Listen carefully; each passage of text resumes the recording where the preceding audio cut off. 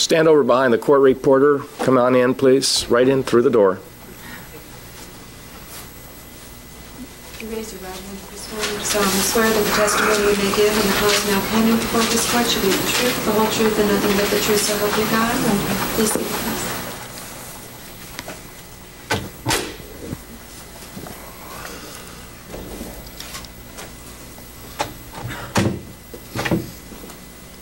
Could you tell us your full name and spell your last name?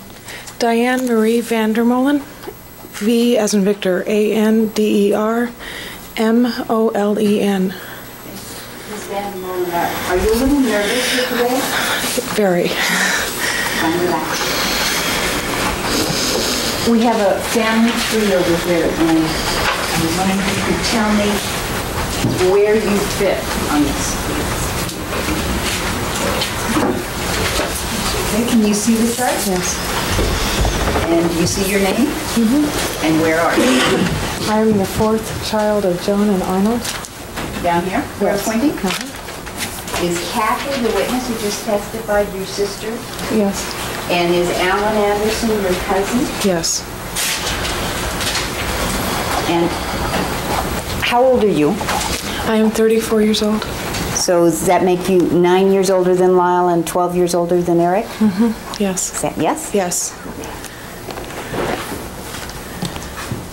Did you spend various periods of time with Kitty and Jose Menendez? Yes, I did. And were they your aunt and uncle? Yes.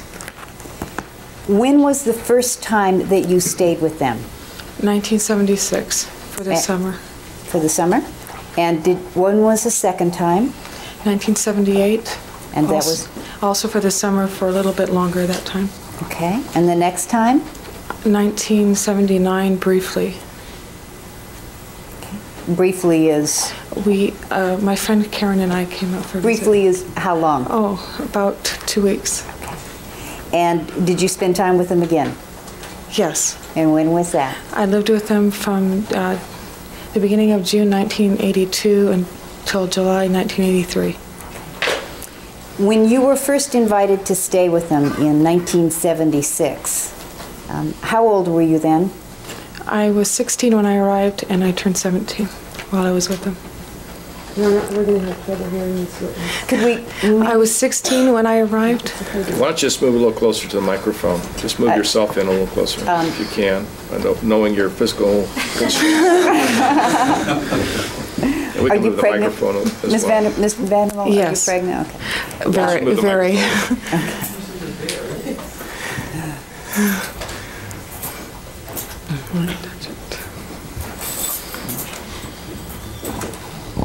Thank you.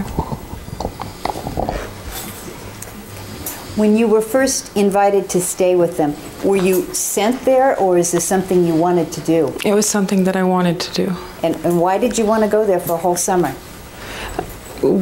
I had looked forward to it for a few years, and it Why? was...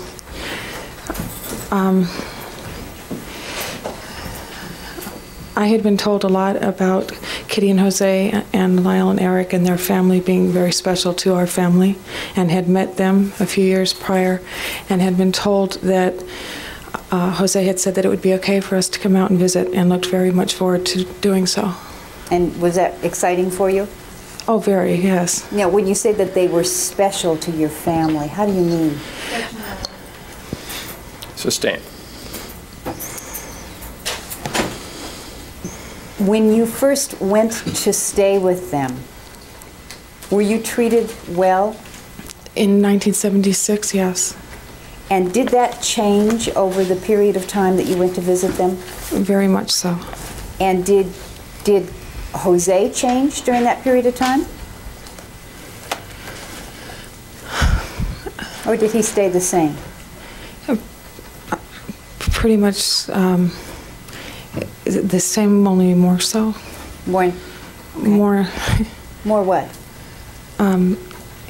Intense, driven, arrogant. Okay. And what about Kitty? Did she stay the same, or did she change? She changed very much. And how did she change?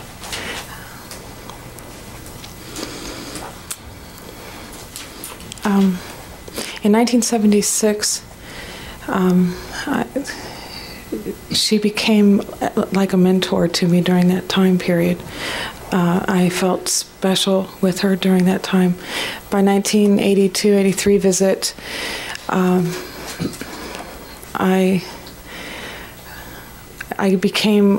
got to the point where I was afraid to come upstairs from my bedroom because I wasn't sure what was going to happen, because it seemed like I could do nothing right. And if you did something wrong, what would Kitty do?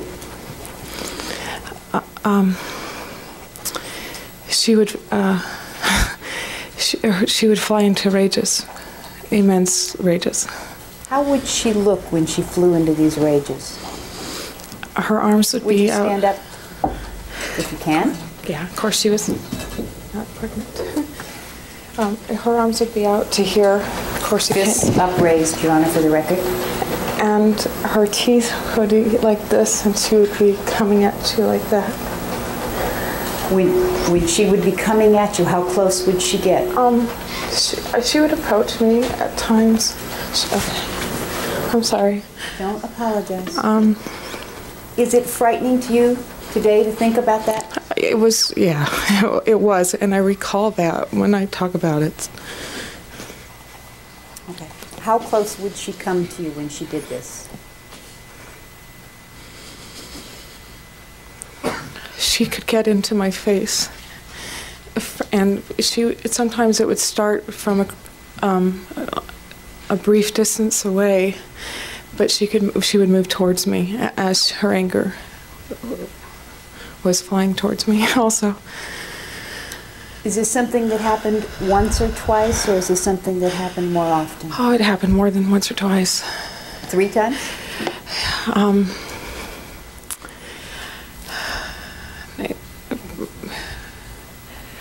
It was quite regular. And what's quite regular to you? Is that once a month? Once a week? Maybe a couple times a week. And what types of things would trigger these rages?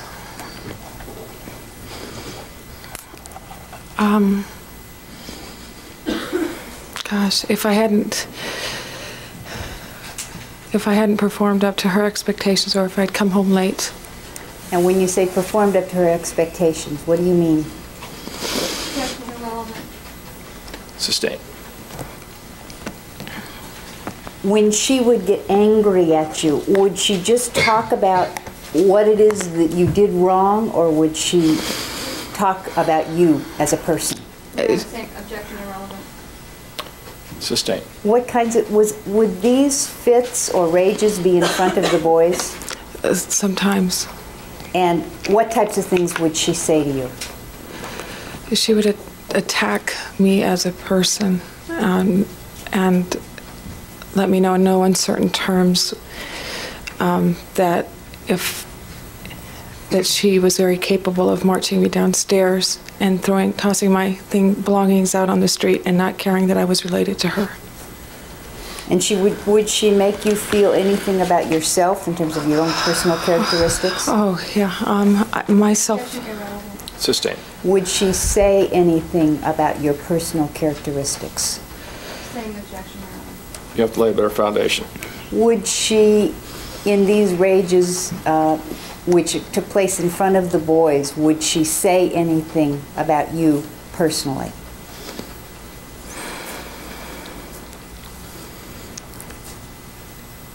She attacked my character as a human being. I mean. Okay. During your first visit in 1976, you took a trip to New York and a trip to Washington, D.C. with her, is that correct? Yes. With the family? And was that enjoyable? Mm-hmm. Is that yes? Yes, I'm sorry. Over the period of time that you were there, you've said Jose became more intense and Kitty changed dramatically. Can you tell me what kinds of changes you saw in Kitty?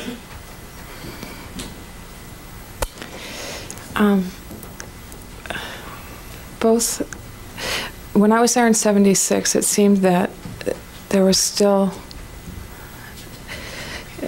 Kitty was able to still enjoy herself and be herself, both inside the home and outside the home. I also saw similar characteristics with Jose. By 1982 and 83 visit, there was a complete change in who they were inside the home when no one was around and who they would be to others outside the home. Who would they be inside the home? Objection irrelevant.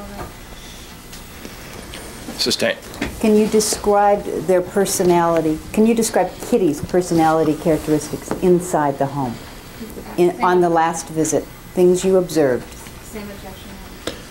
All right, you're asking her to describe the demeanor of Mrs. Menendez in the presence of the defendants? Yes, Your Honor, I am. All right. Do you understand the question? Yes. Could you describe it? Kitty was quite frustrated and seemed to be immensely trying to keep up with what she considered to be her job, which was organizing the boys' schedules and keeping up with what was given to her from Jose to do each day. And there wasn't, in 76, there were moments when we could talk and relax, and there wasn't any of that by 82, 83. Just always frustrated and unhappy. Were the rages more frequently in 82 and 83 than they were in 76? Oh, immensely, yeah.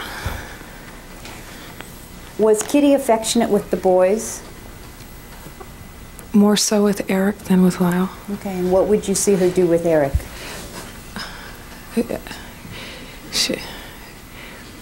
Let me start. Okay, I think was there a change in how she reacted toward Erik between 76 and 82? Or was it the same?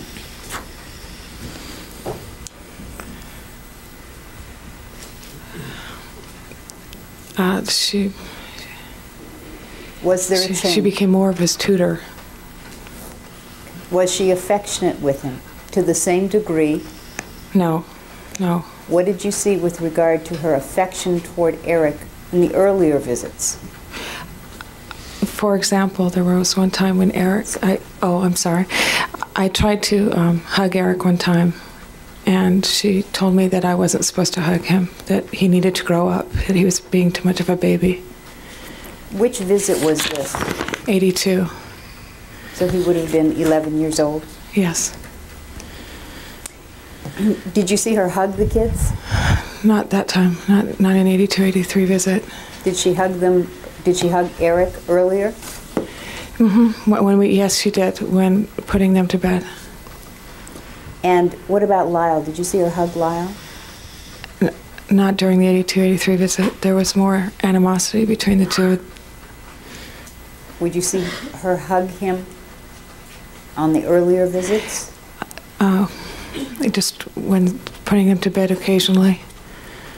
And did she speak to them gently, using pet names or? No, there were no pet names. Was she caring of them in terms of if they got injured? No, they were supposed to be tough. Were they allowed to cry? Crying was considered a weakness. Was that even for you? Or were you? I'd say in general, showing emotion in that household was considered a great weakness that you didn't want to display. And what would happen if the boys would cry? Gosh. They'd either be sent to their room or left alone.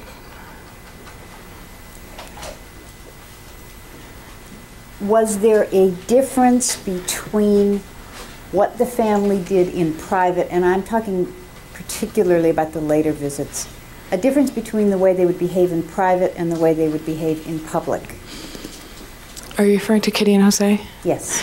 There was a terrific difference between private and public. And what was the difference? Let's do Kitty first. What was the difference in Kitty's public versus her private performance? Let's have the question read back, please. And what What was the difference as to Kitty first? What was the difference in Kitty's public versus her private performance? Be a little more specific when you're talking about performance, Thank please. you. What was Kitty's behavior like in the home versus in public?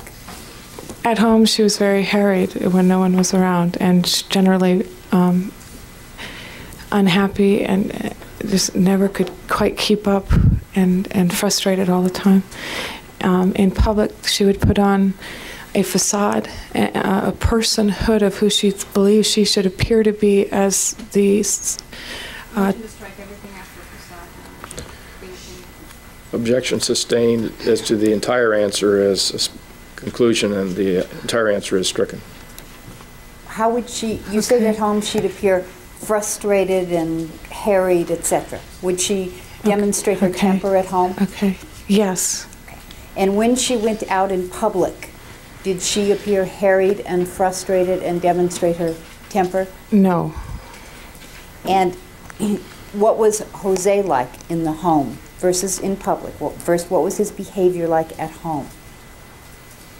He was in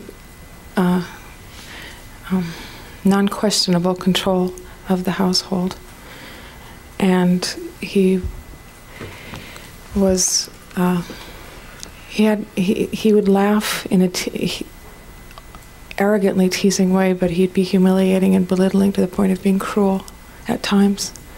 And what about in public? Did he demonstrate any of those behaviors in public? No. Were you afraid of making mistakes in that home? Sustained. What would be the consequences of making a mistake in that home? Objection irrelevant. Sustained. If you made a mistake, how would Kitty treat you? Same objection. All right, you'll have to lay a better foundation as to the presence of the defendants and nature of the conduct. Were there times when you were living in the home, particularly directed at the later visits, where you would make a mistake and Kitty would react to that in front of the boys? Yes. And can you tell me what would happen? Objection Vegas to time. Sustained. In the 1982-83 visit, did this ever happen? Oh, yes. Did it happen frequently? Yes. And what would Kitty do in front of the boys during the 1982-83 visit if you made a mistake? If it wasn't too bad, it would be throwing things around, and as she was yelling at me, just slamming things down while talking to me, yelling at me about what it was and how could I do this, and how stupid it was. And if it was something really bad? It would be the rage that I have already described to you, beyond control. How old were you in 1982? I was 23. Was that rage still frightening to you? Oh, yes, very. I lived in fear of it, to be honest with you. Would there be times during the last visit where Jose would go to Erik's room before dinner? Yes. And meet with him privately? Yes. And after those meetings, what would Erik be like when he came out? Jose would state that Erik was not feeling well and that he was not able to eat his dinner at that time and that he would eat later. And did you see times where Lyle and Jose would have talks? Yes. And where would these talks take place? Frequently downstairs. This is during '82, correct? Yeah. Frequently downstairs in the basement with Lyle on a stool and Jose standing over him. How close would Jose stand to him? He would be right here up against him. Indicating approximately a foot away? Generally, yes. And could you tell what it was they were these discipline sessions, or were they just talking about things? It was understood that when Jose was speaking to Lyle or either of the boys that they were to be left alone and you didn't intrude. How long would these talks in the basement go on? An hour, 2 hours. And is this something that happened just once while you were there? No, it was frequently. And what is frequent? And it was serious. It could be once a week. Okay.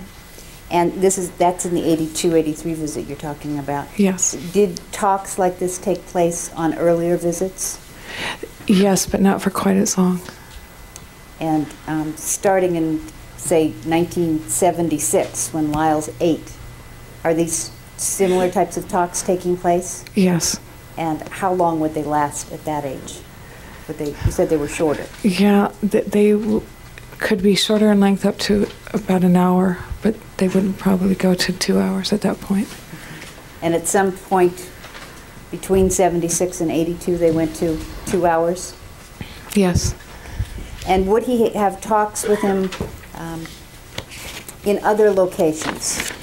Dinner table, living room? Oh, always at the dinner table. And what was it like at the dinner table?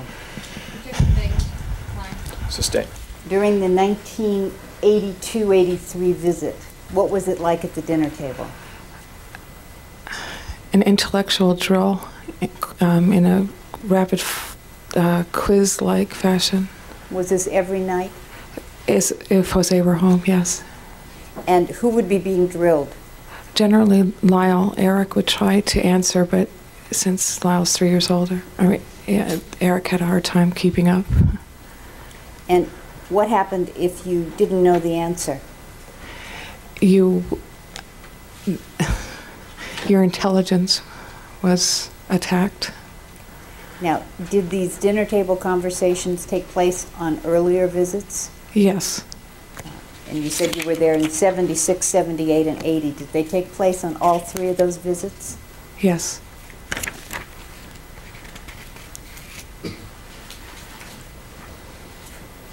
What would happen if the boys cried?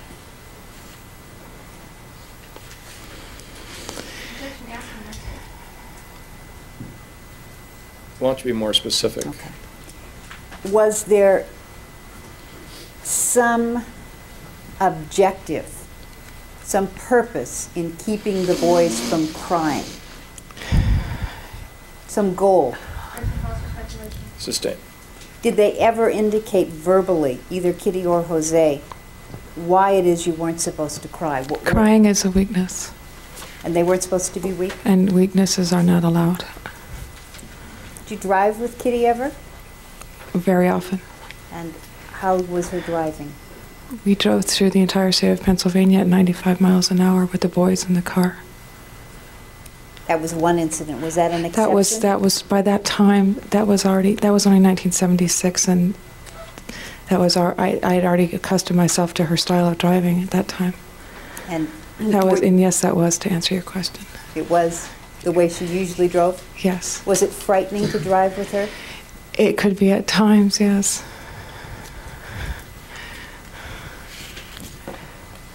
Did it appear that either of the boys cared what their dad thought about them? They both cared very, very much. And how could you tell that? They were always seeking his approval. And when Lyle would be having these talks with his dad, what would he look like physically? His shoulders he would be in this type of a position with his head down and being very serious and looking sad. Shoulders hunched forward? Is that what yes. you did? And head down? Yes. Hands in lap? Mm-hmm. Yes.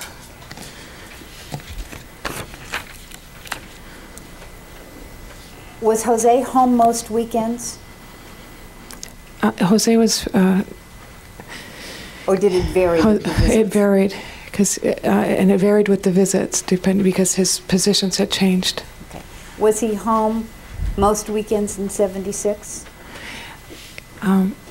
Actually, he was gone frequently during 76. And what about 78, 80, and 82? He was home on more weekends during those visits. And was there a routine pattern over this entire period of time in terms of how weekend days would be spent?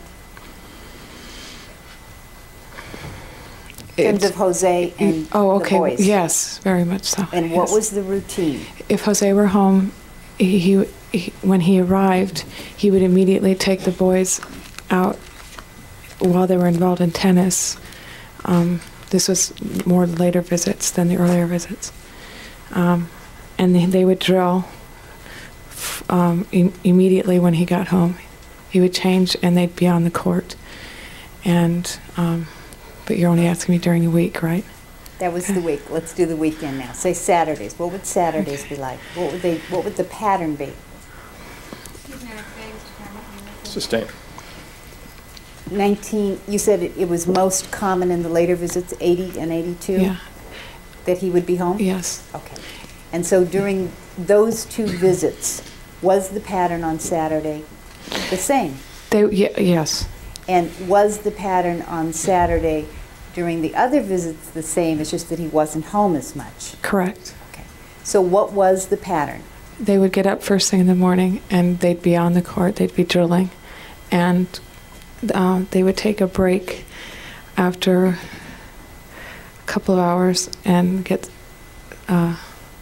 either some liquid, and then after a couple hours they'd have something to eat, and then they'd be back on the court. Okay, so they would be drilled for a couple of hours? Minimum, yeah. 2 to 3 hours? With each set. What do you mean with each set? With each boy? Between breaks. Okay. And between the first and the second set of drilling, between the first 2 hours and the second 2 hours, they'd take a break. Is that right? Yes. And how long a break would they take? They'd storm into the house and storm right back out, is how I remember it. 10 minutes, half hour? About 10 minutes, maybe. And so then they would have the second 2-hour session? Mm-hmm. Yes? Yes, I'm sorry. And then would that be the end of the tennis? Or No, they could easily go all day long into the evening. And this was taking place even in 1976? Or I don't recall in 76 as much. Okay. And they were still in swimming also at that time. And after they spent all this time on the tennis court, what would they do? Would this be late afternoon, early evening by the time they came in? Yes. Okay. And what would they do when they came in? They would come in and I'm not sure what point they grabbed something to eat. Then they would head upstairs for showers. Okay. Would they take showers individually or together? Together. And was this true on all of the visits, including the 82 to 83 visit? Including 82, 83 visit, yes. And after they all showered together, what would they do next? I would see them come out, all 3 of them, each of them in their robes, and the 3 of them would go into the den area where they would sit, which was adjoining the master bedroom, and the 3 of them would sit on the floor with Jose, teaching them generally about history, specifically Roman history, and telling them of the importance to know history and why and other things related to history. How long would these talks go on for? An hour or 2, generally until it was time for them to go to bed. The boys looked like they were having a good time? They looked like they were intent on learning what their father was trying to teach them. And I've just marked 4 photographs. 164, 5, 6, and 7. VanderMolen, showing you what I've marked now as 164. You recognize that photograph? Yes. And who's in that photograph? This is Kathy in the corner. And Is Kathy your sister? Kathy is my sister. This is myself. And I know this child, I can't think of him. Okay, so there's an unidentified child in there. Who's on my lap. And this is Lyle and Erik. And so if Kathy's there, That was my birthday. this is your birthday? I think so, yeah. What month is your birthday? My birthday is July 2nd. So So if Kathy's there, is this the 76th visit? Yes. Showing you what I've now marked as 165. Do you recognize that picture? Yes. Yes. And who's in that? That's myself and Lyle and Erik. And is this the same occasion? Yes.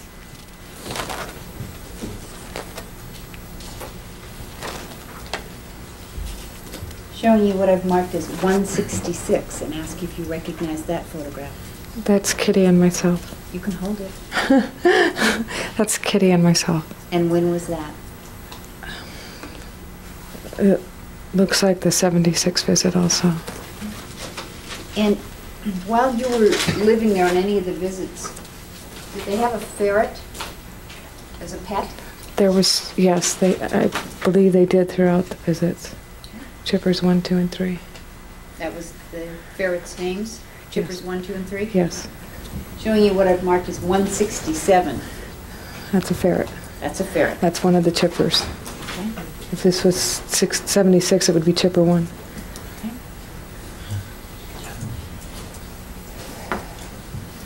Was the ferret kept in the house, or are these pets that you put out in the backyard, or what? The ferret was kept inside the house. And was the ferret trained to go to the bathroom in a litter box or something like that? No, none of the ferrets were. They went to the bathroom wherever they ended up being. Is that anywhere in the house? Anywhere in the house, yes.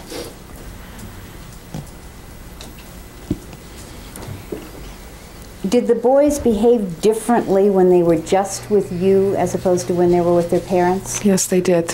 How did they behave when they were just with you? It seems that it was the only time that I saw them actually behave as children, as boys. They were much less competitive when it was just the three of us. They were nice to each other, nicer. We relaxed. We talked about things that weren't talked about when we weren't by ourselves, such as hopes and desires and dreams that they had themselves. These were things that they couldn't talk about or didn't talk about with their family, their own hopes and dreams? Sustain. Would they talk about their hopes and dreams in front of their parents? Generally speaking, their roles were being given to them. Objection sustained. The answer is stricken as non-responsive. When they would be around their parents, who would pick the topic of conversation? Jose. You already indicated that the boys were not encouraged to show emotions. Is that correct? Correct. Was that a goal to be achieved, to not be able to show your emotions? Yes. Did the family take pictures? Yes. Who took pictures? When I was there, I took a lot of them or handed my camera to someone. Otherwise, Did they both I think take it was, pictures? yes. One of them, or? If you remember. I don't recall. They have a Polaroid camera? Yes. Did they have a movie camera? Yes. And who would use the movie camera? Jose. And what types of things would he film? He filmed the boys. Doing what? I recall them doing sports. I can't remember what else right now. Okay.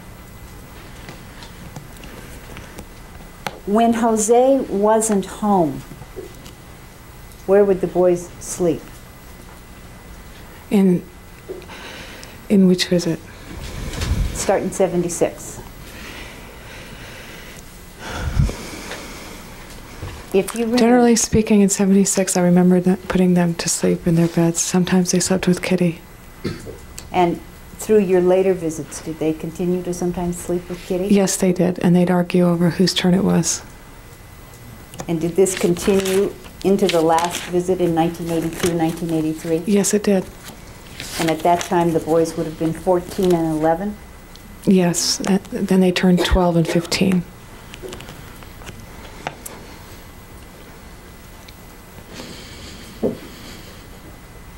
Did you observe anything unusual that happened when Lyle would go to take a bath? Just yes or no? Yes. And when was During the 82-83 visit. So again, where he's 14. Yes. What would happen when he would go take a bath? After he would be in the bathroom, Kitty would tell me that she had to go help him wash his hair. Would she go into the bathroom? Yes. And how long would she be in there? Until she would help him finish up his bath and they'd come out. 5 minutes, 10 minutes? It could, about 15 minutes.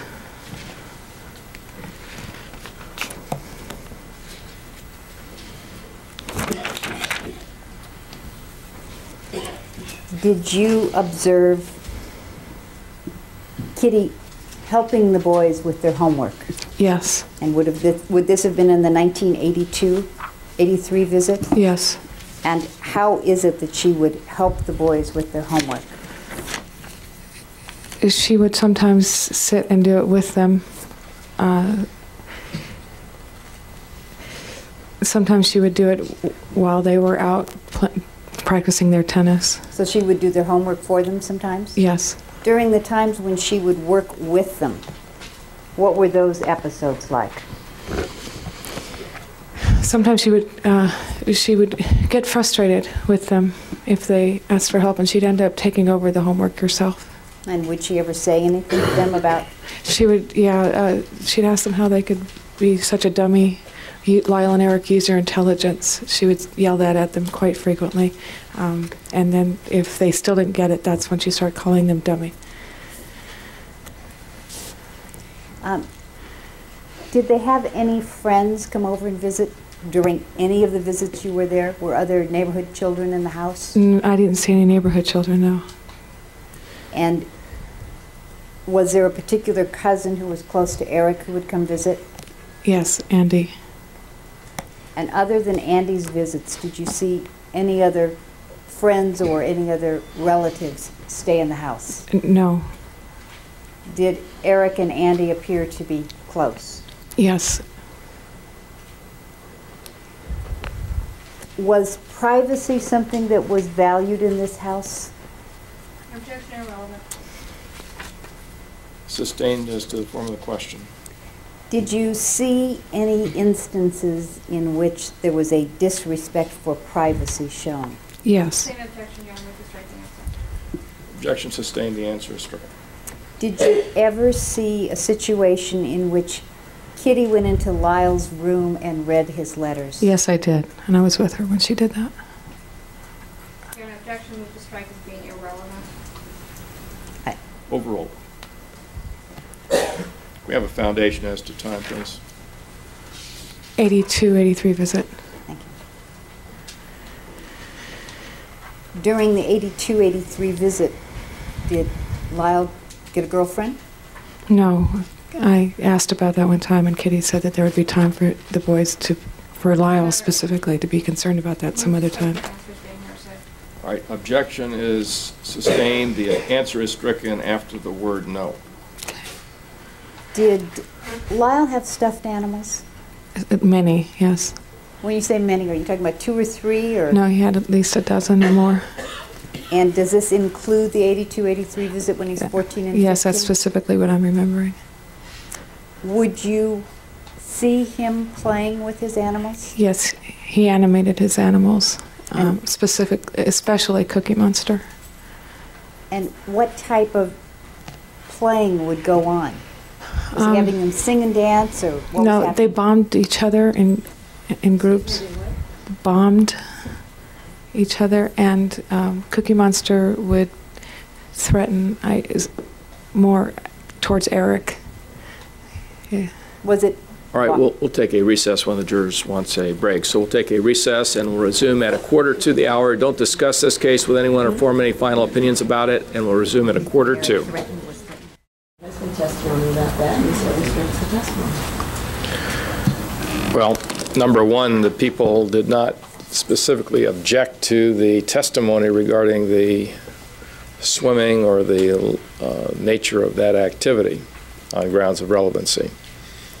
And now the defense is offering this film. I haven't seen it, and the people have not seen the entirety of it. I've seen enough. All right. Well, she just told me she didn't see it all. She said she didn't need to. Counsel, I heard her say that she didn't see it all, and that's all I'm saying. She hasn't seen the entirety of it. The objection is on the grounds of relevancy. Is that correct? Do you want to articulate it further as to? Yeah, all it proves is that they took pictures of the child swimming back and forth and driving. And it seems to be irrelevant or unnecessary to show this particular movie to the jury, that's all. All right, your objection is it's cumulative, or? All right, I'll have to see it, and I'll do it at a more appropriate time. It's 4 o'clock. I want to continue with the examination of this witness. How much more do you have? Probably about a minute, 45 minutes. Okay, and I don't know how you proposed, if this was to be played, how you propose to play it. We're not going to darken the courtroom for the purpose of playing it. No, we're not. I'd ask the bailiff if he could turn the light. Well, we're not darkening this courtroom in a criminal case. If you wanted to put this on videotape, you could have done that, and we could have had a VCR with us as well. We may have it on VCR. I don't know why we need a projector. It's one of those devices that people don't see very often anymore. I know it's a very old movie, but we can waive their appearance during it showing the movie, so there's no security problem, or they can wait in line. Well, I'll see the at the appropriate time. Let's remove the equipment so it doesn't interfere with the rest of the testimony, and then I'll view it at the appropriate time. Your Honor, we still have to do a 402 on the statement that Yes. is highlighted, and I don't know whether the court wants We can do that right now. Thank you.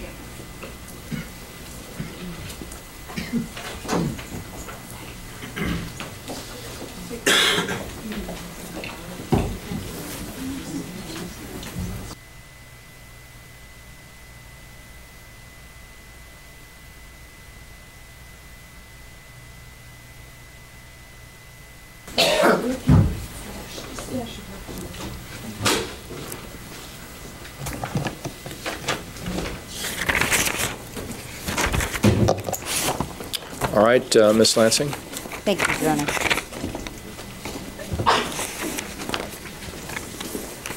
Ms. VanderMolen, was there an incident in 1976 in which Lyle Menendez asked you to help him? Yes, there was. Where did this take place? In my bedroom downstairs in the basement What in time Muncie. I'm sorry. In go- Muncie. In Muncie. What time of day was it? It was nighttime. And what happened? We had all been down, Lyle and Erik and I had been downstairs, and the boys had been called up to get ready for bed.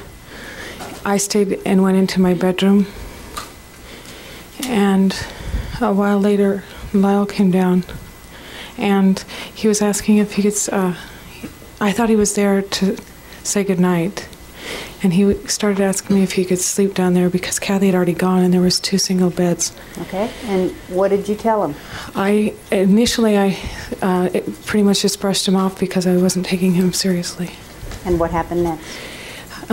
He proceeded to indicate to me by touching himself down and saying that his dad and him had been touching each other down there.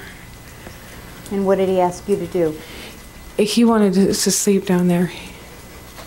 And what did you do? I went and got Kitty and brought her downstairs and told her what was going on. How did Lyle seem this time? Was this a joke? Or did he No, he was serious. And what happened when Kitty came down? She didn't believe me. Did you tell her?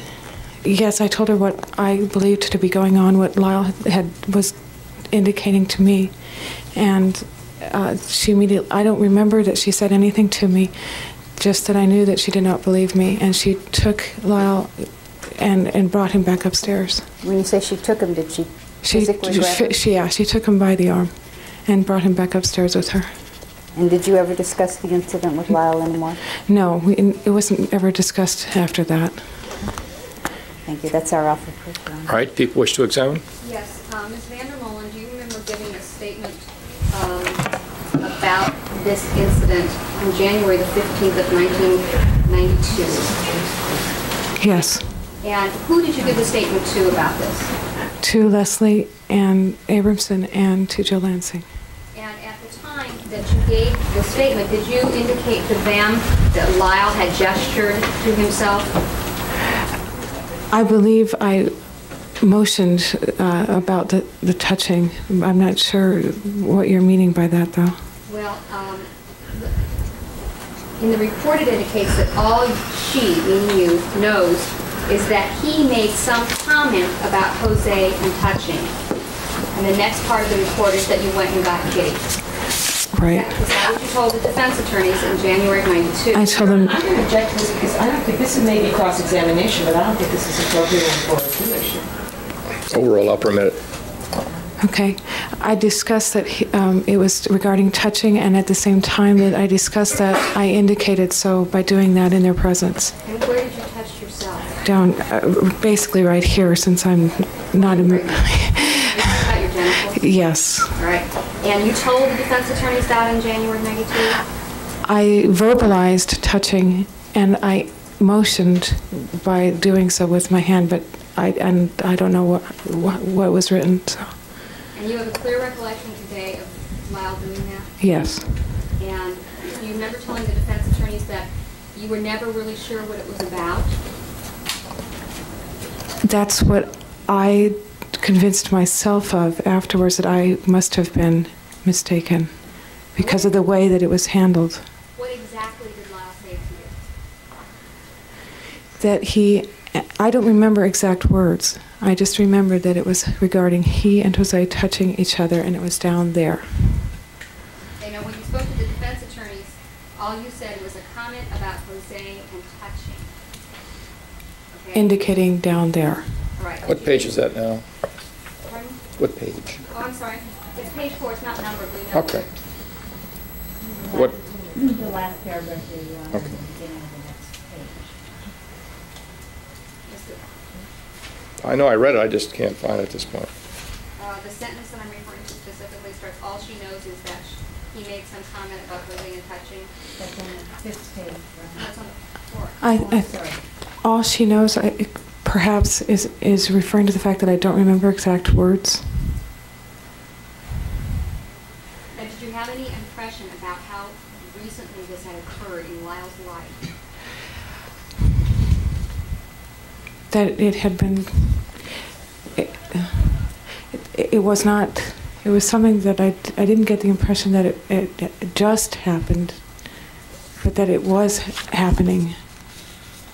Right, but he didn't verbalize anything more than he wanted to stay with you? Right. And Because of this, because he was afraid. Well, did he say he was afraid? Or No, that's my impression. All right, so he asked to sleep with you, and you said no, and then in response to that, he indicated to you that something... I was pretty much ignoring him. I was not taking him seriously until he became serious. All right, and then you didn't ever... Now, when's the first time you ever told anyone about this? Lord, I'm going to object to this. This is impeachment if it's valid. Well, the only problem is, normally you would be correct, but the only problem is that this is an interview conducted by the two defense lawyers. There's no third-party witness available to deal with the interview you conducted, so I'm giving the prosecution latitude in this regard. Well, there was nobody present for Dr. Oziel's interviews, and he was free to make up anything he liked on the witness stand. Dr. Oziel's interviews with whom? With the defendant. Well, I don't know if that's quite analogous. I kind of think it isn't, counsel. And I'm sure your smiling remark indicates that you agree with me. Well, so that's why I'm permitting the prosecution to go into this. You conducted an interview without any third-party witness present, and now you're seeking to introduce the testimony relating to this, and it's very difficult for the prosecution to deal with that since they'd have to call you as witnesses. That's why I'm permitting the prosecution to do this. Go ahead. Who's the first person you ever told about this? Joe Lansing.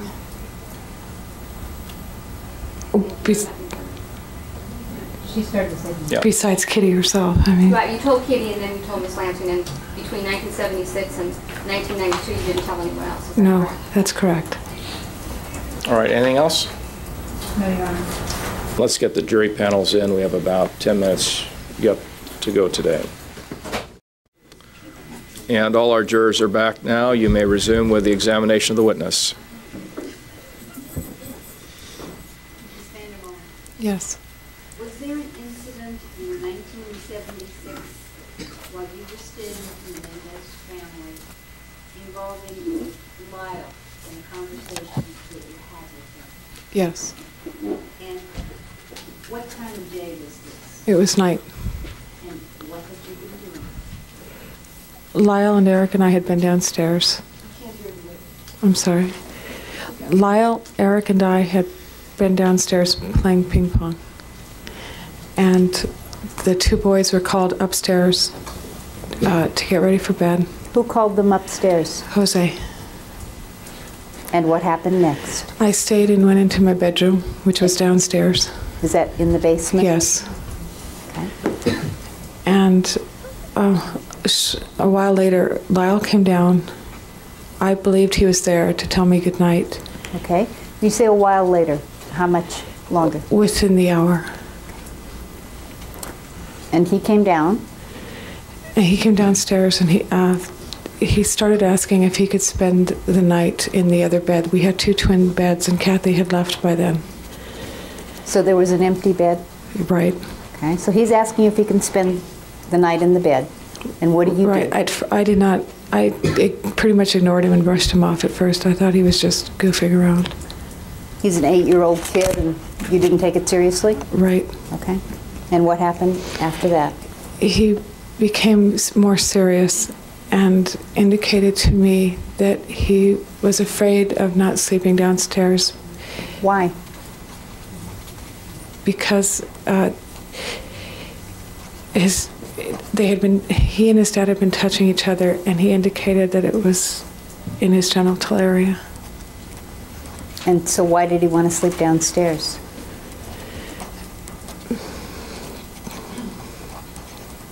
Did he say anything as to why? I don't recall what he said. All right, your next question then.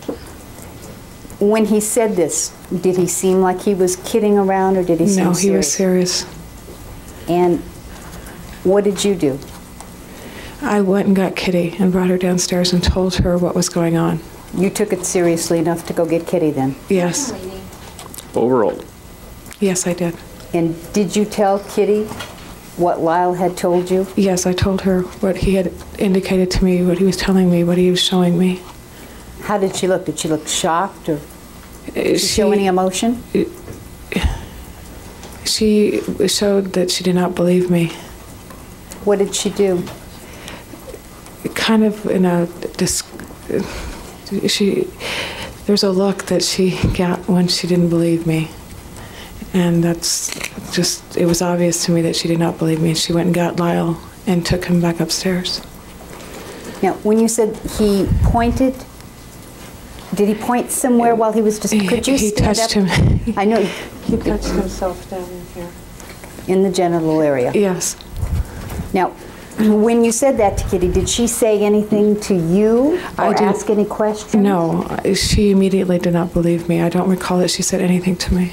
Did she ask Lyle any questions? Like, has this been happening? No. Or how could you say gosh, this? Or no. She just took him upstairs, so it was dismissed. How did she take him upstairs? She took him by the arm. She pull him out of the room? Leading him out, yes. Forcefully or gently, or? More forcefully. Was he taken out of there quickly? Yes. How did he look? Bewildered.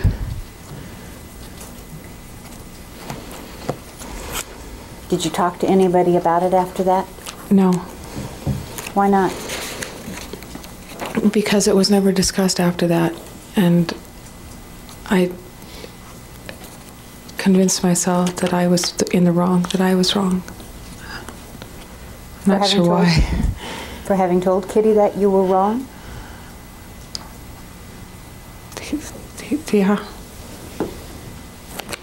All right, the statement attributed to Lyle Menendez is not being received, ladies and gentlemen, for the truth of whatever he said, just the fact that he said it to the witness. All right, any further questioning? Yes, Your Honor. Okay. You okay? During any of the visits, did you observe Kitty drinking? Yes, I did. And which of the visits, if you can remember? All of them. And what would her pattern be about drinking? Would she drink all day long, or when would she drink? Generally from the afternoon on, more so in the last visit than in the prior visit. She had specific liqueurs that I strongly remember in the 76 visit. Okay. Grand Marnier, Liqueur Galliano, and 45, which was from the Caribbean area. And would she just have a small glass and sip it after dinner, She or would what pour would the it pattern be? in. She had it with her coffee, and she would pour probably about this much into her coffee. Approximately 2 inches, Your Honor? Appears more like an inch. Inch and a half. When she finished her coffee, sometimes she would pour the liqueur and sip on that by itself. So she would pour some liquor into the coffee cup? Yeah, after that? yes. And As she was drinking it. would that be the same amount or more? Or? I just recall watching her pour it into the coffee mug after she'd already been drinking it. And this would start in the afternoon? Yes, And did this happen on a regular basis? yes. Would she sometimes have more than just the 1 cup of coffee and then the second? Yes. How many would you see her have? 2 or 3. And was this an issue in the family? Did Jose drink with her? In 76 it wasn't. In 82, 83, she was drinking more and she was starting to hide it from Jose. And what would Jose do to check on whether she was drinking? Sustained. Would Jose say anything to her about her drinking? He was teasing her. Unless it was said in front of the defendant's objection sustained. Was it said, were there Yes, ever it any was. discussions in front of Lyle and Erik about her drinking? Yes. And what they was were it? brought into them. He would tease her about it. And tease her in terms of it's gentle teasing, it's a family joke, it's tolerated, or was He said whatever he said, and he was always laughing, but it was generally a belittling type thing that he was saying, but he was always laughing. It was just his way. would he laugh when he was saying serious things? Yes. And was there anything about his laughter that made it seem less serious?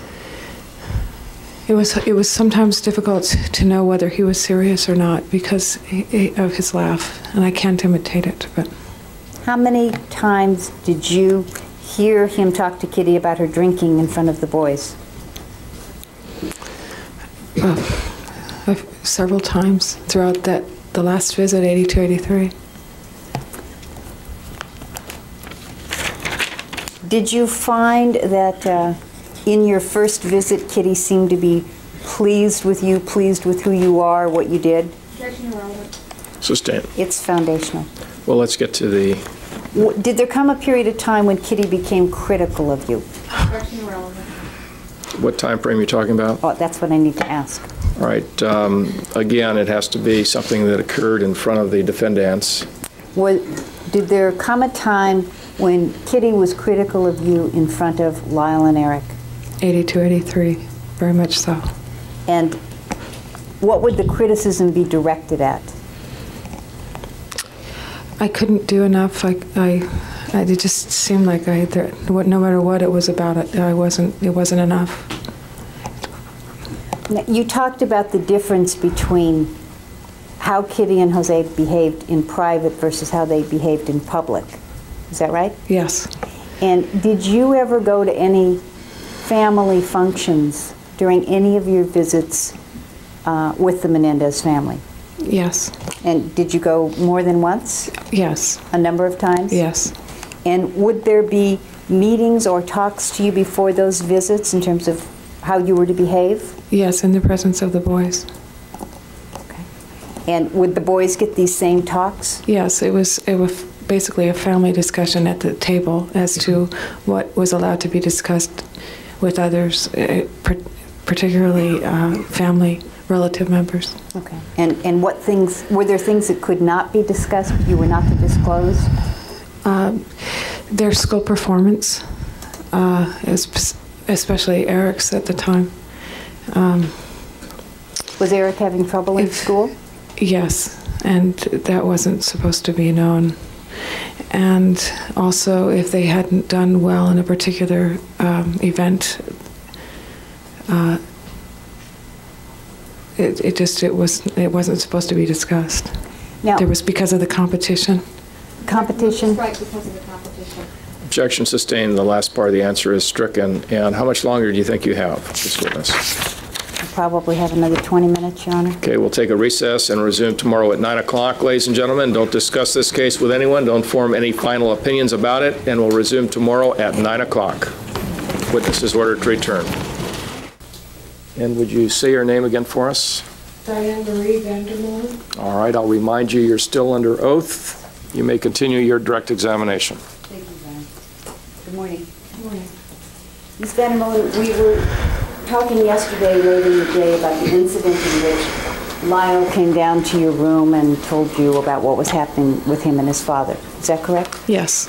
And was that in 1976? Yes, it was. Your Honor, I have two exhibits, additional exhibits I'd like to mark.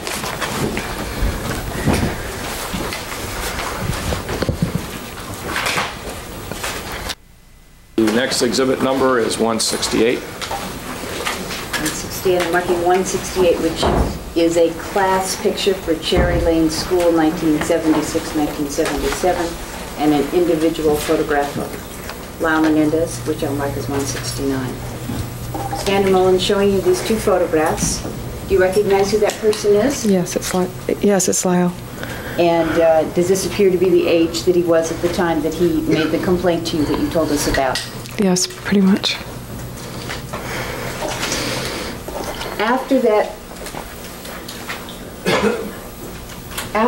incident, when is the next time you ever talked about it? January of 1992. And whom did you talk about it? To yourself. And where was this? In Denver. Is that where you live? Yes.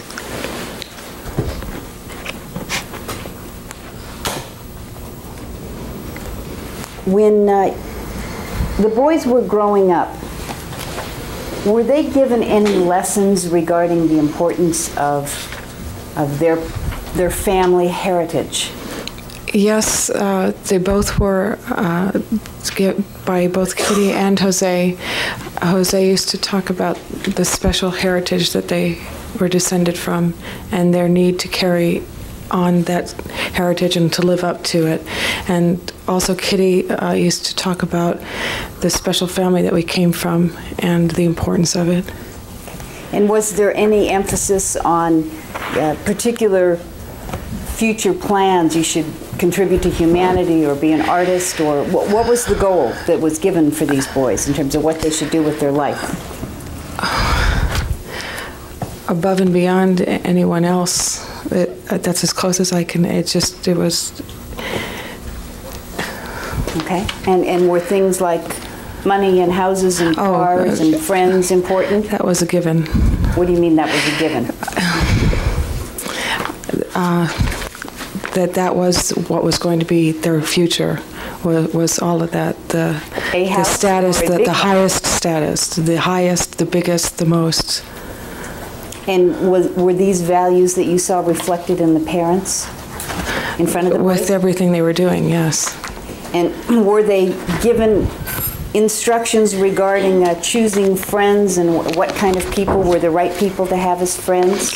Yes, I remember specifically at it, the dinner table, Jose and Kitty telling the boys how sometimes they may not like it if they chose who they could spend time with or not, or who their schoolmates could be they could be friends with at school, but that they had to understand how important it was that these friends would become known by them, and their life would be influenced by them, and how important it was that they direct themselves, even from a very young age, to be with the right people. And did Kitty and Jose seem to incorporate that in their own lifestyle as well? Sustained. Did Kitty and Jose ever talk about their own selection of friends in front of the boys? That is, the parents' friends. Sustained. Your sister testified yesterday that she had stayed with the Menendez family for part of a summer when you were there. Is that In correct? 1976. And you are one of 5 children, is that correct? Yes. And did any of your other brothers or sisters stay at the Menendez house? No. And your cousin Alan, Brian Allen, but uses Alan, Alan. testified before you. Does he live in the same state as you? No. How long had it been since you had seen him before you saw him here this week? It's been years. In his years, 2 years or 5 years? Or? I saw him in Princeton at the funeral, and prior to that it had been when my son was born in 1984. Do you talk to him regularly on the phone? No, we do not. And do you see your sister on a regular basis? No, I do not. You had told us yesterday about a friend of Erik's named Andy. Yes. Is that correct? And Also a cousin. okay, and whose child is he? Martes. Okay, now, did Andy stay for months at a time as you did? Or would he just come and visit, or do you know? There was one time when he came for a couple of weeks, I think it was, but generally his visits were overnight visits once they moved into the area. Do you remember an incident in 1983 in which Erik ran away? Yes, the beginning of the summer in 1983. And was there anything unusual about what happened?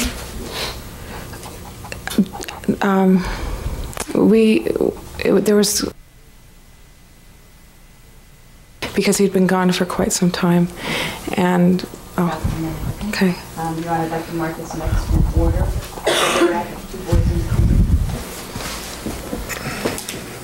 170. Thank you. Showing you that it was marked as 170. Does that look familiar to you? Yes, it does. And what is that? That is a picture of Lyle and Erik in their canoe on the lake that they lived on. Okay, now was this a lake that was near their house? Yes, their property bordered on the lake. And you indicated that Erik ran away and there was a panic. Yes. And did the canoe have anything to do with it? They, in looking for him, They. oh, I'm sorry, Kitty and Jose, Okay. discovered that the canoe was missing. Okay. And what happened? Jose took off in search of Erik and found him. They lived on the edge of the lake, and there was a creek that took off from there that fed into it. And Jose was gone for a while, and it was about dark when they got back. And Jose was furious, and Erik appeared to be crying. It was at the state of crying, if not crying still, and they were both soaking wet. And were you ever told anything about what had happened? Objection, calls for mixer. You can answer that yes or no. Was it ever explained to you what had happened? Only where he had found him. Okay. But not why he ran away or No. what had happened? No. You talked yesterday a little bit about Lyle and his stuffed animals. Yes. And did you see him interacting with the stuffed animals on all of your visits, or did it just happen during one of them? Oops, sorry. On all of them. Okay, so in your last visit when he was 14, he was still involved with the stuffed animals. Yes.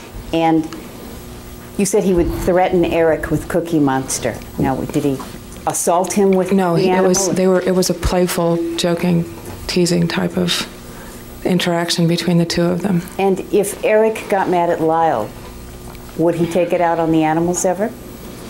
Yes. What would he do? He one time threw Cookie Monster out the window. Okay. And was that very upsetting to Lyle? Yes, it was.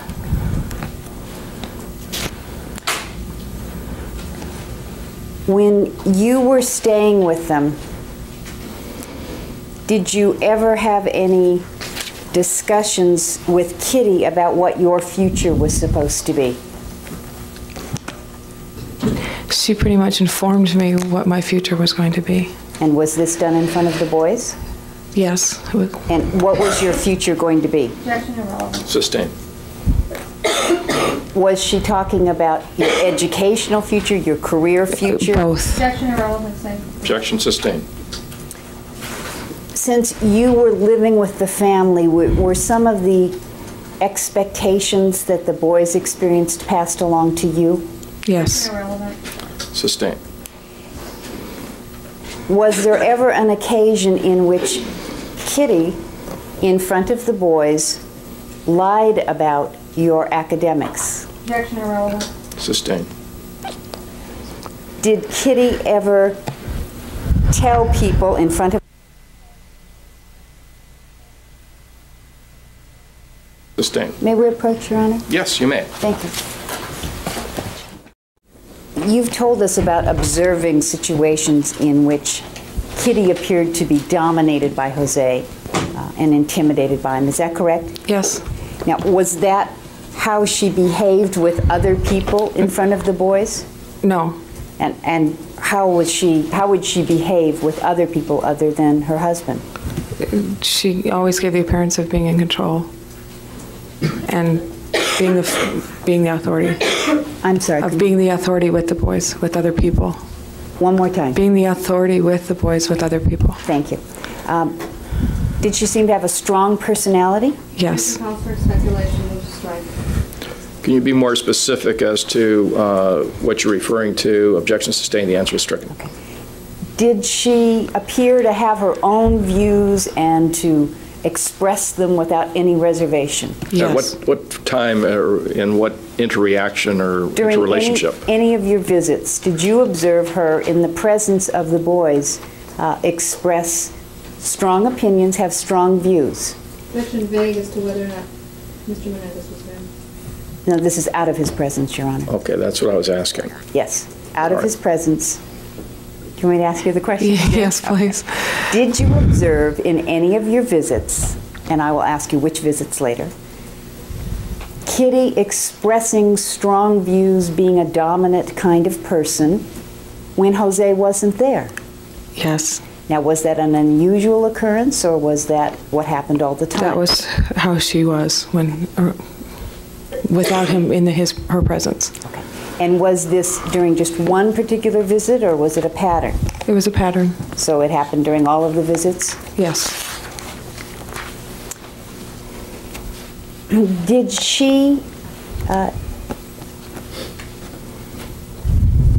she seem happy about having children? No. Did she talk to you about the damage children can do to a marriage? Yes, she did. Counselor here saying with the start. Sustained. The answer is stricken. Did she talk to you in front of the boys about the damage children can do to a marriage? She told me that children drive a wedge between their man and his wife, or husband and wife. Was that in front of the Both. defendants? Was that said in front of the defendants? Both. Did it happen on more than one occasion? Yes.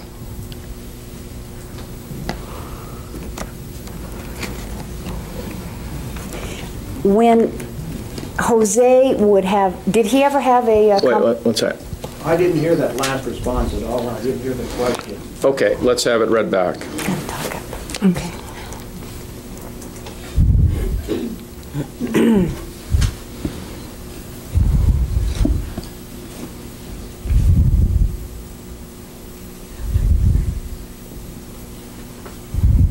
Question, did she talk to you in front of the boys about the damage children can do to a marriage? Answer, yes. She told me that children drive a wedge between a man and his wife, or a husband and wife. Report, was that in front of the defendants? Answer, both. Thank you, Your Honor. Did you ever have an occasion to have a conversation with Jose one-on-one the way that he would have those conversations with his sons? There was one time when he was dropping me off on his way to work at the bus. Okay. Objection sustained. The answer is stricken. Okay. Was there a particular form of physical behavior that would take place when Jose was talking to someone? Yes. And Overruled. did you observe this when he was having conversations with his sons? Yes. And did that ever happen to you? Did he ever have conversations with you one-on-one where there was a physical sense? Yes. Okay. Can you describe for me what it was? How would he sit? How would he look? First of all, the first thing that comes to my mind is that his head would look down at you, and that there was this sideways glance. Would he be close to you? Or close to He them? would turn his head into you, depending on where you were sitting, yes. And would there be a difference depending upon who was speaking, whether he would look at you or look away? If you remember? Would he look at you? I'm not sure I understand the question. When he was talking to you, would he look at you? Objection irrelevant. Talking in general or specific instances or what? Well, do you remember any specific instances He would look away. when he was talking to you or when you were talking to him? Have I confused you thoroughly? Yes. During a conversation, he would speak and say one of the boys would speak. Okay? When Jose was speaking to one of the boys, would he be looking at them? Yes. When the boys responded or when you responded, would he continue to look at you or would he look away? Objection irrelevant. Let's confine it to conversations with the defendants. Okay. The form of the question. If you saw. Do you understand the question? Yes. He would continue to look at them. Okay. And was there something very intense about these conversations? Objection calls for conclusion on the part of the witness irrelevant. Well, it's also vague. Objection sustained. During the conversations you observed with the two boys, with Lyle and Erik, did the conversations appear to be of a lighthearted nature? People were joking, or did they appear to be very serious?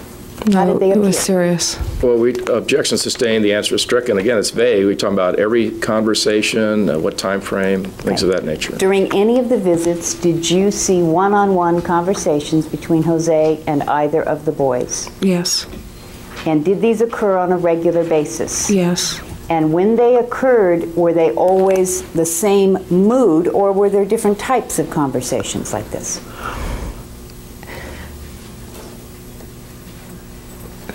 There were different types, but generally, in the context that we're talking about, they were serious, and the boys were intent on paying attention. And was it the type of situation where you could interrupt or join in? No.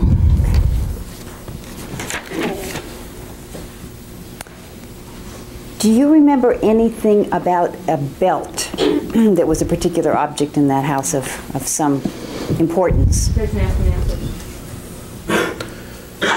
I haven't asked this witness about the belt, Your Honor. I believe you have, but objection, if you have something else to go on with this witness, I'll permit you to explore it. Okay. Well, do you remember you remember the belt? Yes, I do. What do you remember about the belt? I remember seeing it always sitting doubled over. It was doubled over and then lapped over on the top of Jose's dresser. Okay. Do you have any other memories of that belt? Not at this moment. Okay. You never saw it used on the boys. Is that correct? Not to my recollection, no. Okay. And punishment always took place behind closed doors, is that correct? Yes. Were you allowed to go down near the boys' rooms when Jose was in the room with his sons? Objection asked and answered. Sustained.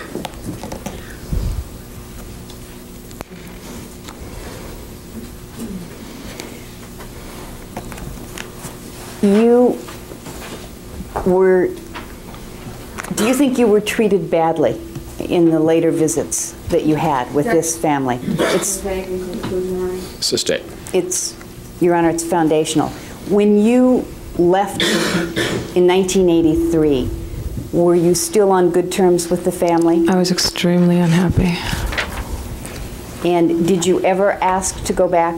No, I did not. And did you, after you left, engage in some activity which you thought would have met their approval? Objection irrelevant. Sustained. Was their approval of you important even long after you left? Yes.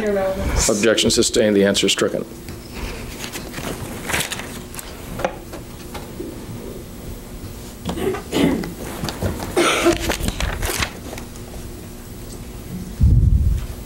After 1983, when is the next time that you saw Lyle and Erik Menendez? At the memorial service in 1989. Thank you. I have nothing further. Wait, can I have the last question reread, please? Nothing answered this question. Oh, yeah.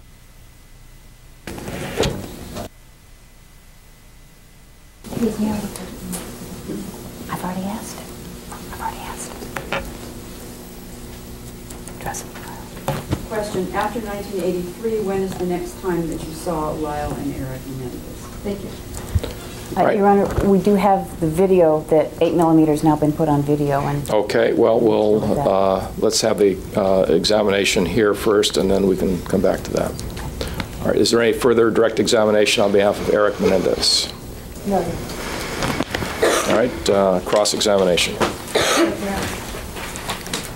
Ms. VanderMolen, I believe you've indicated that you had approximately 4 visits in the Menendez home. Is that correct? Yes, it is. And the first one was 1976, and it was something I think you testified that you had been looking forward to. Yes.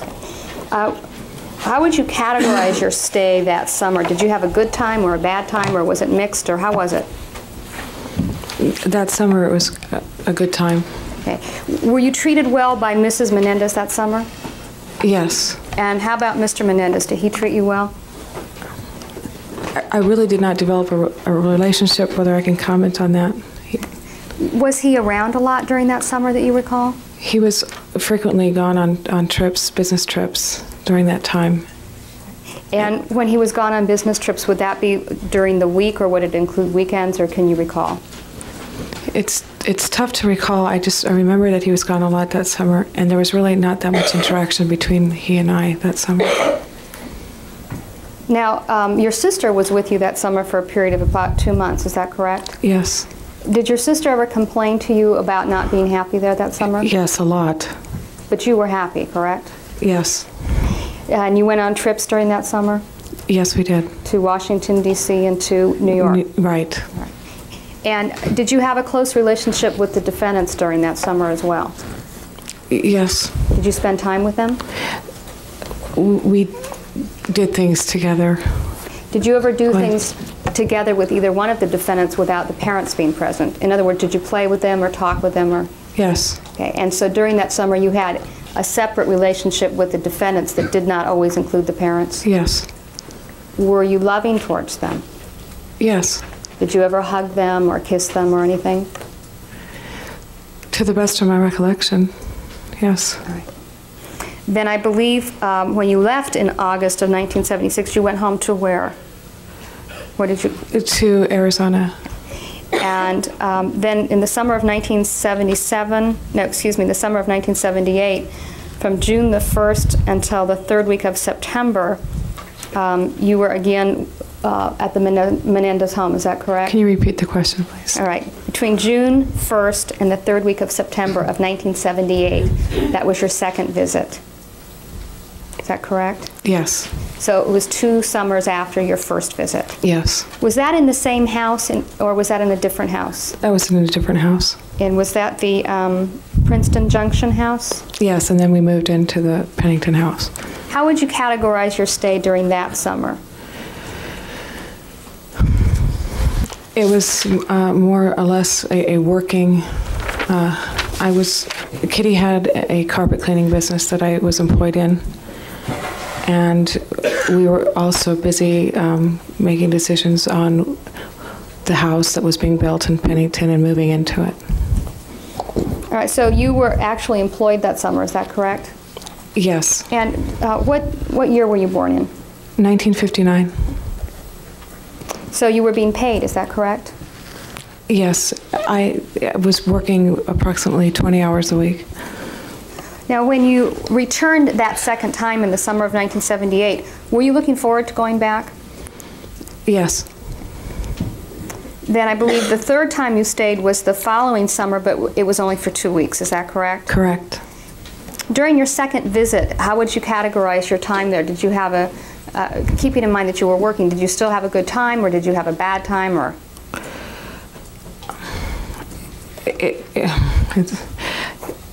I'm pretty neutral on how I felt either way. All right, now between the summer of '76 and the summer of '78, did you have any other contact with the Menendez family? In other words, did you ever visit or speak with them on the phone or anything like that? I spoke with them on the phone, yes. Were you invited back for the summer of '78? Yes. And at the time that you were invited back, did you know that you would be working in the carpet cleaning business? I don't believe I did. Who paid your way from Arizona to Princeton? Do you recall the second summer? My mother probably paid it. It would have either been myself or my mother. And you were about 19 years old that summer, is that correct? Yes. Then the third week, I believe, did you, when you went to the, excuse me, the third summer when you went in 1979, did you go with a friend? Yes. And were you invited that time? We asked if we could come, and we were told yes. And that was a girlfriend of yours named Karen? Yes. And the Menendezes allowed you to come and stay for a couple of weeks? Yes. Now, during the first, the second, or the third summer, did you ever get charged rent or anything like that? No. You were a guest? Yes. The third summer, did you have a nice time while you were there, the 2 weeks? 1979, when you were with Karen? Yes. It does housekeeping and gardening and so forth qualify for rental purposes? Well, so you were asked to do chores, is that correct? To the nth degree. And was that all the 3 times that we've been talking about? Yes, increasingly so with each visit. Okay, and by the summer of 1979, you were 20 years old, is that correct? Yes. Then your last visit occurred from June of '82 until July of '83, is that correct? June of '82 to July of '83, yes. Right. And at that time, you were more than just a summer house guest, correct? Correct. You were living there? Yes. And that was considered your residence during that period of time, correct? Yes, it was. Were you working? I was working and going to school and maintaining the housekeeping and gardening and chauffeuring of the children. Okay. Was it your understanding when you went to live there that you would be required to do chores and housekeeping and things like that? I anticipated helping. If I may answer fully, sure. They had a housekeeper that came 2 days a week that was cut back to 1/2 day upon my arrival. I was required to do all the maintenance around the yard work, which was a large yard, and also work full-time and be responsible for taking the children to a lot of their tennis practices in Northeast Philadelphia after they got out of school, and also going to school. Now, by the summer of 1982, when you arrived, had the family atmosphere changed from the first time you'd been there? Yes, it had. Okay. Why didn't you leave?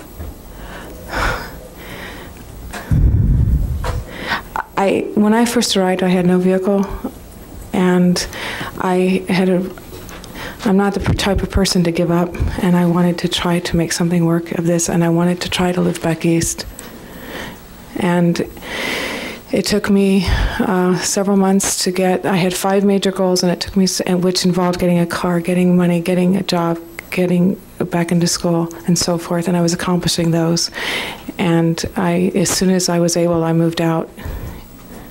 All right, so you weren't happy there, but you stayed anyway, is that correct? Correct. Now, going back to the summer of 1976, I believe you've indicated during that time period that the defendants were engaged in sporting activities, is that correct? Yes. And the father engaged in those activities with them in terms of either coaching them or taking them, is that correct? Yes. And the mother as well? Yes. Were you ever included in any of the sporting activities? No, I was not. While you were staying there during any of these 4 visits, did anyone ever hit you? No. Did you ever see either of the defendants hit by either of their parents during any of those 4 visits? I saw Kitty shake Lyle physically. How many times? A few. In 1982-83 visit. Prior to that time, had you seen either one of the defendants hit by their mother or their father? I do not recall.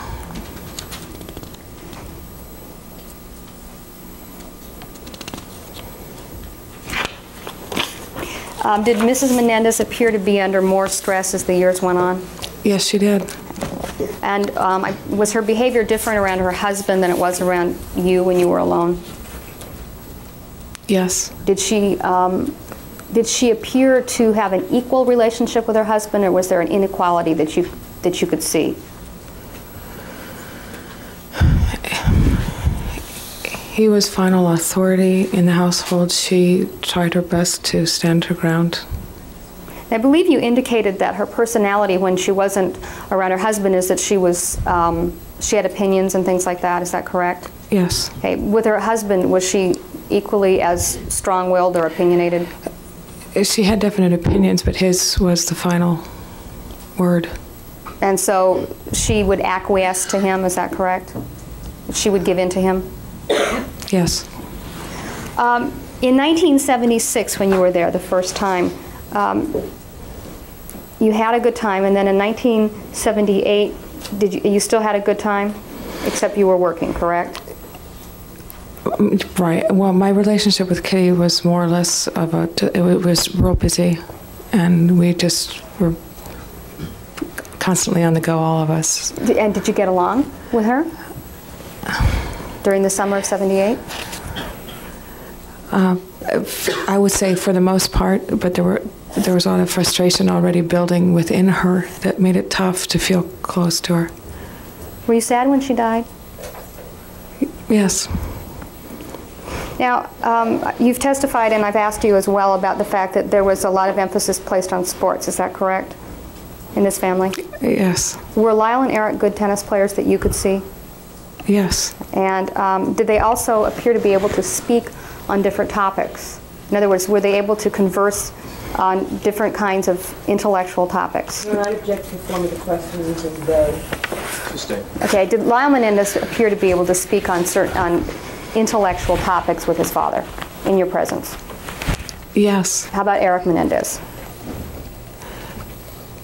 Yes, although the more emphasis was given to Lyle regarding those things. The ferret that you've identified in one of the photographs, was that a family pet? Yes, it was. Do you know whose responsibility it was to look after the ferret in terms of cleaning up after it? It's hard to say because the ferret pretty much had run in the house. Well, during that period of time, was it part of your housekeeping duties to keep track of the ferret? I think Kitty and I pretty much would be the ones that ended up picking it up. Were there any other pets in the home during any of the 4 times that you stayed there? Tristesse. Okay, Tristesse? Yes. Tristess for the court reporter. Does that sound right? Tristess. Again, what was Tristesse? Tristesse was a medium shorter dog that they had for 17 years. And do you know when it was that Tristesse died, approximately? Tristesse died during my 82-83 visit, somewhere in the middle. So she was there during all your visits, right? Yes.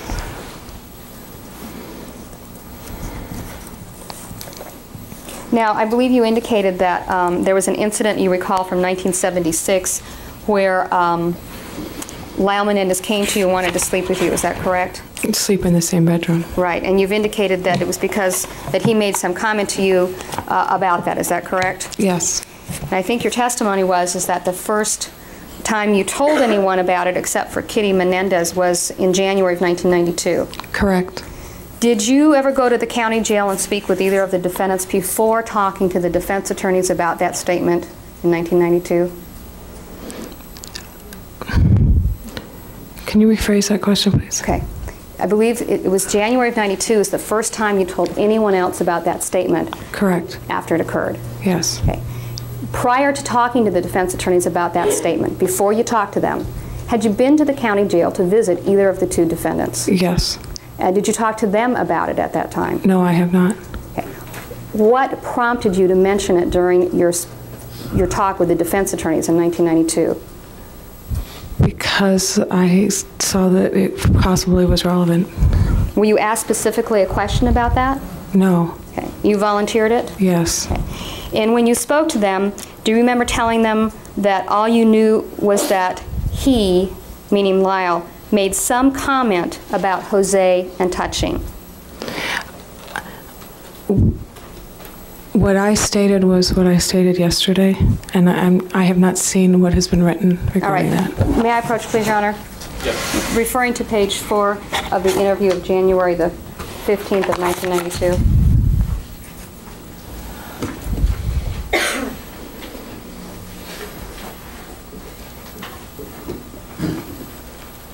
Okay, I'm going to ask you to read everything that's in yellow, okay? It goes over to the next page. Let me pull this out.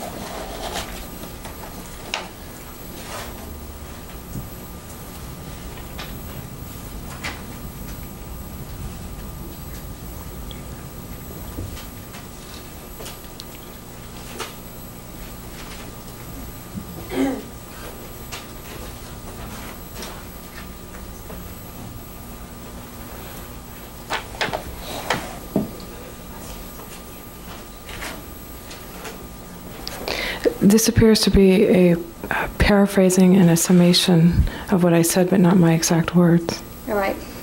The report doesn't indicate anything about you gesturing towards your genitals. Is that correct? This does not, no. All right. And in the Although I did. All right, all right. So you did, but the report doesn't reflect that. That's correct, right? Correct. And as far as on the second page, page 5 of this, it says Diane said that she really was never sure what that was all about. And whenever she had suspicious thoughts about it, she just convinced herself that she had misunderstood or that maybe she wasn't remembering it correctly. Okay, is that what you told the defense attorneys? Let me read this again. Okay.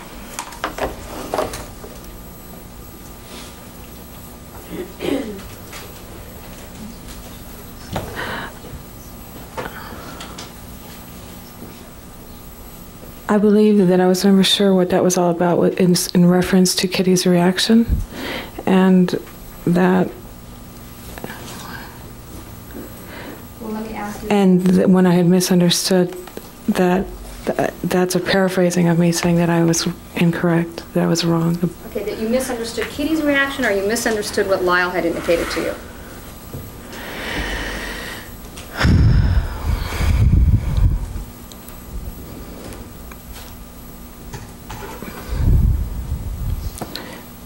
Basically, that I had misjudged the whole situation, and that I didn't want to think about it.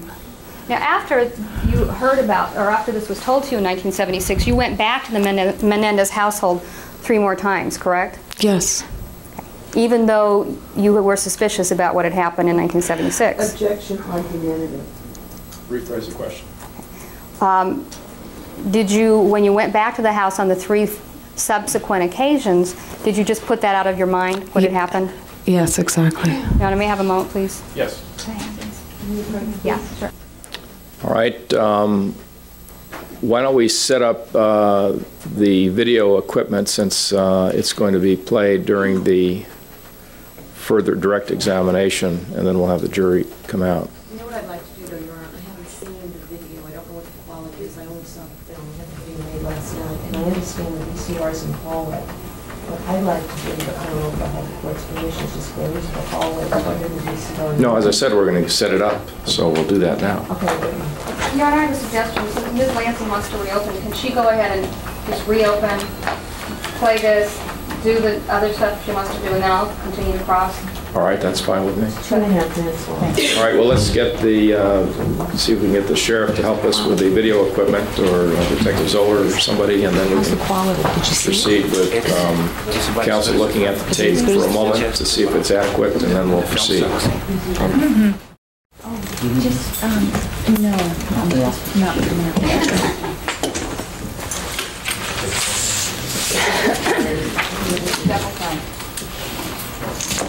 Nobody's going to cut that. Is the VCR Yesterday we thought it was rectified the problem. We're not slowing down. Now it's all right. That's it.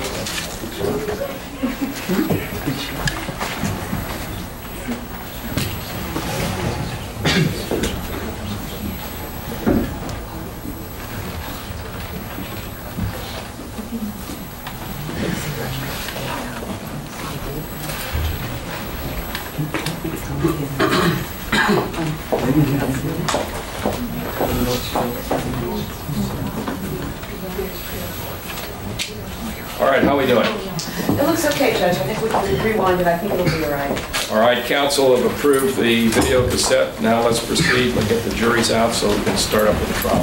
Your Honor, with regard to location, I'm not sure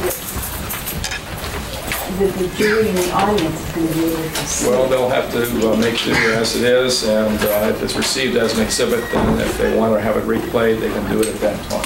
Your Honor, Mr. Cariana and I can move over maybe one at some time. You want to move over, but just leave it right where it is. No, I'm not good at these things.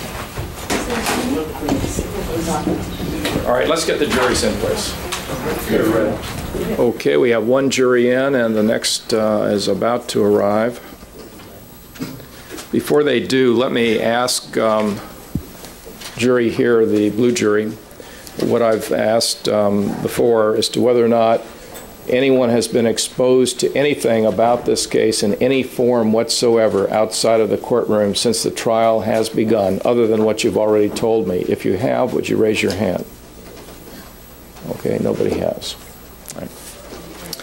Okay, and now the other jury is in the courtroom as well. And let me ask the gold jury the same question I've asked the blue jury, what I've been asking everyone throughout the trial, whether any of you have been exposed to anything about this case outside of the courtroom in any form whatsoever since the trial began, other than what you might have already told me. If you have, would you raise your hands? Anybody? Okay. All right, nobody has. All right, let's resume with the witness's testimony. If you'd get back on the witness stand, please.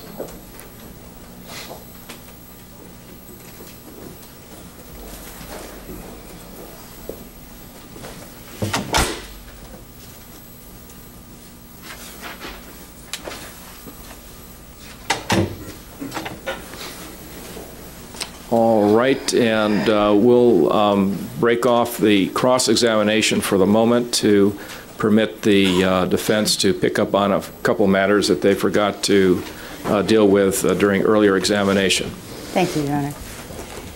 Ms. VanderMolen, were there two incidents which occurred during your 1982-83 visits which are difficult for you to talk about? Yes. You know which two I'm referring to? Yes, I do. Do you remember which event occurred first? I do not, no. Can you tell me about them one at a time? Was there one that took place in the basement? Yes. We were downstairs playing around. Who was we? Oh, Lyle and Erik and I. And it started out as just exaggerated play. We were all wrestling around, and somehow or another, in a very rapid transition, they began. We were wrestling, and before I knew it, they were tying me up, and they got me down to my bra, with me screaming and them being very frantically doing what they were doing. And did they stop then? Yes, they did. It stopped at that point. And is this embarrassing to you? Yes. And was there another incident that happened in front of the television set? Yes, with Lyle and I. And was this in the morning, the afternoon, the evening? When was it? It was at nighttime. He was 14 years old at this time. Is that correct? Yes, 14 approximately. What room were you in? We were in the TV room, the family room that's off the kitchen. Was anybody else there at the time? Erik was upstairs in his bed asleep, as far as we knew. And where were Kitty and Jose? They were out for the evening. And where in the TV room were you and Lyle? We were both laying down watching a movie on right in front of the TV. And were you lying next to each other? Yes, parallel to each other. And what happened? Without any words being spoken, Lyle climbed on top of me and began fondling my breasts. And what did you do? I froze because I had no Were you surprised? idea how to handle this because I was surprised. I didn't invite it, provoke it, entice it. It just came. Yeah. And what did you do? Did you stop it? Yes, I did. It stopped. Did you yell at him or move? And I believe I just moved, and he knew that to stop. Okay. And did it ever happen again? No. You testified earlier that you used to watch when the boys were taken to the swimming pool and Jose would teach them how to swim. Is that correct? Yes. And were you present at the time when the family would film these training sessions? Yes. Okay. And would it just be them swimming back and forth and diving and repeating the same behavior over and over? They practiced diving and kick strokes and proper arm strokes. Okay. And how long would these sessions last? It could go on for an afternoon session. It was serious coaching on behalf of Jose, coaching the boys since he was a professional swimmer or semi. When you say go on for an afternoon, are you talking about the whole afternoon, like from 12 to 4? Or are you talking about 2 hours, or do you have an? I don't recall exactly how long, but that it would be an afternoon worth of practicing this. Okay. Thank you. Your Honor, I have a video I'd like to show at this point in time, and we need to mark it as the next in order. All right.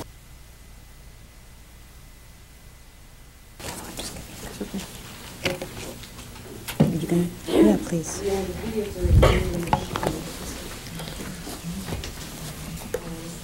All right, then if it is ready, it can be played at this time.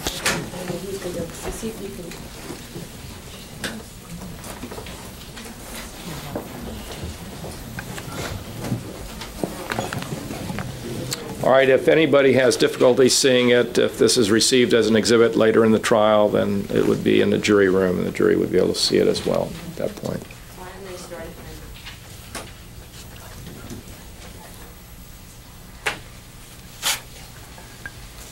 All right, the tape has been played. Your Honor, I believe there to be a stipulation that this is a film that was made during 1980 of Lyle and Erik in the swimming training sessions. Is that stipulated by both defendants? Yes, Your Honor. All right, any further examination of the witness? No. Ms. VanderMolen, did you recognize Yes. the people in that film? Yes. Who did you see? Jose and Lyle and Erik. All right, did you have further cross-examination? Yes, Your Honor, I have your 6 pieces of paper. I'd like to mark them collectively as Exhibit 172. 172.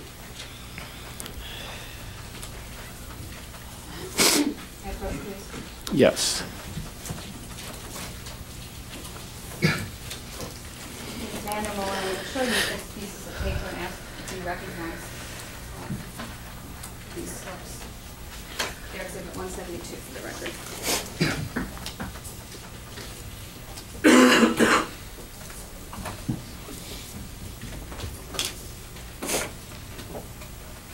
Recognize them? Yes.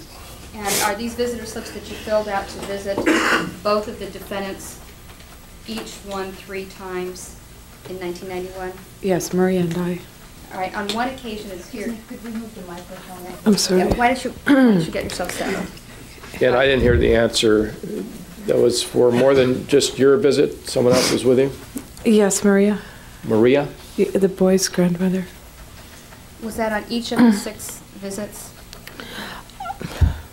I was staying with her at the Calabasas house the week that I came out with my son. And we brought my son, she and I and my son came out because the boys had met my son, they didn't know he existed until '89. So it was important to me to bring him. She drove me, and to the best of my recollection, on one visit, I know she came in because she had my son stay with a woman that she had made acquaintance with while visiting them herself. Okay, could I ask you another question, please? All right, did you have private visits with either or both of the defendants, or were you always with someone else on these 6 separate occasions? Do you know? Marie and I both went, and sometimes she came in, sometimes she stayed out. All right. Do you remember what month it was in 1991 that you had these visits? In June. All right, and they are not dated, but one of them has a date of June the 11th of 1991 stamped on the back. Does that refresh your memory as to about what date it was? Sure. What were the 3 days, if you recall? That week, I guess, it appears June 9th, June 11th, and June 12th. Okay. Now, I believe you just testified when Ms. Lansing just started asking you questions again that two incidents occurred during your 1982-1983 visit. Is that correct? Yes. When was it that you told anyone on the defense about those visits? Do you remember?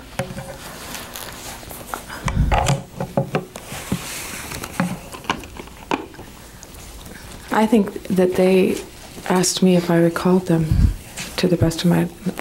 When you told the defense attorney, who was it you told? Let me ask you that.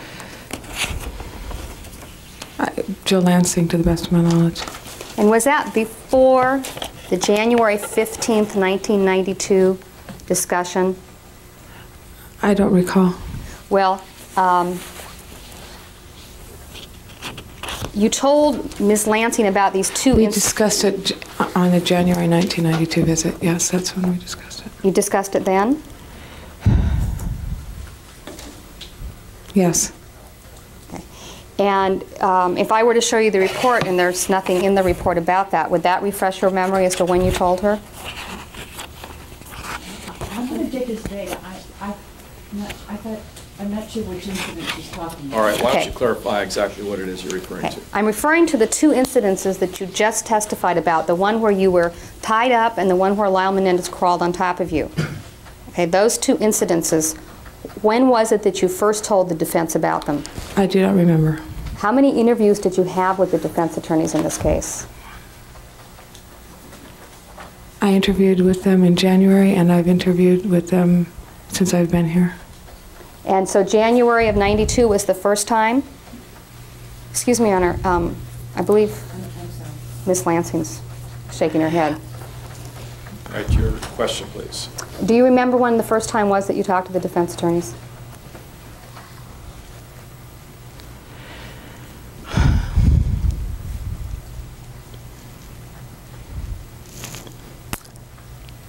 I spoke with them prior to their coming out in January of 1992. And when you spoke to them prior to them coming out in January of '92, was that over the phone or in person? Both. So I think there was one time when I was here in June that I met with Jill. And was that the June that's represented by the slips that I just showed you? Yes. So that would have been June of '91, correct? Yes. And during the June of '91 visit, it was then that you told them about the incidents about being tied up and having Lyle crawl on you. Is that correct? Possibly. Okay. Why? I don't recall exactly when we discussed it. Why didn't you tell them about the incident in 1976 with Lyle wanting to sleep with you when you first met with him in June of '91? Objection overruled. Objection overruled. What are the grounds, please? I'm sorry? What were the grounds? That you mischaracterized Okay, sleeping. all right. When Lyle wanted to come down and spend the night with you, and that happened in 1976, correct? Yes. Okay. You'd sleep in the same bedroom. Right, and you told us why. Now, you also indicated the first time you told anyone about that was in January of '92, correct? Correct. And that would have been at least your second interview with the defense attorneys, correct? Yes. because you also met with them 6 months earlier, or 7 months earlier, in June of 91. Correct. And is it your recollection now that it was June of 91 that you told them about the sexual incident with you being tied up and Lyle crawling on top of you? We discussed it, possibly. I did not tell them. They asked me if I remembered something about it. We didn't go into any detail. All right. During that conversation, did you tell them about what had happened in 1976 with Lyle wanting to sleep with you? No, I did not. Why not?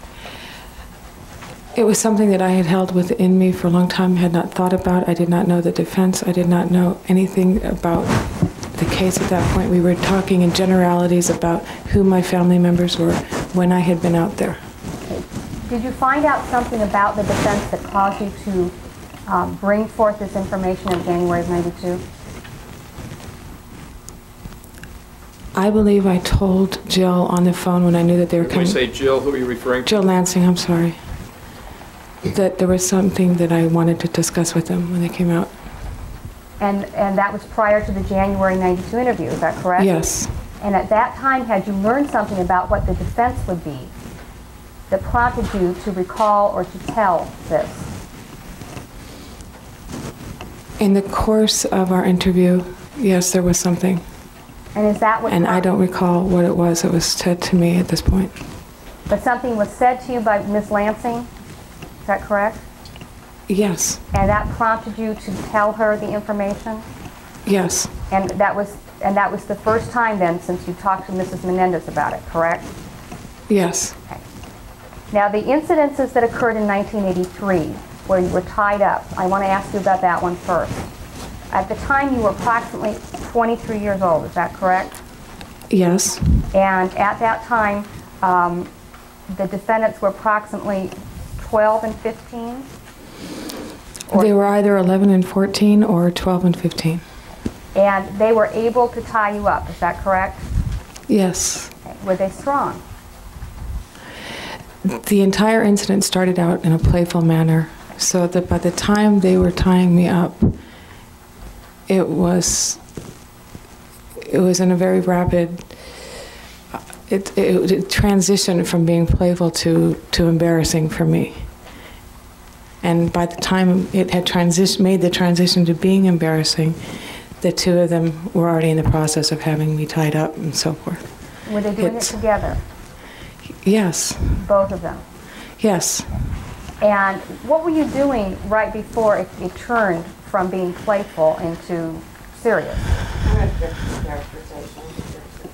Overruled. What were you doing with them?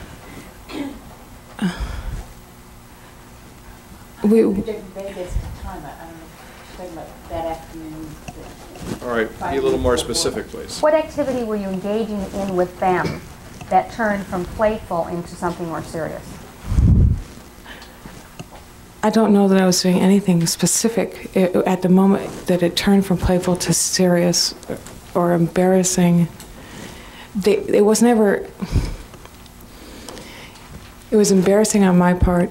It was never serious on their part. It was more of a frenzy type moment that they transitioned into, and I stopped it at that point. Okay, well, what were you doing right before this incident started? Were you watching TV? Were you wrestling? Were you playing Monopoly? What were you doing? We began by having playful wrestling. The three of you? Yeah. And they were adolescents at that time, is that correct? Yes. And then the other incident, did that occur before or after? The incident where Lyle crawled on top of you. Was that after you were tied up or before? I do not recall. Did you ever report either of these incidences to anyone? No, I did not. Was the first time that you talked about them with anyone when you mentioned them to the defense attorneys in June of 91? Yes. And at the time that Lyle Menendez crawled on top of you, he was an adolescent, is that correct? Yes. And you were approximately 23. At the time? Yes. And you had been living in the house for quite a period of time when this occurred, is that correct? Yes.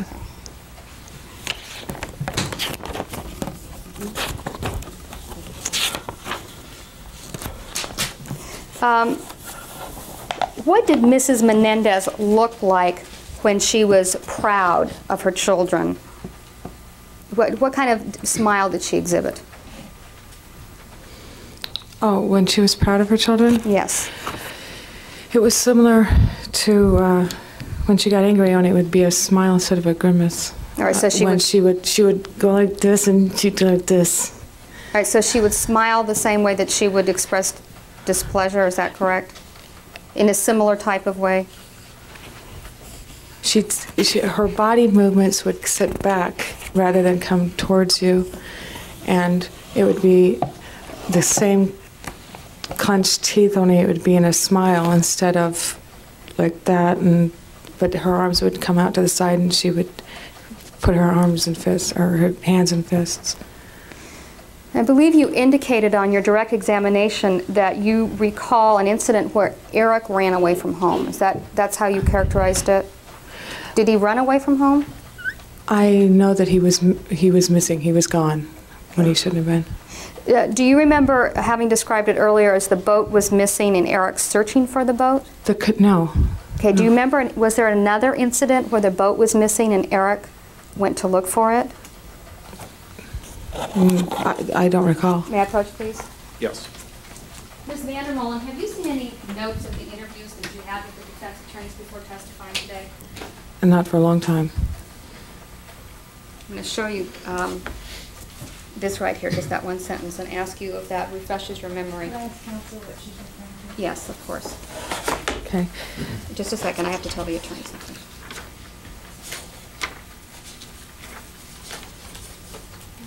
It's the supplemental notes, January the 15th.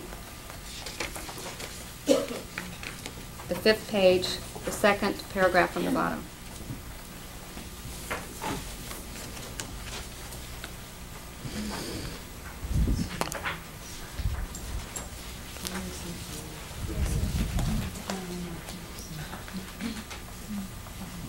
All right, so if the characterization is that you remember the boat being missing and Erik searching for it, would that be an incorrect characterization of what your recollection is? Yes. Okay, so it's your recollection here today that rather than the boat being missing, it was Erik running away? It was Erik missing, and the canoe was missing, and Erik was found with the canoe. Okay. Were there any times during the 4 times that you visited that you ever saw laughing and gaiety and lightheartedness? Yes. All right, could you describe which visit that was during and what that comprised, pardon me?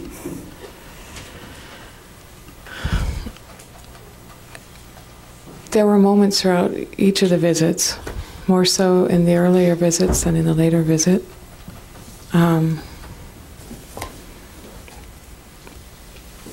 Generally surrounding an accomplishment that would be enjoyed for the moment. Did you ever see the family get in bed together and talk, and the parents would be there and the kids would get in and you'd come and join? Did that ever happen? The boys would join Kitty in the bed if Jose was not at home, and we would talk for a while until it was bedtime, and then I would get ready to go downstairs, and that would be when they would discuss whose turn it was to sleep with Kitty if Jose was not home. When Jose was home, I recall Jose gathering in the den with the boys until it was about bedtime. To the best of my knowledge, I can't picture all 4 of them. All right, if I showed you a report, do you think it might refresh your recollection? Why don't you show it to counsel first? Okay.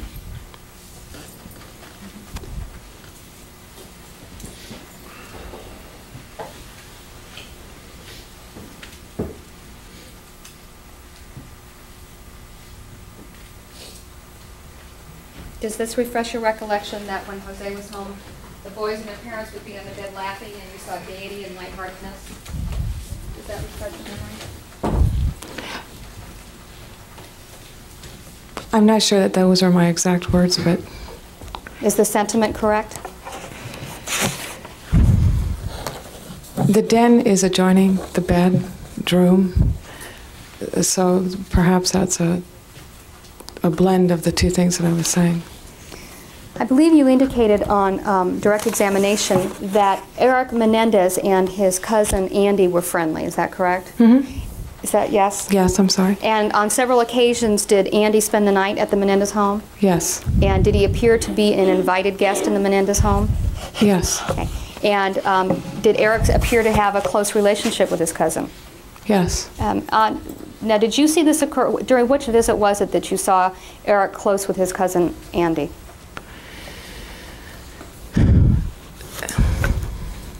By the last visit, they were, Marta and her children were living in the area, so I know it occurred then. There was an earlier visit where he was by himself staying in the home, and I'm not sure exactly when that was and for how long. When you say by himself, what do you mean? He was a temporary guest in the home. All right, so prior to the summer of '82 and '83, Andy Cano came and stayed as a guest just as you had, is that correct? Yes, not for as long of a duration, though. Do you remember about how long? I can't tell you. And then during '82 and '83, Andy Cano's family lived close by, and he was there frequently. Would that be correct? He made several visits to the house. I can't tell you how frequently they were. May I have a moment, please? Yes.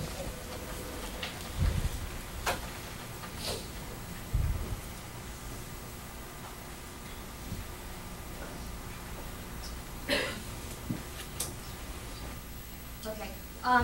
In the situation that you described that occurred where you were tied up by the brothers, what did they tie you up with? I don't recall. And did they tie you to something, or did they just tie your hands together? How did that occur? My hands were tied together. Was that in front of... I don't remember specifics because of the embarrassment involved with it. It's hard for me to recall specifically what took place, and I can't tell you specifics about it. Okay, were you alone in the house with them at the time? I would imagine so. Okay, and after you, at some point you got... We were in the basement by ourselves, so I can answer you that. And they got your, you had a top on? Did they get your top off? I don't know that they took it all the way off, but it was unbuttoned, revealing my bra. And that was the end? Did they take off your bra? No. Right. And how did you get them to stop? By insistence. Thank you. I have nothing further. Any redirect?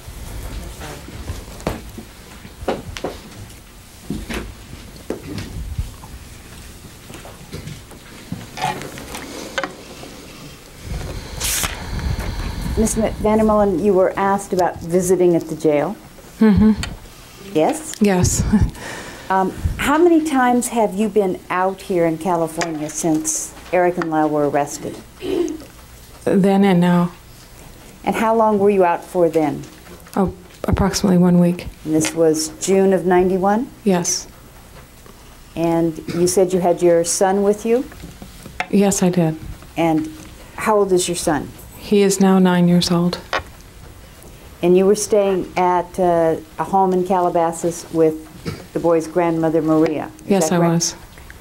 Now, when you went to visit at the jail, how did you get there? Maria drove me. And your son went with you? Yes, he did. On each visit? Or on some? On some of the visits. I don't recall if he was there every time. I guess he would have been there because the times that he didn't see, wasn't able to, then he stayed with that woman. So.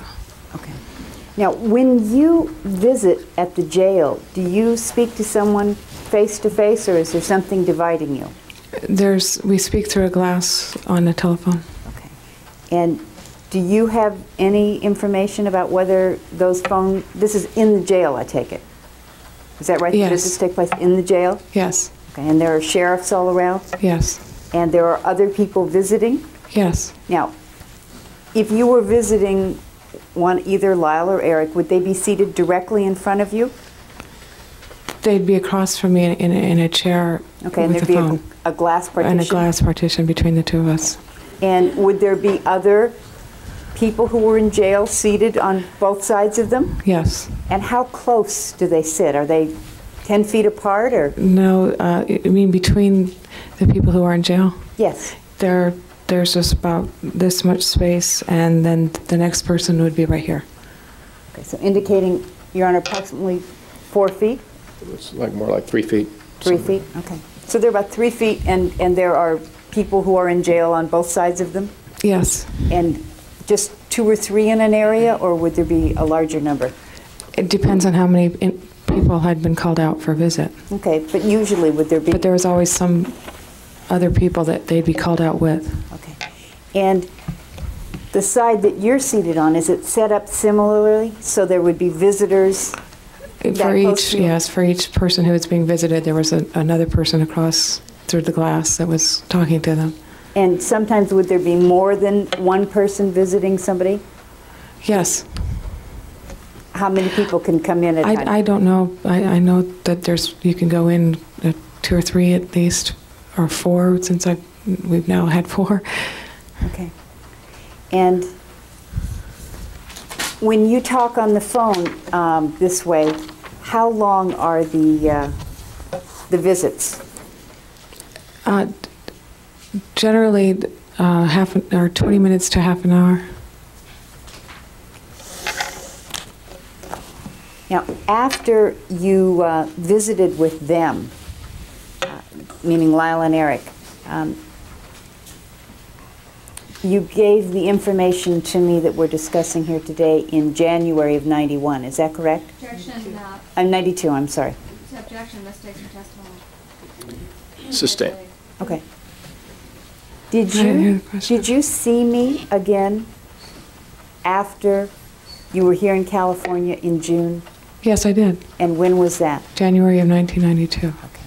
And do you remember whether you gave me this information in person or on the phone? Do you recall? Objection today was to one information. Sustained. The information about what happened in the basement with Lyle and his father. I told you in person.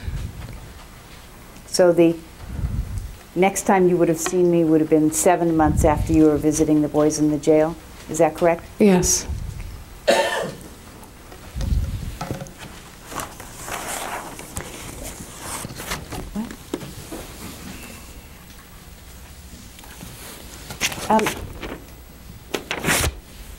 You were asked if you had a good time in 1976 when you were visiting. Were you made to feel special then? Yes, I was. Did you get a lot of attention from Kitty? A lot, yeah. And did she have some particular interest in your appearance and your behavior? She helped me to lose weight, which was important to me at the time. And she drove me to get my first driver's license. She introduced me to my first boyfriend. We made trips to places that are nationally known and so forth. So that was a good time? Yes. Did you ever get that kind of attention or caring from her again? No, in all honesty, no. And you were asked if you were a guest in the home. Did you always have chores to do? Yes, there were always chores. In the last visit, it was overwhelming. Okay, now, when it would be chores, would it be just a matter of, gee, would you mind doing the breakfast dishes, or would the projects be larger than that? No, I was responsible for cleaning the entire house and chauffeuring the boys, I'd say pretty much daily in the evenings and sometimes to school, and taking care of whatever yard work there was needing to be done. And okay. You were asked if it was your responsibility to clean up the ferret. Do you remember that? Yes, I remember the question. And did you try to clean up after the ferret? While cleaning, yes, if I saw it. There wasn't any specific place to clean it up, so it's hard for me to recall. Well, was it in every room, the ferret droppings, were they in every room of the house, or did the ferret just have access to 1 or 2 rooms? Or in the ferret roam the house. Did he get in cabinets and under Yes. beds and all sorts of... Yeah, I mean, he'd show up all over the place. How big was he? Okay, let's move on to something else. Okay.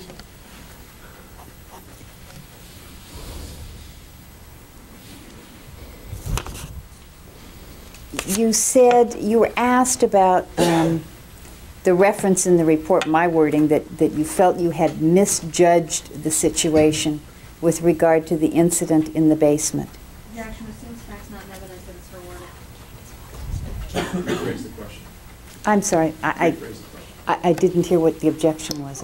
As to the wording, as you've misstated the evidence. You've told us about an incident that occurred between Lyle and his father in the basement, in which Lyle told you that they had been touching each other. Is that correct? Yes. And there was, you said that you thought you had misjudged the situation. Do you remember that? Yes. Okay. What do you mean by that?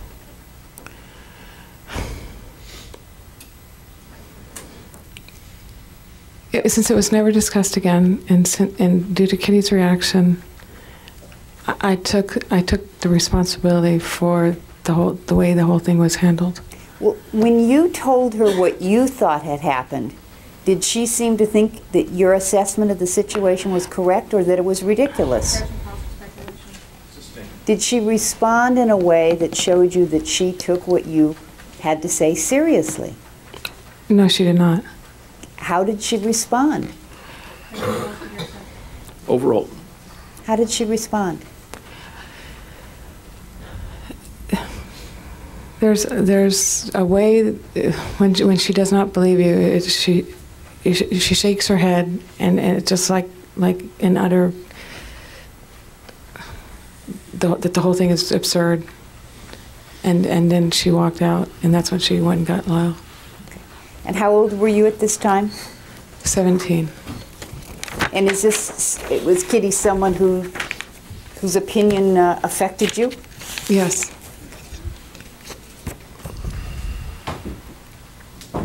I have nothing else.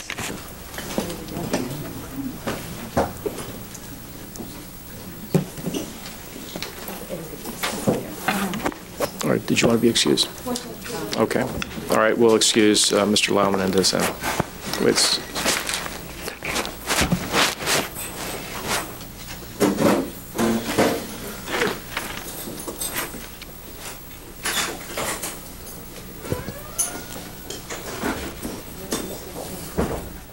All right, stand behind the court reporter over here and then face the court clerk, please. Do you solemnly swear that the testimony you may give in the cause now pending before this court shall be the truth, the whole truth, and nothing but the truth, so help you God? Yes, I do. Take your stand and state your name for the record.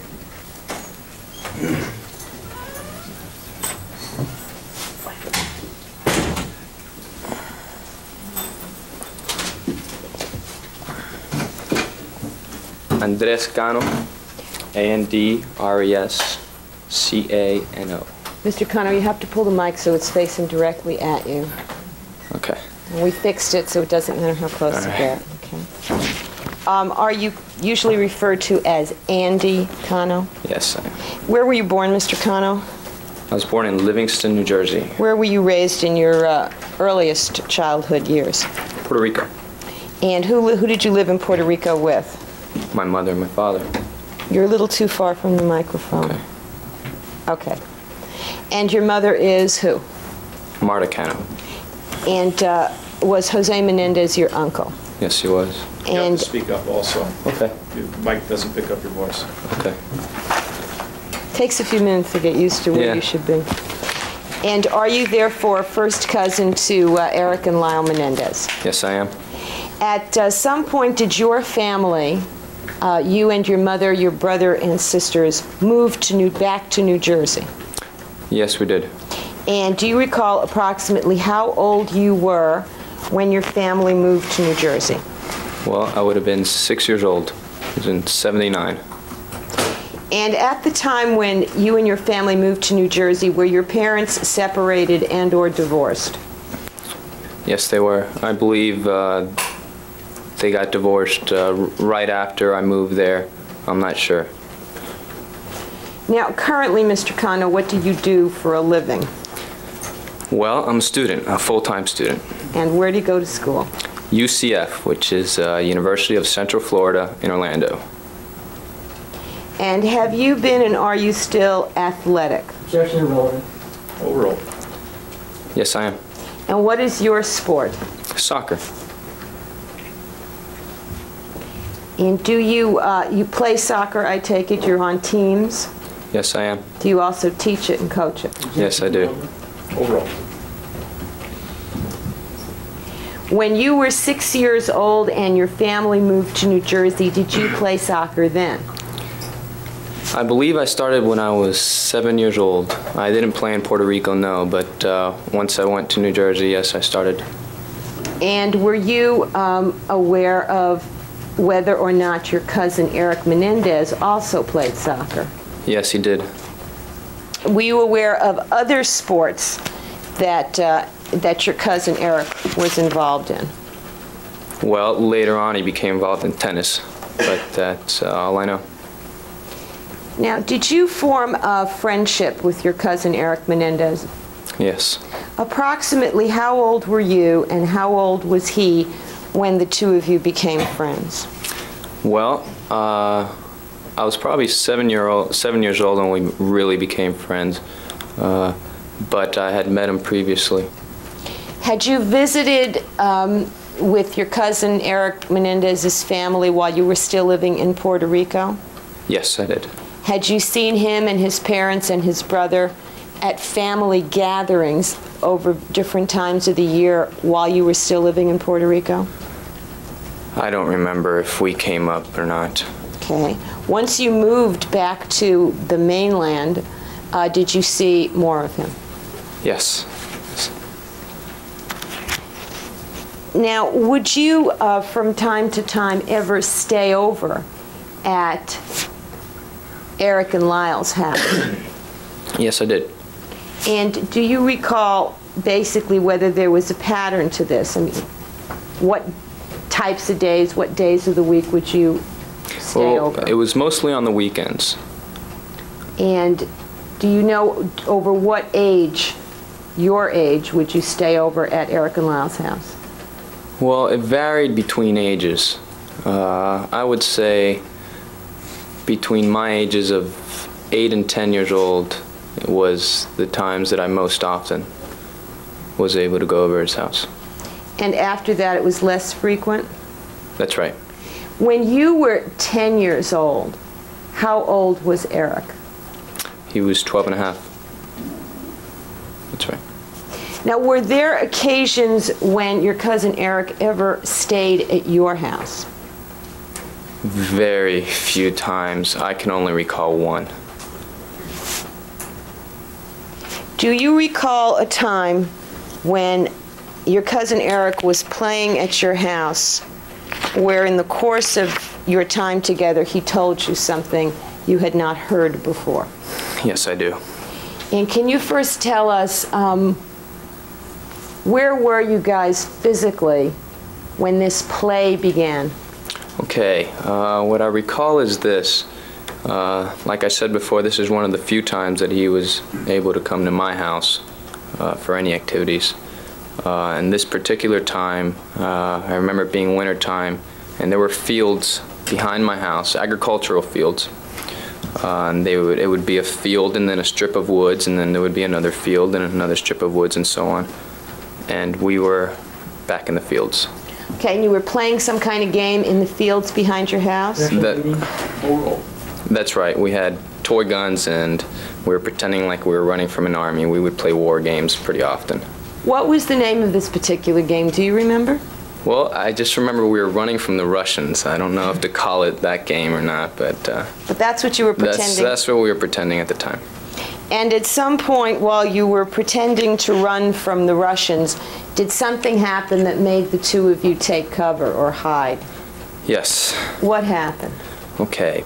There was a farmer that owned the fields, I guess, and I had heard stories from other neighborhood kids and so on that he was pretty mean to people that passed by the fields or would play in the fields. And that time there was a helicopter, and we thought that it was him. And a helicopter, you mean, was flying? It was flying over us, and it seemed very close to us. And we thought for sure that it was the farmer spotting people on the fields. And I was very scared, and I definitely told him about it, so we started running. And where did you get to? Well, we got to the woods, and then we decided that we were going to run. We were going to split up, and then we were going to run to a tree in another patch of woods, a couple fields afterwards, that we both knew about, and we were going to run and meet at the tree. Okay, and did you run and meet at the tree? Yes, we did. And did you spend some time at the tree hiding from the farmer? Yes. And during the time that you were at the tree hiding from the farmer, did Erik begin a conversation with you? Yes. And do you recall how the conversation began? Well, yes, I do. Okay, would you tell us how it began? He asked me if my dad ever gave me massages. And did you understand at that point what he meant? No, I didn't. And do you recall basically what your response to him was? Well, at that point, I got the feeling, I'm sure he let me know this, but he was actually trying to find out if any of these massages were normal. And my response to him was that I wouldn't know. I didn't have a father around. My parents were divorced then. And I really couldn't help him. Let me ask you this. He asked you whether your father gave you massages. That's right.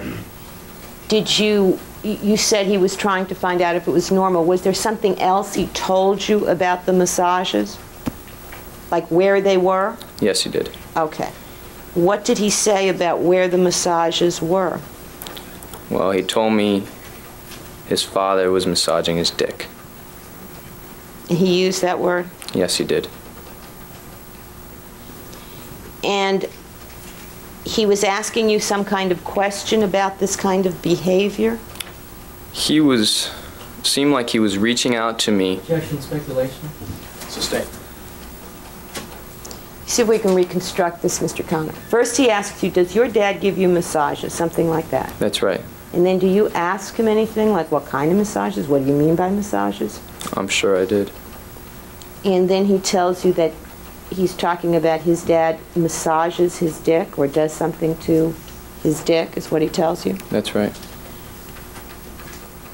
So then does he ask you again, does this happen to you or anything like that? Yes, at that point, we were both trying to figure out whether what was happening to him was normal.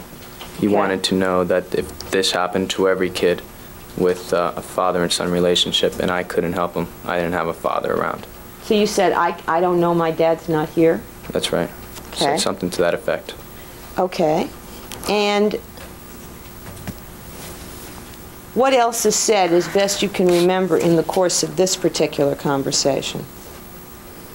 Well, what I do remember very specifically was him asking me to make a promise to him never to reveal that to anybody. And he was saying it very seriously, and I took it very seriously. Had you suggested at any point in the conversation revealing it to someone or telling someone or asking someone about it? Well, at that point, I was wondering myself, and I really wanted to ask my mother if that was normal. Did you mention that to Erik? Yes, I did. And was it after that that he made you promise? I don't remember. It was probably after that, yes. So you told him, I don't know if it's normal, why don't I ask my mom? Something like that? Exactly. And what did he say to you when you suggested asking your mother? He told me never to reveal it to anybody, to promise him that I would keep it a secret between us.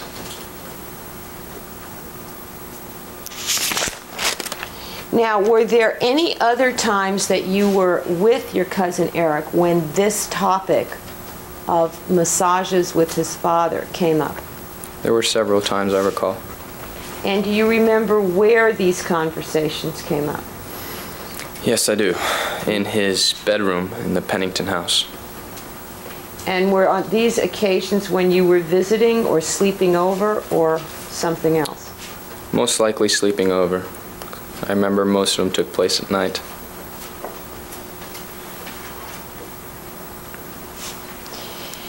And do you remember anything about, first of all, the next time it came up? Do you have any idea of when that was in relation to this winter time when you were playing Running from the Russians? I'm sorry? When was the next time? Do you have any idea? Well, it was probably a month later. Why do you say that? That would be my best. Because I remember it not being exactly later, but it wasn't too far along the road. It was definitely probably about a month's time that had passed. Did you see your cousin Erik more frequently than once or twice a month at this time? No. And do you recall generally what the topic was the next time it came up? Well, it was sort of a continuation of the conversation we had in the woods. Just basically contemplating on whether it was normal or not. Okay. And was there anything else that occurred in this conversation that you can remember? Did Erik ask you anything? Well, I remember he told me again never to tell anybody, and I brought it up again that maybe he should let me ask my mother, and I remember him replying no, and I asked him why didn't he let his mother know or ask his mother, you know.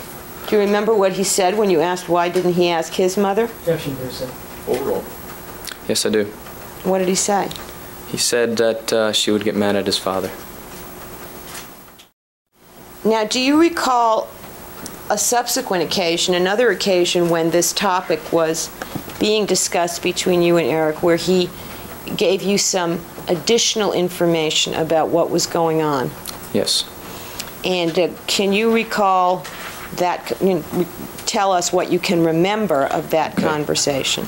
What I can remember of that conversation is very little, but I do remember very well that he explained to me that these massages that his father was giving him were beginning to hurt. And do you remember whether or not you understood what that meant? Or I definitely didn't understand. And do you recall whether or not you tried to gather any information about why massages were hurting? I would imagine I did, but I don't remember. Okay.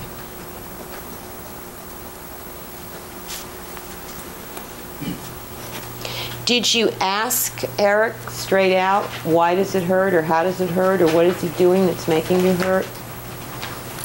If I did, I don't remember. Okay. And you don't remember his ever elaborating on it? No. He didn't tell you anything about tacks or needles or ropes or anything like that? No, he didn't.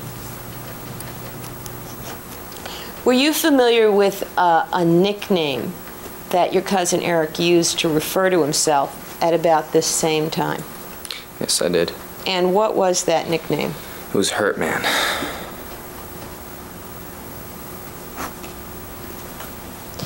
Now, did he express to you in this last conversation his desire with respect to these massages with his father, what he wanted? What his father wanted? No, what Erik wanted. What Erik wanted? Yeah, he told me he wanted him to stop. I remember that being the last conversation that I remember. And was there any further discussion with him about your knowing about this?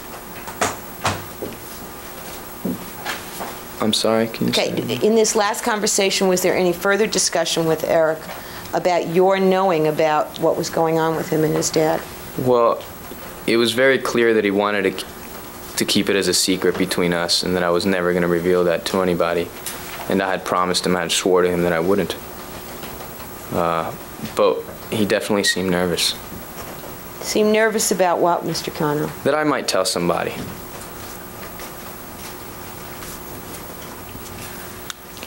From what you had observed in the family, did it appear to you that Erik was afraid of his father?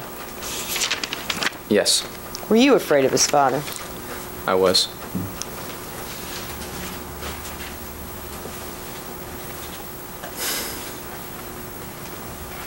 Now, when you slept over at the Menendez home, did you sleep in Erik's bedroom? Yes. And do you recall whether or not there was a loose slat from his bed? Yes, I do. Was there? Yes, there was. And do you recall did you ever see anybody use that slat for any purpose? Erik and I used it once to pin the door from opening. There were no locks on the doors. So you could prop the door closed with the slat? That's right.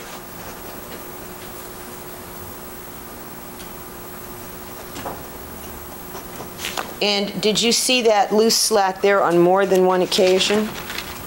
Yeah, there was a trundle bed under his bed that you could slide out, and usually when you pulled it out, the slat would fall, and it'd have to be placed back on. Okay. So I do remember it several times falling off. And on this one occasion, you remember actually using it to prop the door. That's right. Did you think of that, or did Erik show you how to do it? Oh, Erik showed me that.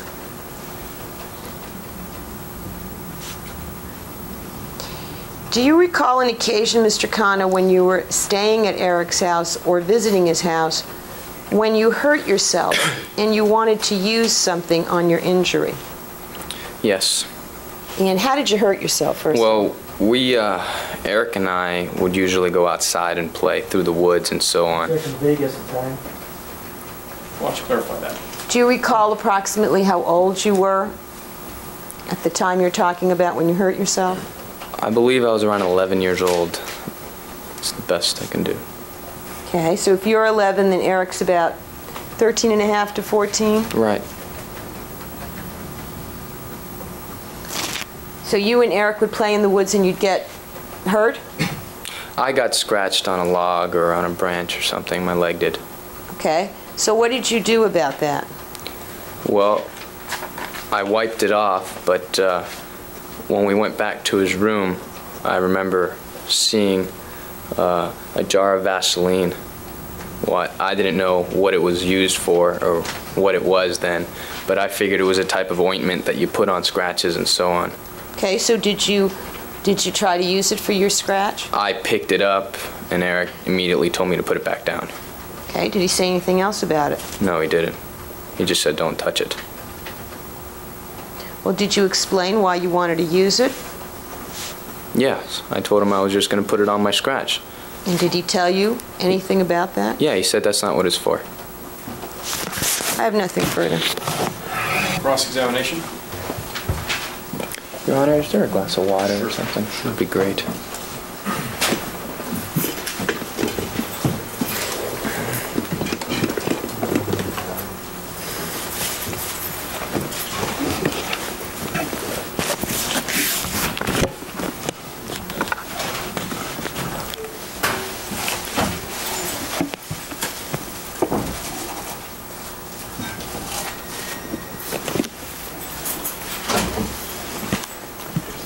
Go ahead. Okay, thank you, Your Honor.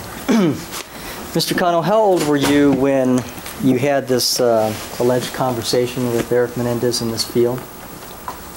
I believe I was 10 years old at the time. And Erik Menendez was about 13? He would have been going on 13. It was wintertime. Thank you very much.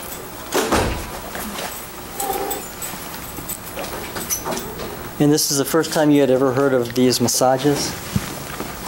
That's right. And when he told you that, you didn't tell anyone what he had told you? No.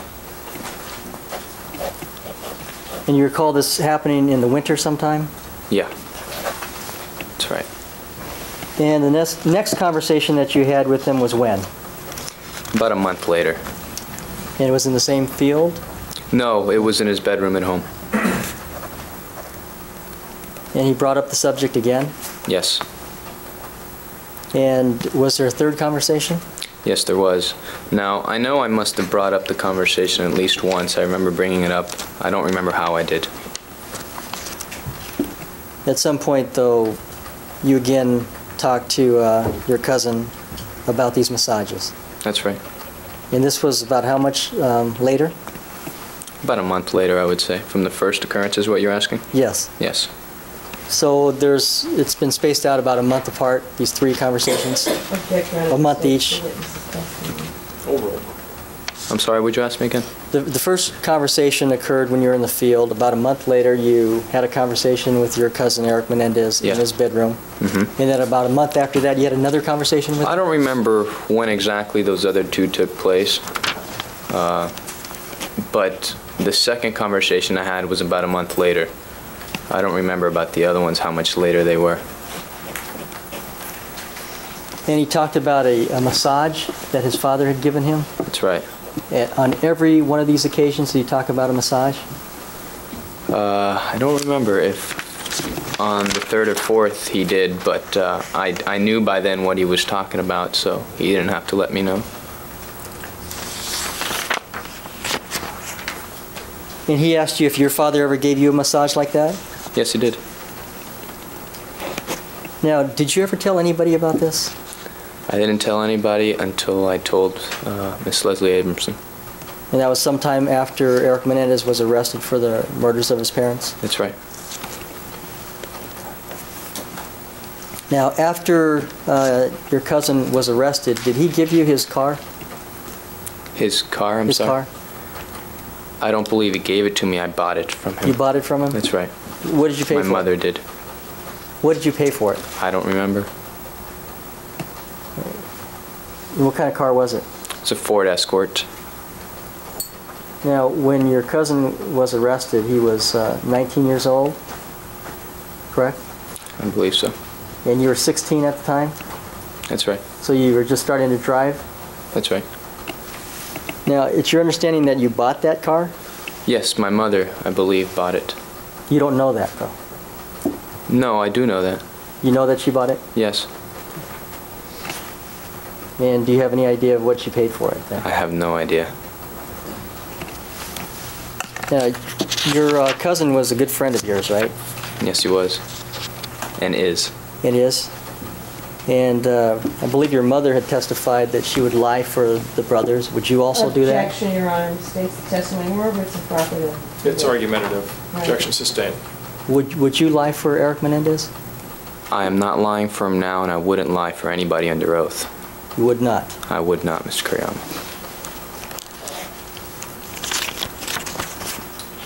And you never told anyone this until after your cousin was arrested? That's right. Now, there's been testimony that you accompanied Erik Menendez from Florida to Los Angeles after he came back from Israel. Mm-hmm. Do you remember that? Yes, I do. Did he tell you that he was involved in the killings of his parents on that plane flight from Florida to Los Angeles? No, we talked for a while, but it was mostly concerning of how he was doing. I don't recall too much of that conversation. He wasn't, he was very upset, he was very emotional, and he wasn't in the mood to talk about anything. Where did you meet him? Did you meet him in Florida somewhere? In Miami. In Miami, that's right. Did he come to your house? No, he didn't. I flew from New Jersey, I believe, and I met him in Miami, and from there he had flown in. I don't know where he flew in from, but from there we flew right back into LA, and there were, all the way from Miami to LA, there were people, I don't know who they were, assigned to us to watch out and to make sure that he was put on the plane. There was always somebody with us. Now, when you say somebody was with you, who are you talking about? I wouldn't know if to call them detectives or policemen, but they were there to make sure that Erik got on the plane and went to LA. Were the Miami police officers? At one point I believe they were, because I remember them putting us in a private room, and I would figure they were from Miami. So the way that it happened then is, did you arrive at the Miami airport first? No, I probably arrived, I don't know if a day before, I'm sorry, in the West Palm airport where my mom picked me up. That's the best of my recollection, but to be honest, I don't remember much. So you arrived the day before your cousin arrived at the West Palm airport? I don't know.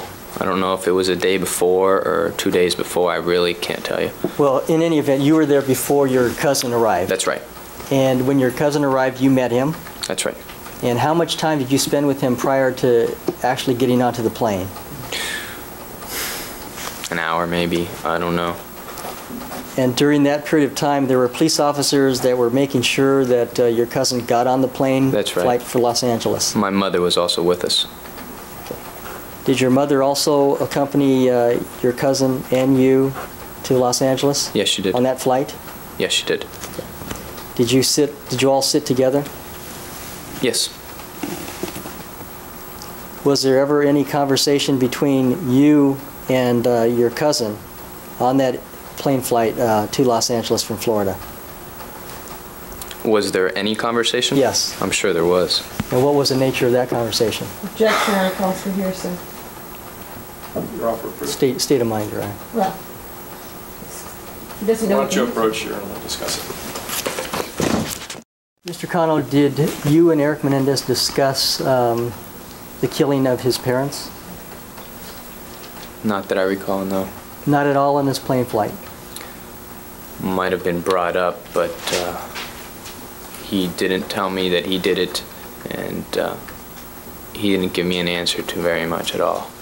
When you say he didn't give you an answer, did you ask him whether he was involved in the killings of his parents?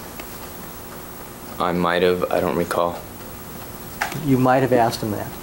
I might have asked him that. And I don't think he gave me an answer. Would you have remembered if he gave you an answer? Objection calls for speculation. Overruled. I don't know. I don't remember now.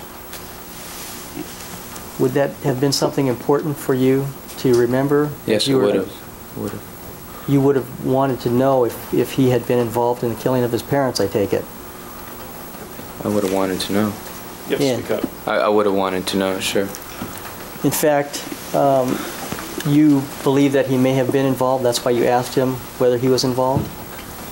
To be honest with you, Mr. Kuriyama, I don't even remember asking him. Mostly what I was concerned with was his well-being. I knew from recent talks with Erik that he was suicidal. And that's what I was worried about. I was worrying about him.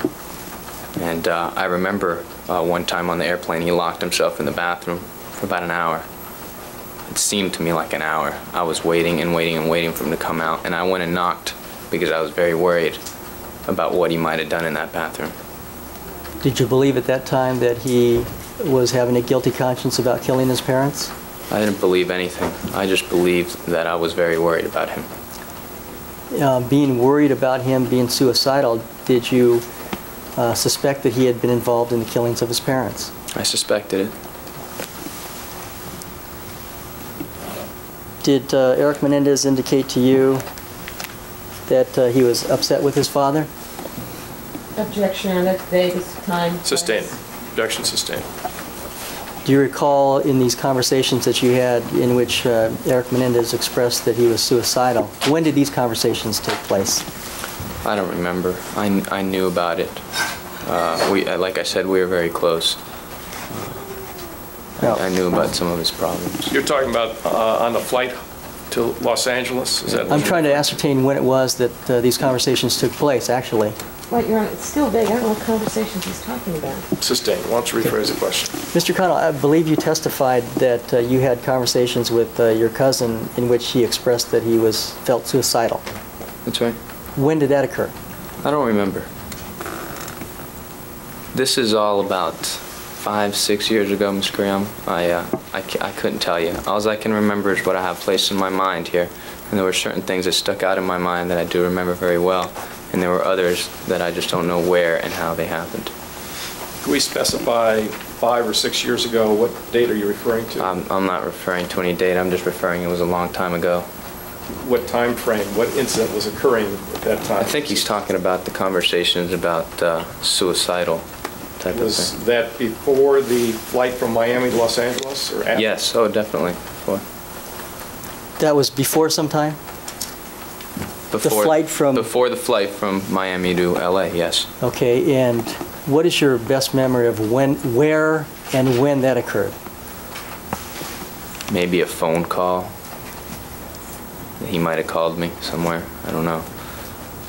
When he moved to LA, I moved to to Florida. So we didn't keep in touch as much, but as much as we could, we would. And I had talked to him several times throughout the years that he was living in LA. And during that period of time, he called you and told you, I feel suicidal? We had some really in-depth conversations. We were very close still, even though we were separated. And in Was these... this before or after the death of Jose? It was before.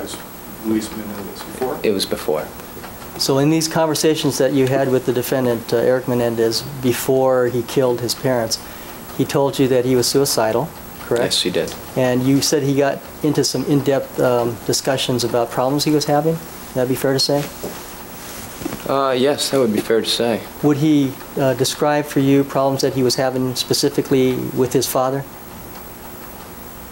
I don't remember. I really don't. Like I said, there's certain things that stick out in my head, and the others I just don't remember.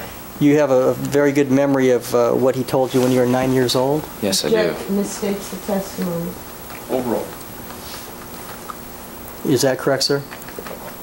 I could say I have a good memory of what the subject of the conversation was. I don't know exactly, every step of the way of the conversation.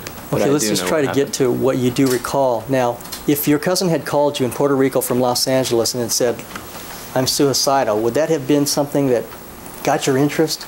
Well, he called me to Florida, but Okay. That would have been something that got my interest, definitely. So that would be something that you would recall.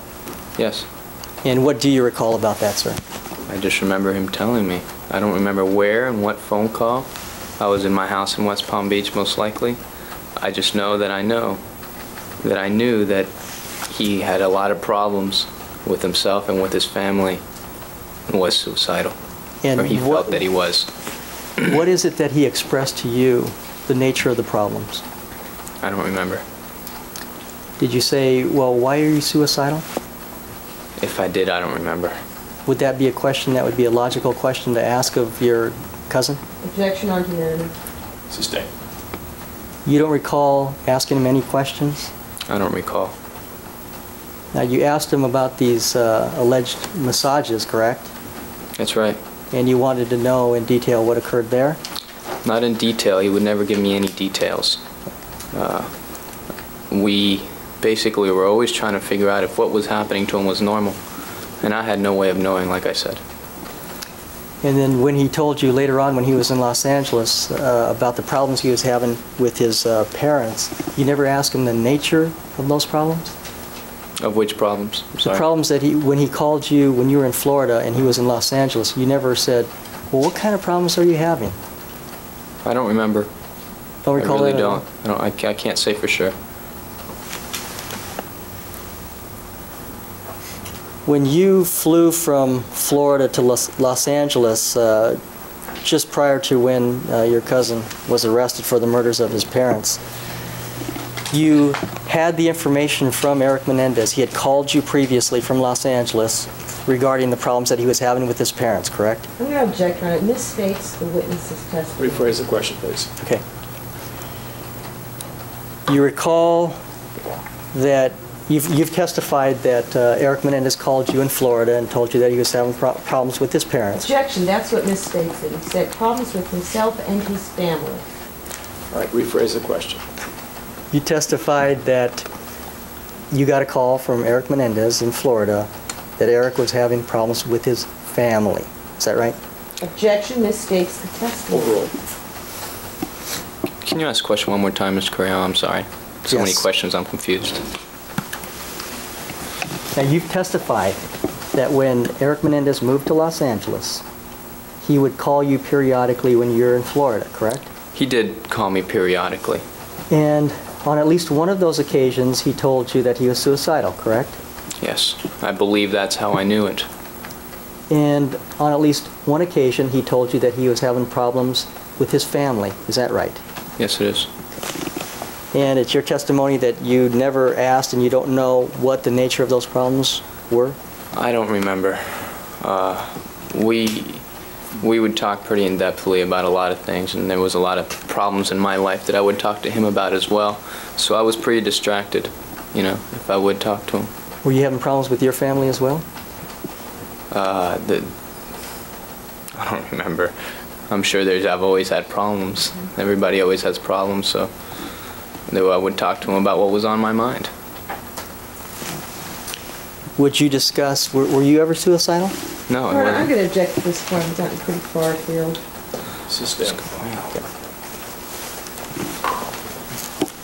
On this plane ride from Florida to Los Angeles, you had indicated that you suspected that your cousin had been involved in the killings of his parents, correct? That's right. And you made a comment to him. Would you describe for the jury how your cousin reacted to your question about whether he was involved? He states his testimony. Be more specific, again, counsel, just state your legal objection. Be more specific as to what you mean, Mr. Curiano. Okay. Do you recall, Mr. Cano, Erik Menendez's reaction to your inquiry as to whether he was involved in the killing of his parents? I don't recall, Ms. Graham. I don't recall anything about that plane ride. I was very emotional, and so was he. You were thinking enough to ask him whether or not he was involved in the killings, though. Objective, argumentative, and misstates the witness's testimony. Overruled. Is that right, sir? I'm sorry? You were thinking and clear-headed enough to ask your cousin whether he was involved in the killings. I don't remember. Now, did your mother in your presence ever ask Erik Menendez whether he was involved in the killings of his parents? If she did. Cause for hearsay. Sustained. The answer is straight.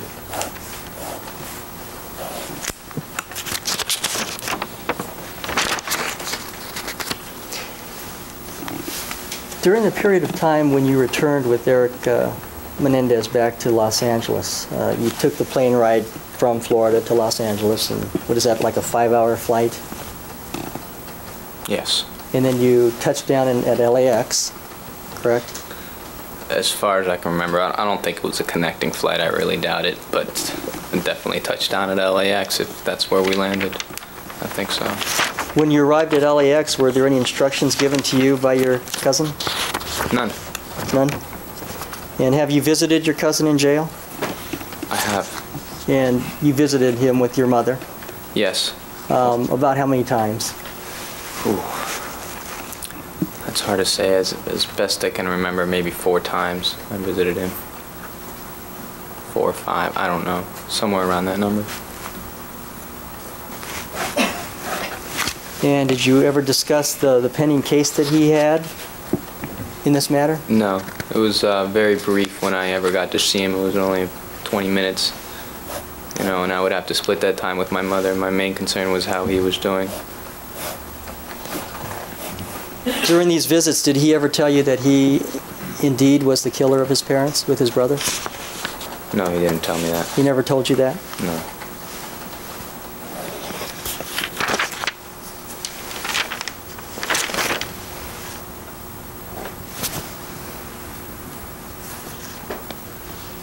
I have nothing further this time, Your Honor. Any redirect?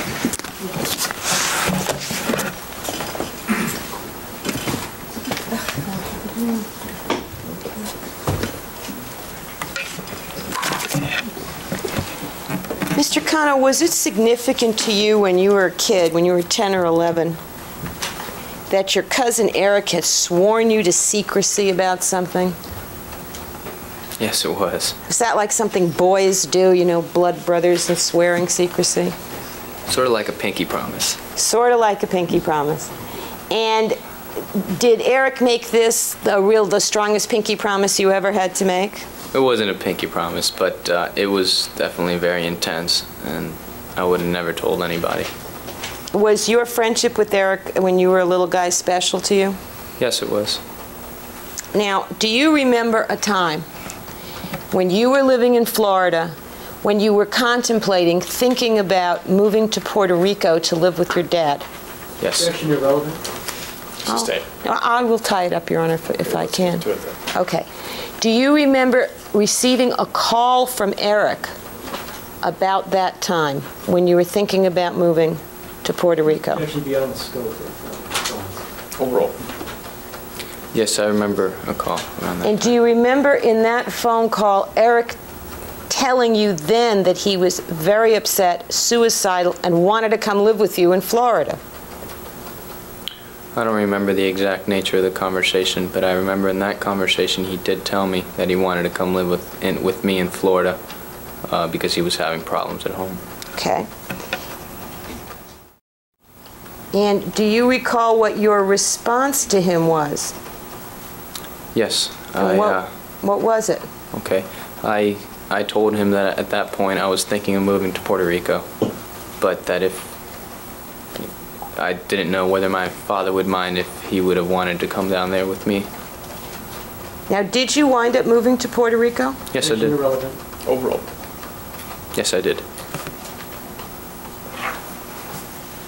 Now, do you recall after your aunt and uncle were killed, did you see Erik back east? After my aunt and uncle were killed? Yes. I saw him at the funeral. Okay. And did you see him even after the week of the funeral on other trips he made back east before he was arrested? Yeah, I saw him several times. You had sisters who still live in the Princeton area? Yes, that's true. And were you in the Princeton area after, apart from attending the memorial service or the funeral, were you in the Princeton area in 1989 in the fall? Yes, I attended the Hunt School of Princeton, which is in Princeton, New Jersey. So you were actually living there then? That's right. And did you see your cousin Erik on visits he made there? Yes, I did. I don't recall that he made too many, but, or at least I didn't see him too many times. But the times I did, I'd spend a little bit of time with him. Okay.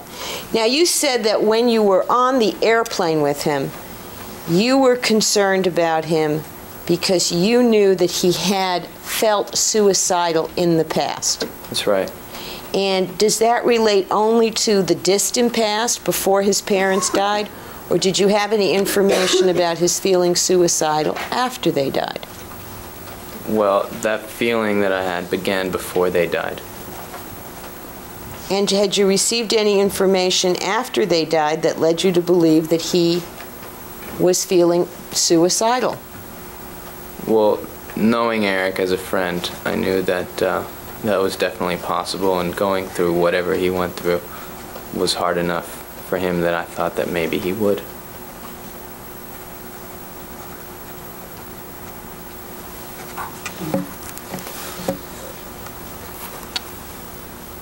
Now, you said that the plane ride here from Florida was very emotional. Were you aware at that time that your cousin Lyle Menendez was in jail? Yes. And was it your expectation that as soon as Erik got to Los Angeles, he too would be locked up? Yes. And based on anything that was said, was that Erik's understanding? He was going back to go to jail. That's right. He knew that very well.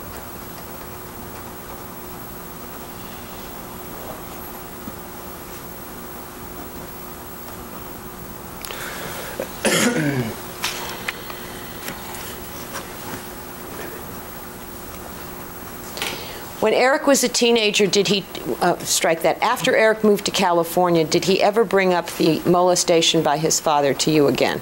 No. Did you ever broach the subject again? No. When he would make reference to problems in the family, was he ever specific about what was going on that you can recall? No. I don't recall any details. He would just say something like, things with my parents are going really badly. Something to that effect. Did you know that there was talk of potential divorce in that family in 1986 and 1987? I really didn't know much about his family. They're very private people. From what you had observed being around them over the years, did you think that it would be difficult for a kid to be in that family? Objection leading. Sustained. How did you think it would be to be a child of that family based on what you saw? I definitely... Objection calls for speculation. Objection sustained. Did you have any difficulty in understanding Erik when he said he had problems with those parents? No, I didn't. Did you think they were problem parents? Objection calls for a public opinion. Sustained. Did you think that you would have problems living with your Uncle Jose and your Aunt Kitty? Irrelevant. Sustained. When Erik would tell you that he was having problems, did you ask him to elaborate? If I did, I don't recall. I'm sure I must have at some point.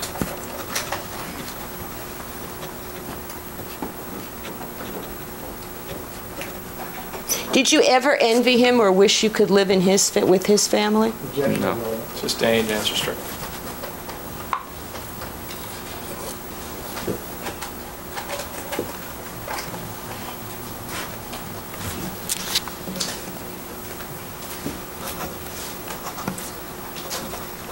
You said that the family was very private. Yes, I did. The objection is sustained. The answer is strict.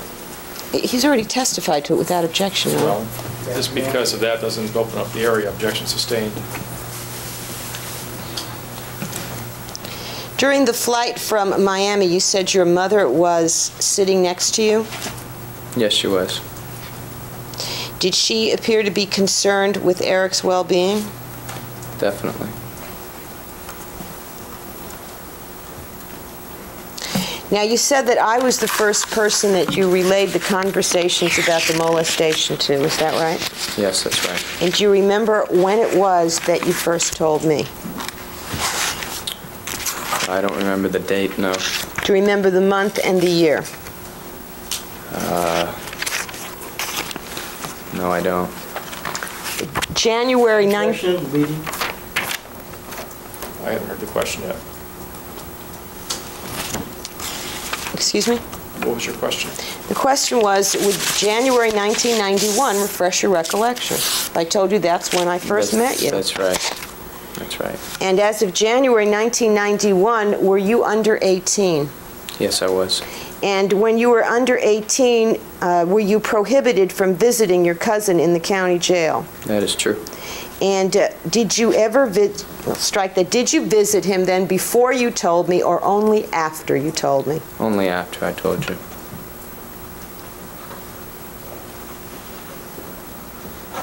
I have nothing further. Any further cross? Your Honor, it'll be okay if I get some more water. Sure, we'll get it for you. Thanks.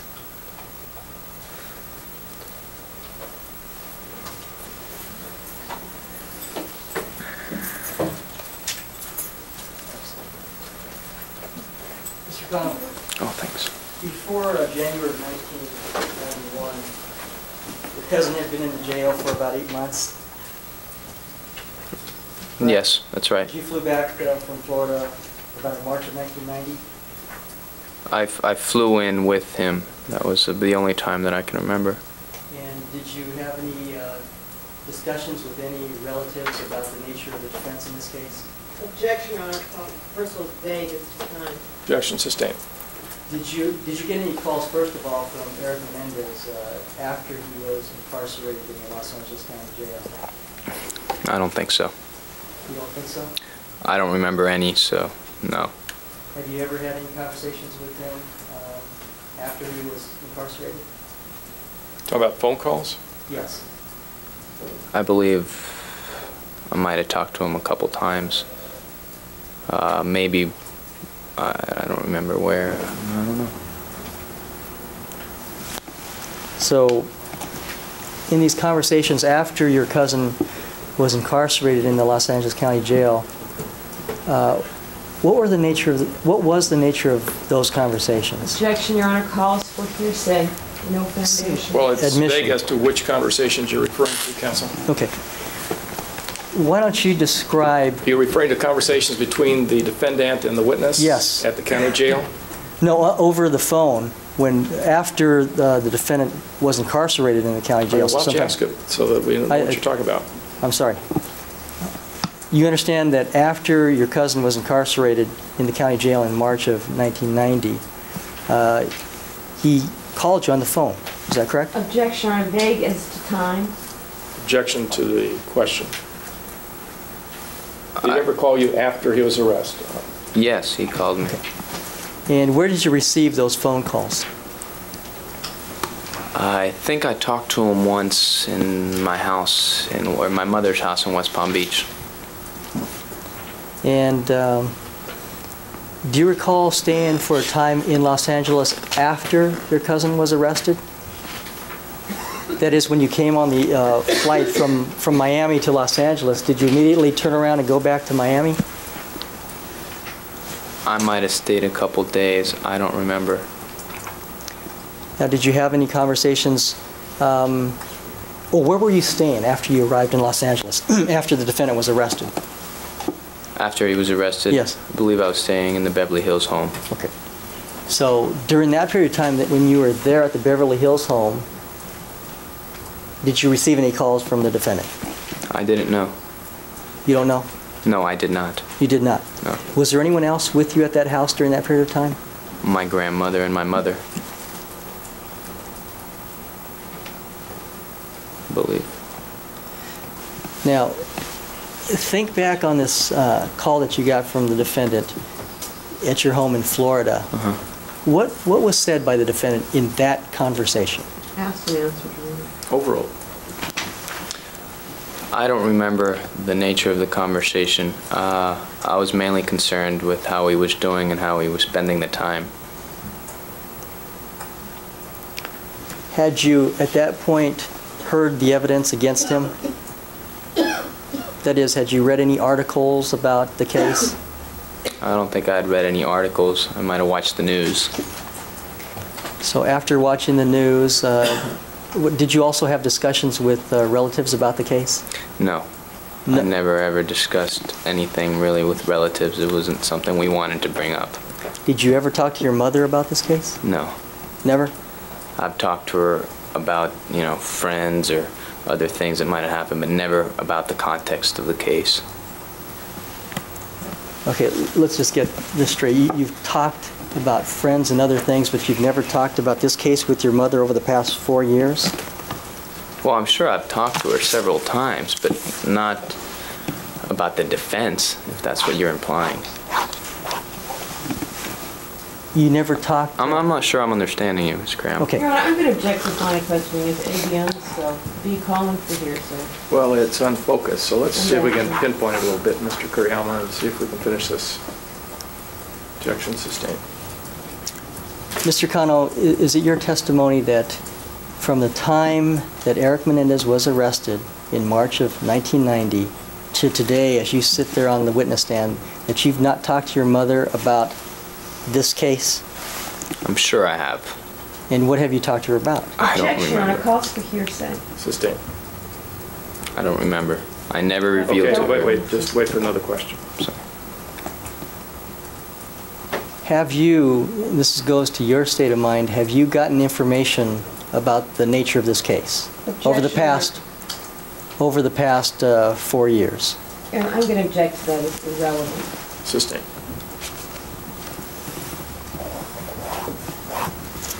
Mr. Cano, the only conversations that you really remember are the ones that you had with your cousin about these alleged massages. That'd be fair to say? Those are the ones that stick out in my head, yes.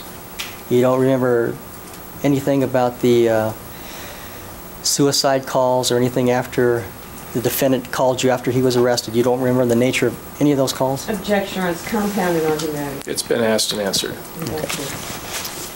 Nothing further, Your Honor. All right, anything else? No. All right, you may step down. Thank you. You're excused. Thank you. It's Armando, A-R-M-A-N-D-O, Lopez, L-O-P-E-Z.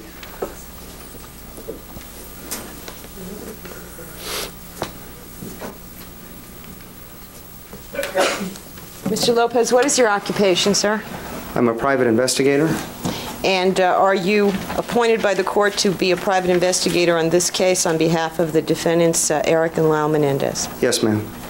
And would you tell the jury what your background is in investigations and law enforcement?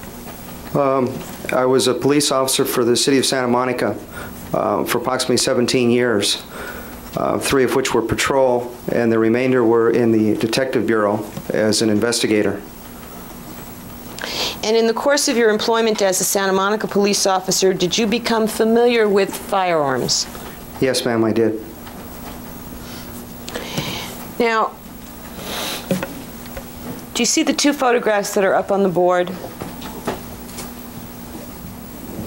Yes. And do you see the other series of photographs in front of you, all of which comprise exhibits 281 through 290?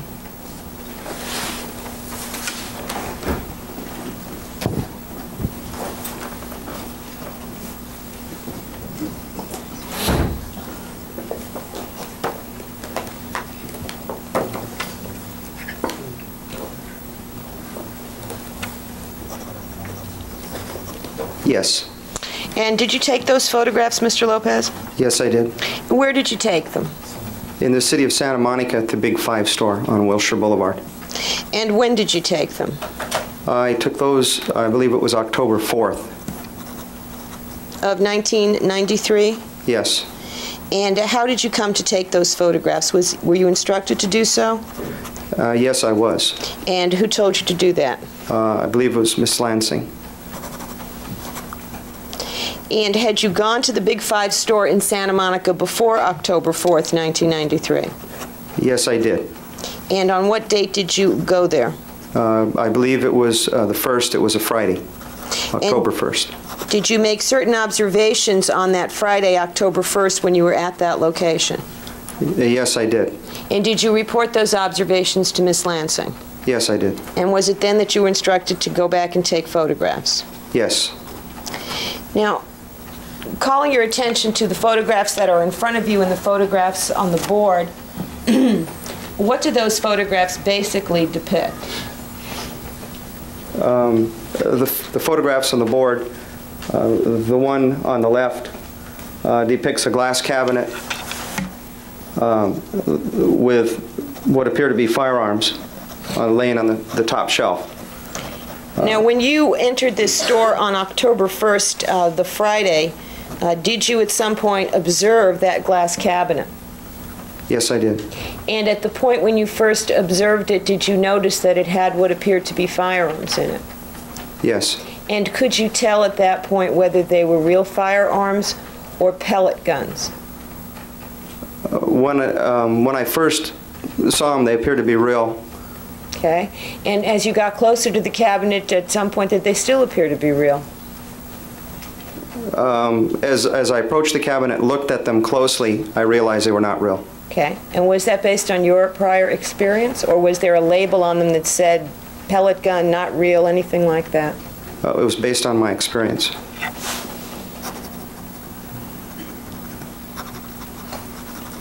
This cabinet, did you make any observations about the condition of the glass cabinet with respect to its potential age? Objection, lack of foundation, lack of expertise. Rephrase the question. Okay, did you make any observations about the condition of the cabinet? Yes, I did. And what did you observe about its condition? I observed that the cabinet was made of glass, and the top of the cabinet had several scratches on the top. Did they appear to be fresh scratches? Some appear to be fresh. The remainder appear to be very old scratches.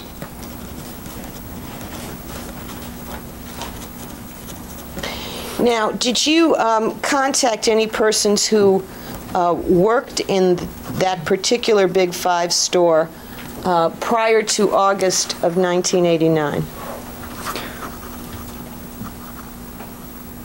I'm sorry, Did you make contact with any person or persons who worked in that particular Big 5 store prior to August of 1989? Yes, I did. And were you able to ascertain whether firearms similar to the ones that are depicted in that photograph were carried in the stores prior to August 1989? Yes. And were they? Yes. Were you personally, from your experience in law enforcement, familiar with any of the firearms depicted in that cabinet as having been something manufactured prior to August of 1989. When you refer to firearms, what are you referring to? These pellet guns, Your Honor. Yes, It turned out that all the guns in that cabinet were pellet guns, correct? that's correct. And did you determine strike that, did you recognize any of those guns as guns that you were familiar with prior to August of 1989? Yes.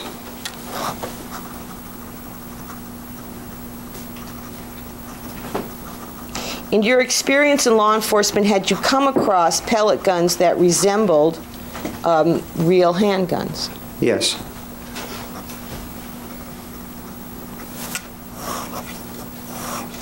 Now, did you make an effort to ascertain whether there were other sporting goods stores in the general West LA Santa Monica area that sold either pellet guns in the shape of handguns or real handguns in August of 1989? Objection irrelevant. We'll roll. You can answer the question. Yes. And did you receive information that certain establishments that were in existence in August of 1989 are no longer in existence?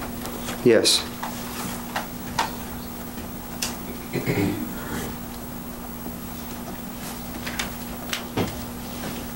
I have nothing further, Your Honor. Any examination on behalf of Lyle Menendez? No, Your Honor. All right, cross-examination.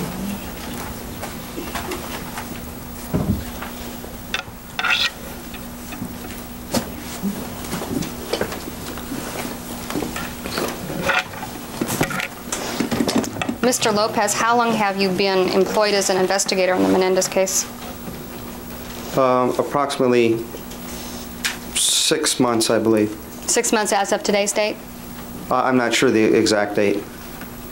During the period of time that you were at the Big Five, this is on Wilshire Boulevard, correct? The Big Five on Wilshire? Yes. Yes. And that's where you took the pictures that are on the board and in front of you? Yes, it is. And during the period of time that you were there, did you attempt to ascertain the identity of the person who waited on the defendants on August the 18th of 1989? No. Were you asked to do that? No. I don't recall there was.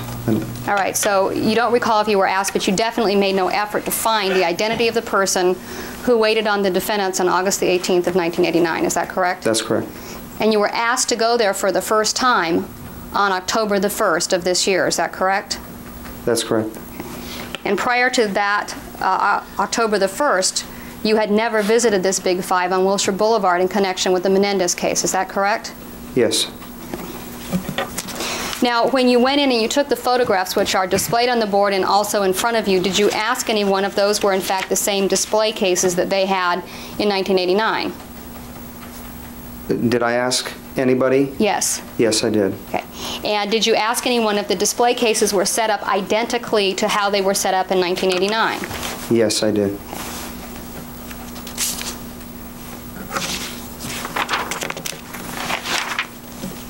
Do you know for a fact that that cabinet was there in 1989? No. Now, when you went into the Big Five on October the 4th to take these photographs, did anyone at the Big Five tell you that there was a 14-day waiting period to buy pellet guns? No. And is it your understanding, having been a police officer for 17 years and also a private investigator for a period of time, that there is no waiting period in California to buy pellet guns? Is that your understanding? Yes. Okay, and there never has been a waiting period to buy pellet guns, is that correct? Yes, that's correct.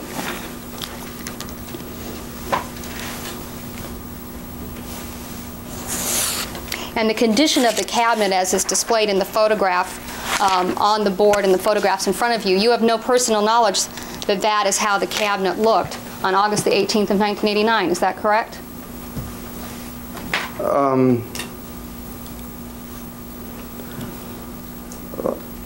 It's a difficult question to answer because I did speak to somebody about the glass cabinet and how it looked prior to 1989. But you have no personal knowledge of how the cabinet looked in 1989, is that correct? That's correct. You have no recollection of going into the Big Five in 1989 in August and looking at the cabinet and then making a comparison with the photographs you took last week, correct?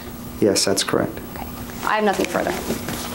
Yes, Mr. Lopez, you did, however, verify with an employee of that Big Five that in his opinion the cabinet's the same and looks the same. Objection calls for hearsay. Objection sustained. Mrs. Basanich asked you if you had tried to determine if it was the same display and if it looked the same, correct? That's correct. And you did make those inquiries, did you not? Yes, I did. And there is a former employee who you have arranged to have come testify here as a witness, correct? That's correct. Thank you. Anything else? No, Your Honor. Okay, thank you, sir. You must step down. Thank you, Your Honor. All right, let me see counsel at the sidebar regarding the scheduling, please. Leslie Elmore. Last name. Leslie Simone Elmore. E-L-M-O-R-E. Elmore. It probably works best if someone turns this way. This way? Yeah. Just face the lawyer. Okay. Right. And that way your mouth is facing. Yeah, please spell your middle name for us. Simone, S-I-M-O-N-N-E. Ms. Elmore, what's your occupation? I'm a paramedic, And where do you work? Buncombe County EMS. And what state is that? Excuse me, what county? Buncombe County, And where is Buncombe County? North Carolina. How do you spell that? Buncombe, B-U-N-C-O-M-B-E. Okay. And where were you raised? Princeton, New Jersey. When you were growing up in Princeton, did You attend the Princeton Day School. Yes, I did. And was that for your entire education or just for part? From first grade through senior year in high school. And did your family have a membership in a country club called Bedensbrook? Yes, they did. And did you, along with your siblings, attend Bedensbrook? Yes, I did. Now, what is your mother's name? Charlene Elmore. And did she have a position at Princeton Day School? She was a school nurse. Did you know, on some level, Erik Menendez when you were growing up in Princeton? Yes, I knew his brother was in my class in high school. His brother Lyle was in your class? Yes. Erik was never in your classes? No. How old are you, Miss Elmore? 24. And Erik was younger than you? Yes. Did you know when you were growing up in Princeton how much younger Erik was than you? I'd say probably 2 years. Now, turning your attention to the Bedensbrook Country Club, in the summertime, did that country club have a swim program for the children of the members? Yes, they had a swim team. And did you participate in that? Yes, I did. Were there times of the day when the children who were part of the swim team would be required to practice? Usually either in the morning or in the afternoon. Were there two separate practice sessions Yes, set up? there were. And did you practice? Yes. And to your knowledge, in, say, the period between 1980 and 1982, was Erik a member of the swimming team? Yes. And did he practice? He practiced by himself most of the time, with his mother coaching him. Did he also practice? Well, how did you practice? By yourself with your mother coaching? No, I practiced. Sustained. Did the other children practice as a group? Yes, they practiced. They were coached by the swim team coach. Was one of those coaches a young woman named Meredith Krugman? Yes. And did Erik practice with the group as well? I don't recall if he practiced with us or not. He was younger than I and would have swam with a different group. Did the groups practice at different times, the age groups? No, you could either swim in the morning or afternoon, but they didn't separate the age groups. Okay. Now, you say did you observe Erik in practices with his mother? Yes, I did. And was she teaching him how to swim? Was she in the pool with him or what? No, she was along the side of the pool, running up and down the side of the pool, asking him or telling him to hurry up, you have to swim faster. Often she had a stopwatch when she was doing so. Were there other parents doing the same thing at the same time? No. Did you, in fact, ever see another parent doing that? No. And was this on one occasion that you saw Mrs. Menendez running by the up and down the side of the pool with the stopwatch, or was it more than once? No, I saw her on several occasions doing it. And I take it you and other members, other children who were members of the club were around when she would be doing that with Erik? Mm-hmm. Usually, after our practice ended, Erik would still be in the water swimming, and Mrs. Menendez was there on the side of the pool. Did you see Erik on a daily basis at the swimming pool at Beedensbrook during the summers? I'd say I probably saw him several times a week. And did you, apart from seeing his mother doing this, I guess was she timing him? With the stopwatch, yes. Apart from seeing her in that activity, was she just ever at the pool with him, like in a recreational way, just? Not that I recall.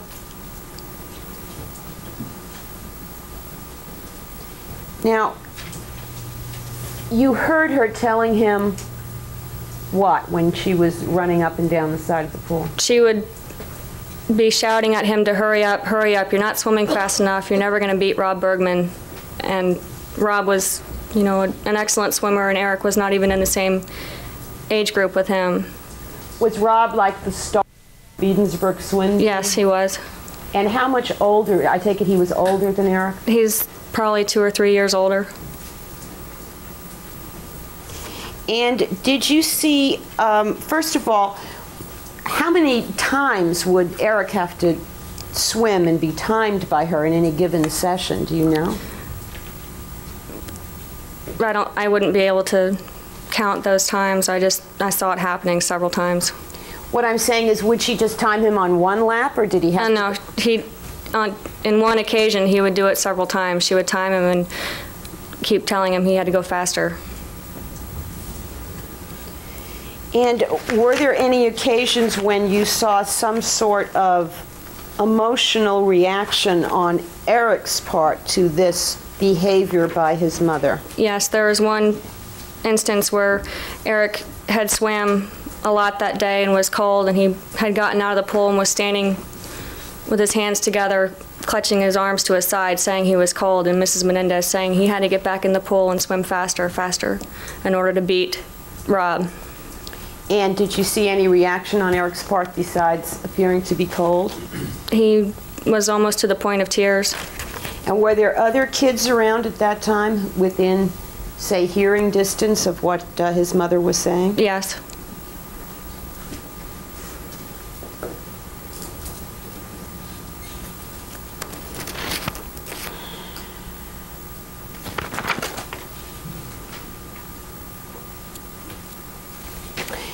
Did Mrs. Menendez have any equipment that she would bring to these solo practices that she conducted with Erik?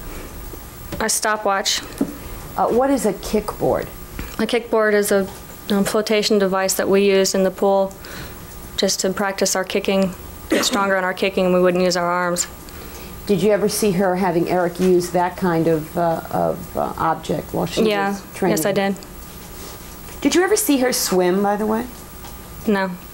Did you ever see her even in a swimsuit when she would be conducting these sessions? No. Roll the answer, will stand. I did not. She often wore... Okay, you've answered the question. Okay, can you describe what she was wearing? Sustain. Did she have clothes that looked like trainer's clothes? Like the kinds of things coaches would wear? Sustain.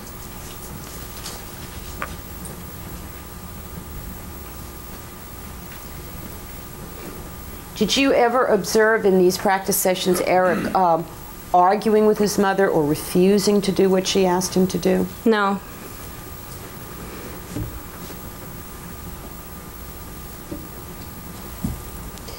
Did you see him appear to be cold or say that he was cold on other occasions than the one you've described? I remember that incident well because it was emotional for him and it embarrassed me and some of the other kids who were at the pool. So it was, from what you could see, it was noticed by the other kids? Yes. Did Erik have any friends that you saw him with at that pool? No, not really. And were there times that you'd be there all day and he'd be there all day and he'd be by himself? There were times that I was there all day and Erik may or may not have been. He wasn't, unless his mother was there, I usually didn't notice him. Okay. He was sort of invisible? Mm-hmm. Did you have a group of friends that were at the club that you associated with on the days that you would be there? Yes. Objection of relevance, Your Honor, motion strike. Overruled, the answer is strike. Were there various sort of cliques of kids of different age Yes. groups? Mhm. There were a lot of children at the pool over the course of the summer, Yes. weren't there?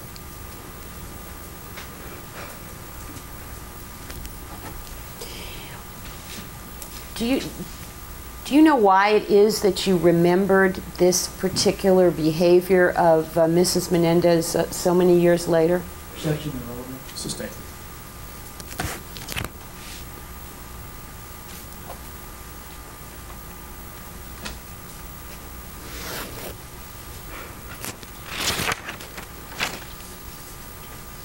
Were there always coaches available at the Beedensbrook?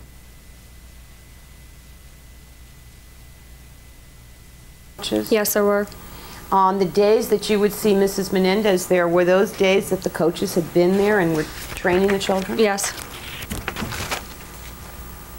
Did you ever see Lyle Menendez at Beedensbrook? Yes, I did, but he mostly played tennis, and he would have to wait before he'd come down to the pool after he played. And would you see Lyle playing tennis? Could you see the tennis courts from the pool? Yes. But did you ever see Erik and Lyle together over the course of an entire day at Beedensbrook? During the entire day, no. They were together, you know, throughout the day periodically, but not usually together the whole day. Would Lyle come down from the tennis courts to the pool from time to time? Yes. Now, based on what you observed, did you think that Mrs. Menendez just wanted what was best for her son, Erik? Objection calls for speculation. Sustained. Did she appear to be a concerned parent to you? Objection calls for speculation. Sustained. Could you characterize the way she spoke to Erik when she was there with him during these swim practices? She was loud and often raised her voice at him, shouting at him. Did you ever hear her praise his performance or praise anything he was doing? No, not that I remember.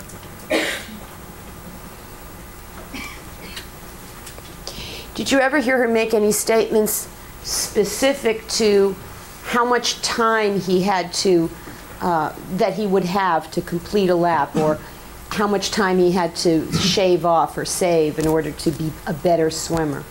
Tenths of seconds. It wasn't much time. What did you hear her say in that regard? That he had to hurry up, he had to go faster in order to beat Rob. And did she say anything about you've got to shave off X amount of time or anything like that? Not that I remember specifically what the times were, but she did say that he had to hurry up. From your observations of Erik at the pool, and I take it you also made observations of him at meets and for the swim team. Let me ask you this, did you enjoy swimming? Yes. Overruled. What would you say about Erik? Did he appear to enjoy swimming? Speculation. Overall, you can answer the question. He did during the meets. I mean, I think all kids enjoyed being at the meets because it was a competition and something for them to do. What about at other times? When he was practicing, I don't think he enjoyed that. When he was practicing with his mother, or when he was practicing with the team, or both? With his mother, particularly.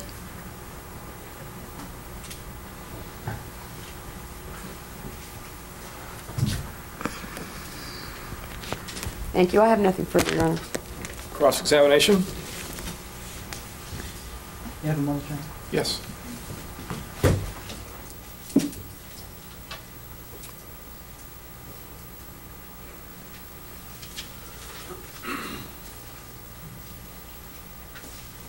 I have no questions, Your Honor. All right, thank you. You may step down. You're excused. You're next. Would you tell us your full name and spell your last name? Barbara Howarth, Howarth.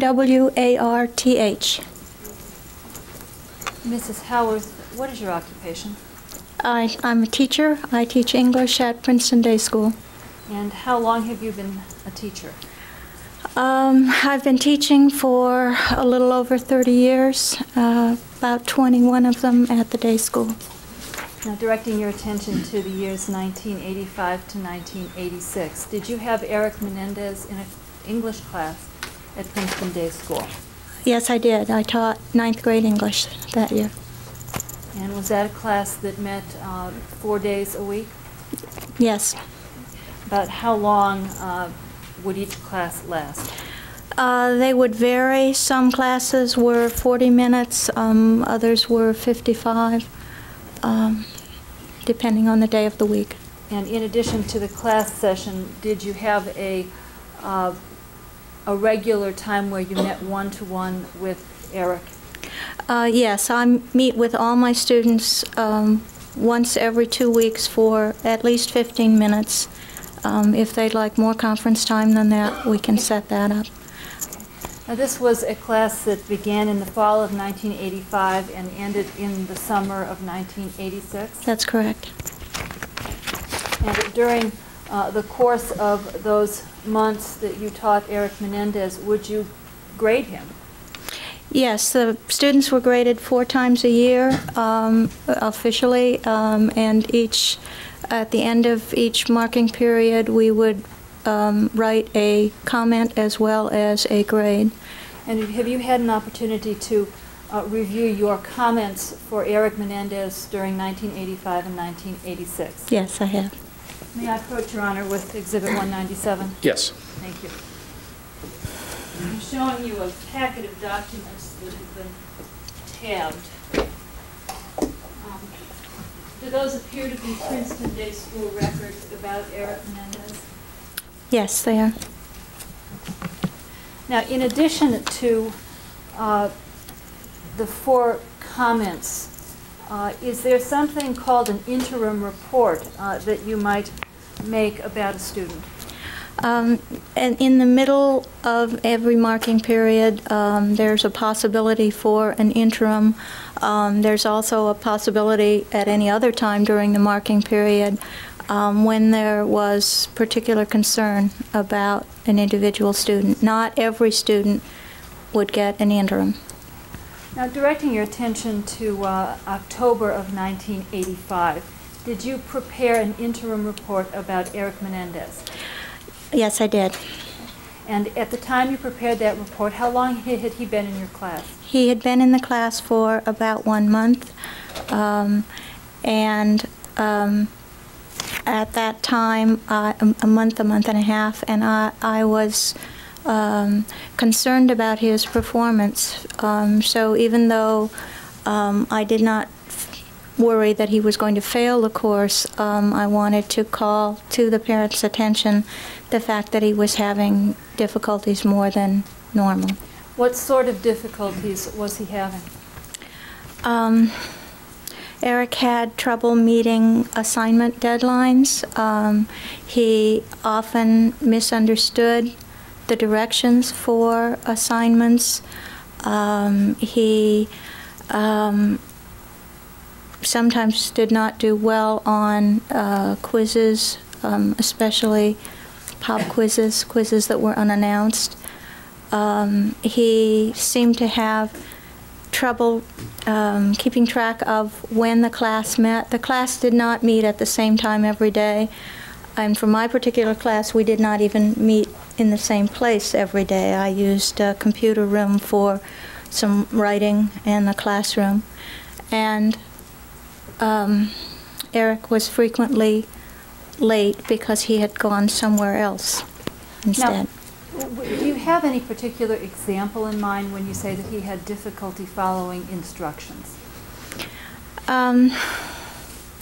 Yes, he would have, it would run the whole gamut of types of things that he had trouble with. Some were as mundane as proper heading on a paper, or even remembering to put his name on a paper.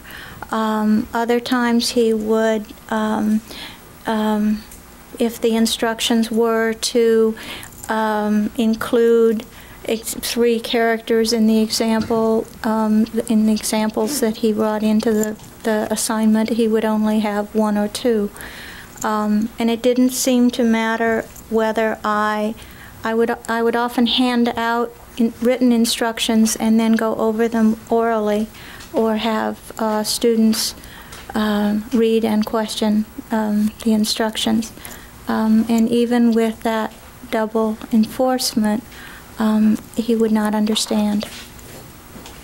Was Erik a particularly anxious student that you, is that something that you noticed during the first month that you taught him? I mentioned that in the first interim and in several others, and in several other comments. He was anxious about, clearly anxious about grades. He would, I would refer to it as his having something that was getting in his way, and I didn't know what. Mrs. Howarth, was there ever any contact made by either of Erik's parents regarding the interim report that you made that was in October of 1985? No, there was not. They did not respond directly to any of the comments that I made throughout the year. Okay. You mean they didn't call you or try and talk to you about what you had written about their son? That's correct. They didn't ask for a conference. Parents often call on the phone when something goes home. They did not call. I never met Mr. Menendez. Let me ask you, did you see Mrs. Menendez at the school? Yes, she was frequently at school, especially toward the end of the day, and she would be sort of waiting around, I assumed, to take the boys. They had a very busy schedule, and she would often be either just outside the classroom, or she would come into the classroom to look at the bulletin boards at the end of the day. Was that when the children were there, when they had left? It was often just as class was being dismissed, and usually students hang around, sometimes to talk about important things, sometimes just to hang around. And did Mrs. Menendez, when she was there after school, ever say to you, well, you know, what about the interim report? No, she did not. She would, however, tell me about Erik, tell me that he was studying much harder, that she thought that he was getting better at problems that he had in English, that he was enjoying English so much this year. I sometimes felt that she was directing what my next comment should say, but she did not ask me about specifics in previous comments. You said that she was directing, you felt that she was directing what your next comments should say, meaning what? Meaning that in her view he was getting better and spending more time at English, which was going to improve his performance. Okay, and did you, as his teacher, observe any such behavior on Erik's part? Not anything consistent. Erik was very good at some areas of English. I don't think he realized that he was good at those. He tended to see his weaknesses rather than his strengths. And many times it was, his strengths were in non-graded areas, discussion, for example. So he would not get the feedback, the immediate feedback that he would get on written work, on tests, on quizzes. Now, one of the things that you mentioned in your comments, I believe it was the one in June of 1986, was that Erik, there seemed to be a panic or a block operating with Erik. Objection, leading. Rephrase the question, please. Did you ever see a panic or a block operating on Erik that interfered with his learning? My comments indicate that I did. I was concerned because something was getting in his way. He seemed, especially toward the end of the marking periods when grades were about to be officially declared, he seemed very anxious. In our conferences when he was trying to come up with paper topics, I had thought that perhaps things were just too structured, and that if I gave him more leeway to come up with things on his own, that he would be more relaxed. But that would, when I would try open-ended assignments with the class, Erik, in his conference time, would need a lot of help and reinforcement to get what it was he wanted to write about clarified. He saw everything as potential. He seemed to see everything as potential danger. He did not distinguish between a quiz or a test or a major paper. Everything was the same level of importance. He didn't have a very good sort of sense of where he was or the connectedness as far as procedure. Did Erik have any basic skill problems that you noticed? Yes, he in writing, he is a terrible speller, worse than I am. He had a great deal of trouble with end punctuation, which is not usual for a ninth grader. He just didn't know. He would write numerous sentence fragments, run-on sentences using a comma instead of a period, which is a little bit more common. Other punctuation was just, he couldn't get a hold of it. He had some problems in sequencing. There seemed to be problems in his processing material that was raised in class discussion, although he himself was good at class discussion. But drawing together the information from his classmates in an organized way, or things that I would say, something broke down. Did you notice that Erik had any problems concentrating? Yes, there would be.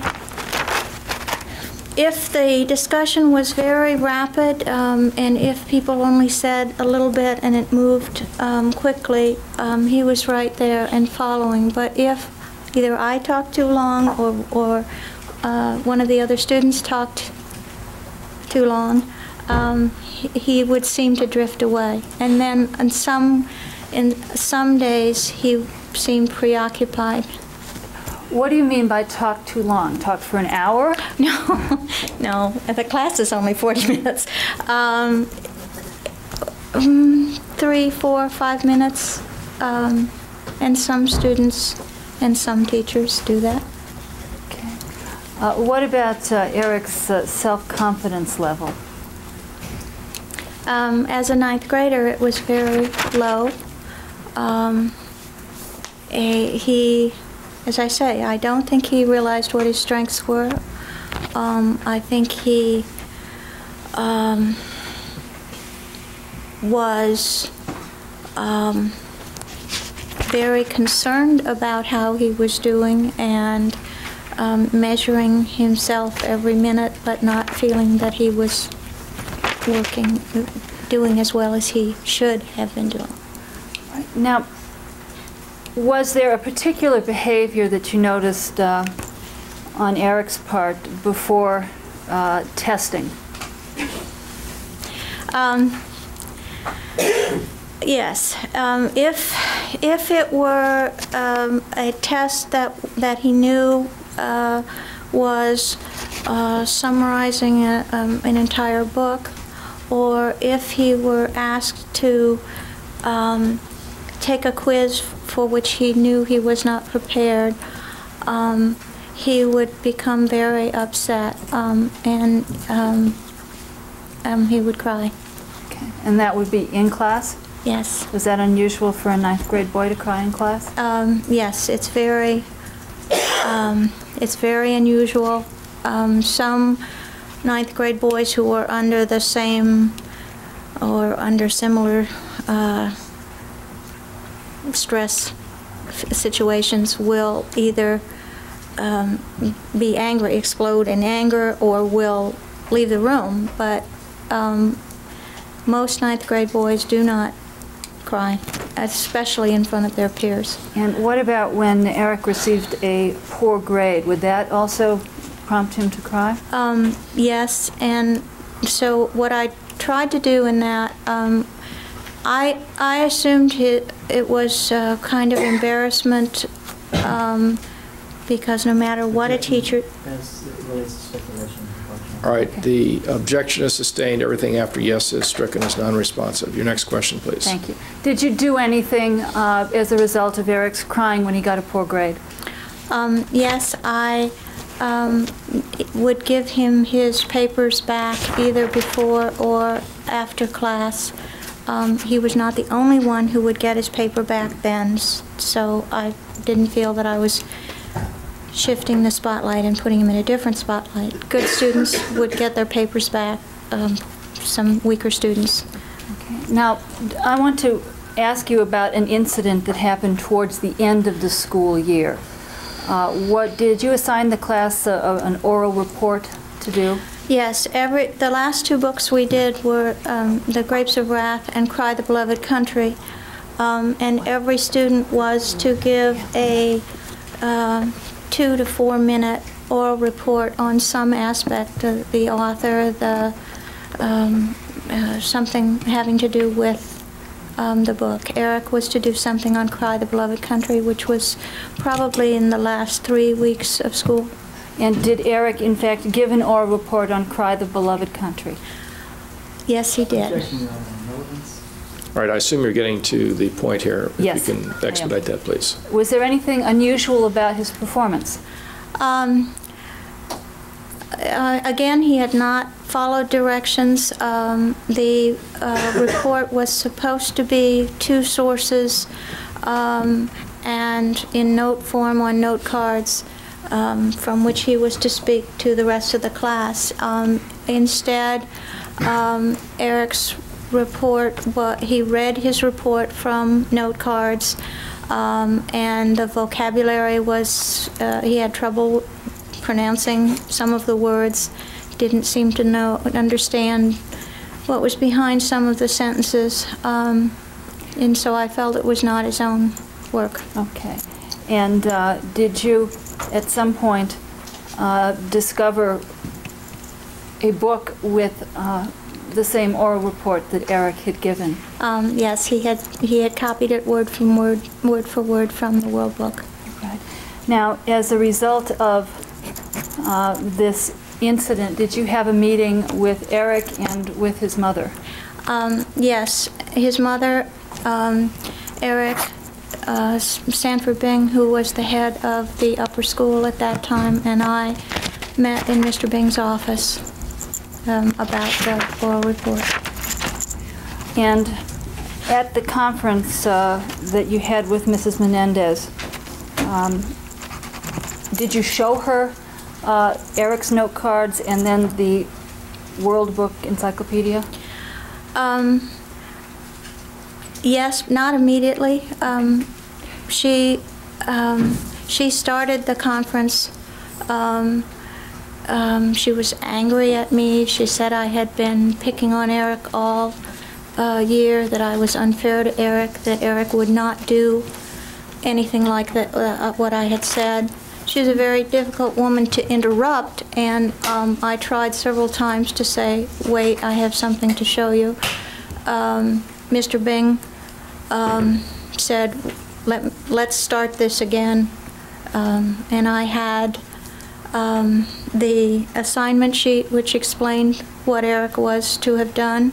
I had the World Book, I had his note cards. And did you show her these things? Yes, I did. Okay. And did her attitude towards this change after you showed her these things?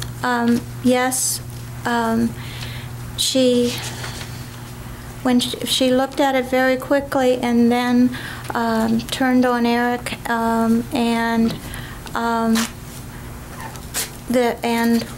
was upset with him, which was not unusual if a parent is embarrassed about. Okay, well, you're going beyond the question. Okay. So don't tell us what other people do. Let me ask you another question.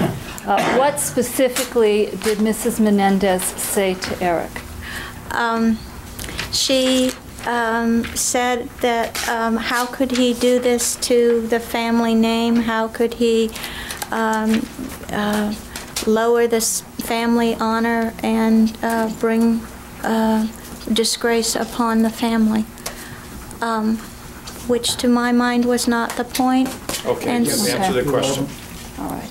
But she spoke about the family name and family honor. That's correct. And may I just have a moment, Your Honor?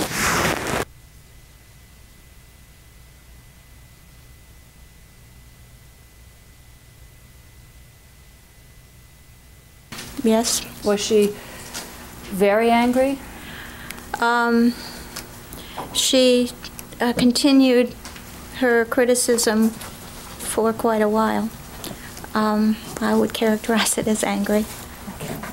And how did you react when Mrs. Menendez became angry and started speaking to Erik about the family honor? Objection, Your Honor. Sustained. What did you do when Mrs. Menendez began saying these things to Erik? Objection, Your Honor. Asking what did she say in this group meeting? You can answer that question. Okay.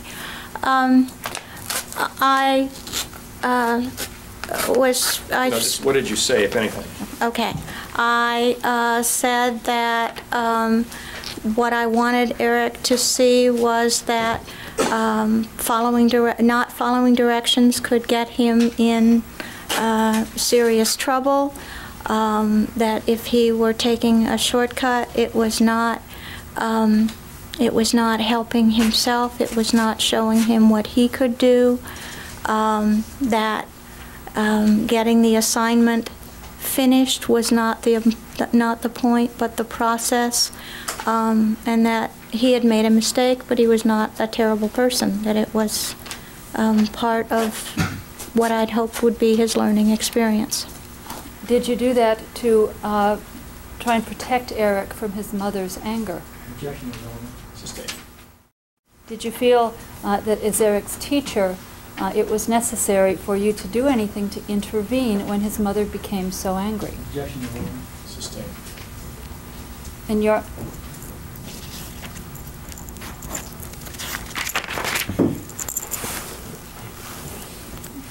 Was there any reaction on the part of Mrs. Menendez to your kind of explaining to Erik that a mistake, that shortcuts weren't good? When I had finished, she returned to her idea of she couldn't believe that, she couldn't see how he could do such a thing. Mrs. Howarth was copying word for word from a World Book encyclopedia, a particularly clever way of not doing your own work. It was not deviant. It was not devious. That was one of the reasons that I felt that we should handle this situation with the head of upper school. He didn't change the word order. He didn't substitute vocabulary for words that he didn't know. He didn't omit. And it was the World Book. It was just word for word from the World Book. So it was not streetwise if he were trying to... Let me just ask you questions about one additional area. You're aware that Erik had an older brother named Lyle. Yes, I am. And Lyle also went to PDS? That's right. He was 2 years older than Erik? He was a senior when Erik was a freshman. Mrs. Howarth, how did you first become aware that Erik had an older brother named Lyle? Everyone at school knew Lyle. Lyle was very good at tennis and brought a great deal of positive publicity to the school. And I taught Lyle at the end of his senior year, but before that I had read quite a lot about Lyle in Erik's journal. Okay, what's the journal? In the ninth grade, students are asked to keep a journal, not write in it every day, but once a week, once every 2 weeks. There would be an open-ended assignment of write about a member of your family, write about something you did last weekend. The idea for the journal was to have students writing about things they knew well about and to develop a fluency. From that journal, some later writing assignments would grow. And would you read your students' journals as part of your class? I would collect them every 4 weeks or so, or we would go over them in conference. I did not grade the journals. I would either write a letter back to the student about things in the journal, or I would talk to the students in conference about their journal. What did Erik write about in his journal? I would say 70% of his journal was about Lyle. Then there was entries about sports, a few other entries. What would he write about, Lyle? Relevance. Did Erik, based on your reading of his journal and seeing him in class, seem to look up to his older brother? Very much so. I often thought it wasn't just that he wanted to be like Lyle. Speculation. Okay. All right, you've answered the question. Everything after yes is stricken as non-responsive.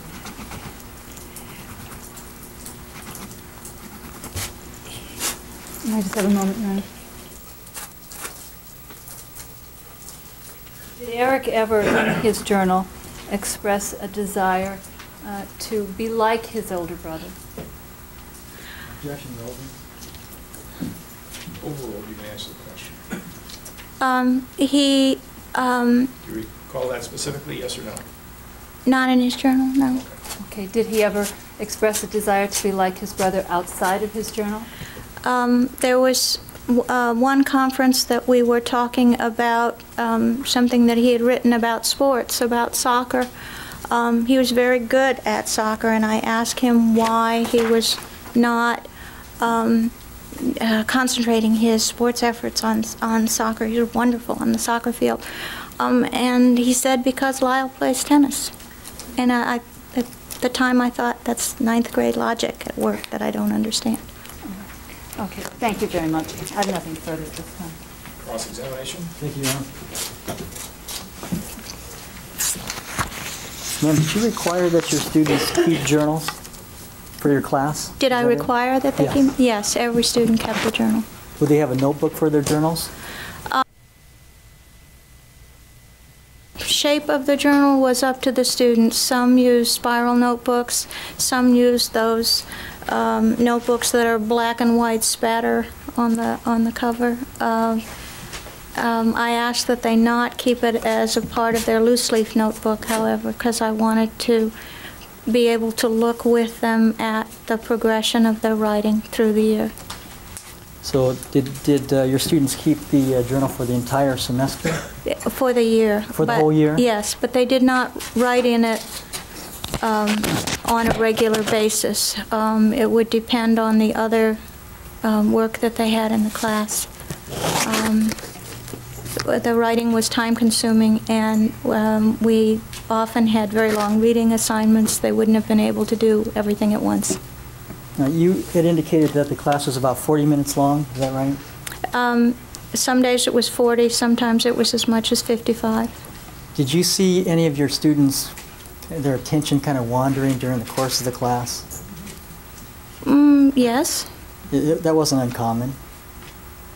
It's less common than you might expect because in your class?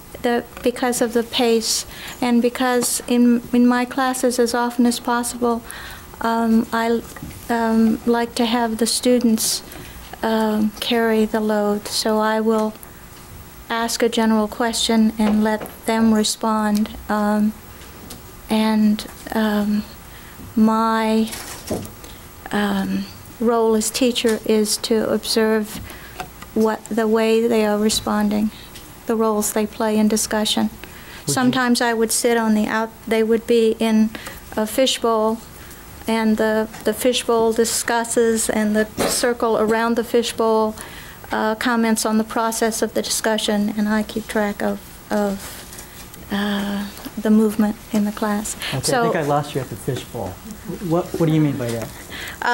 Students sit in the center and discuss an idea, half the students.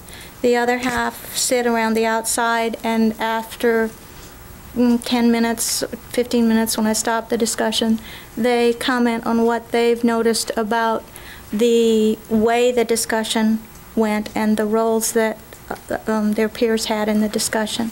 I would sit outside the circle and take notes on whether a student initiates, summarizes, helps another student into the discussion, all the different roles that they Is can that the have. format that you had for your class throughout the year? No, but twice a week probably, something like that.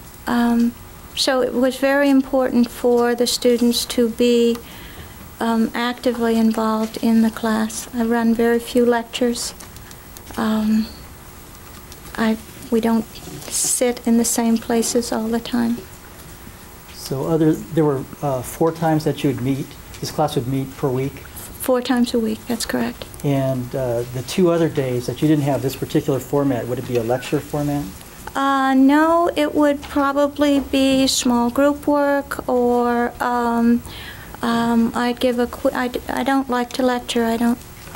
It doesn't work for most high school students, in my mind. So I don't lecture. Would you see some of your students get bored on occasion with what was going on in class? Yes, I would see a student or 2. Some sounds like too many. Okay. Now, would you say that it was fairly common in your experience in over 20 years of teaching that 9th graders are generally self-doubters at that period of their education?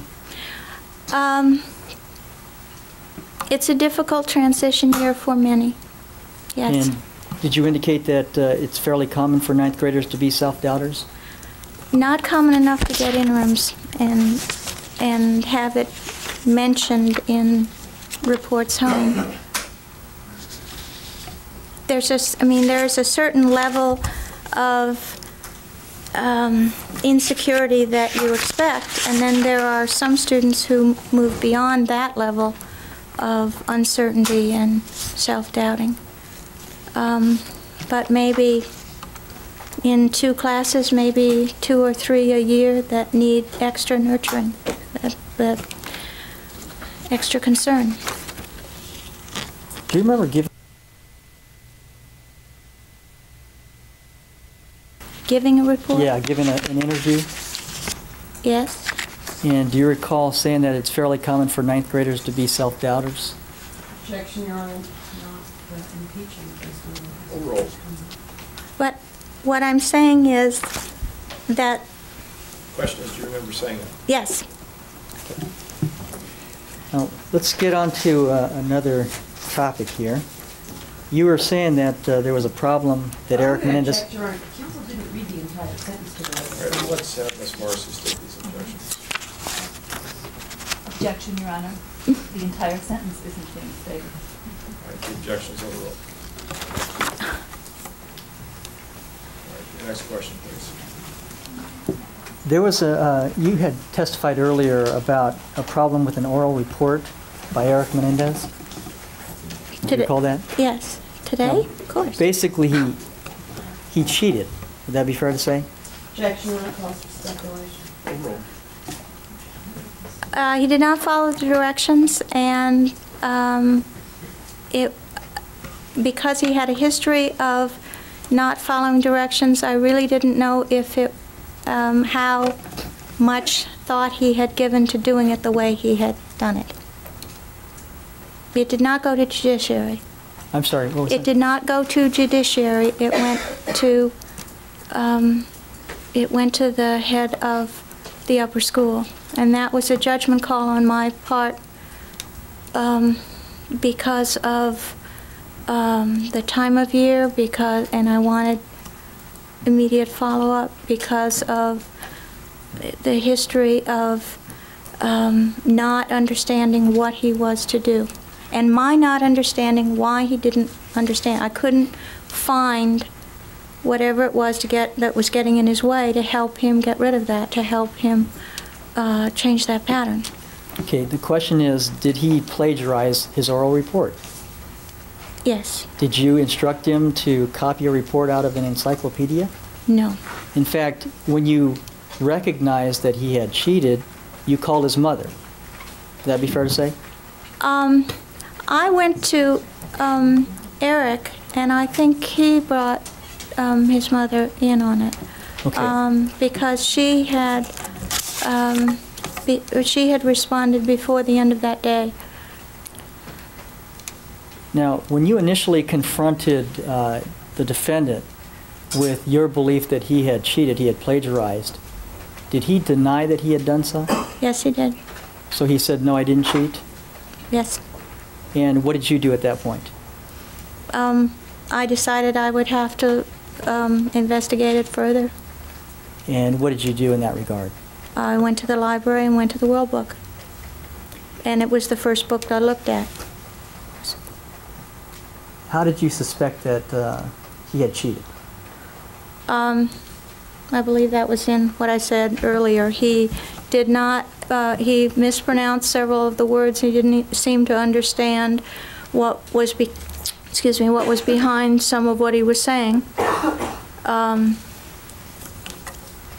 And it was also, he was clearly reading from cards rather than referring to cards.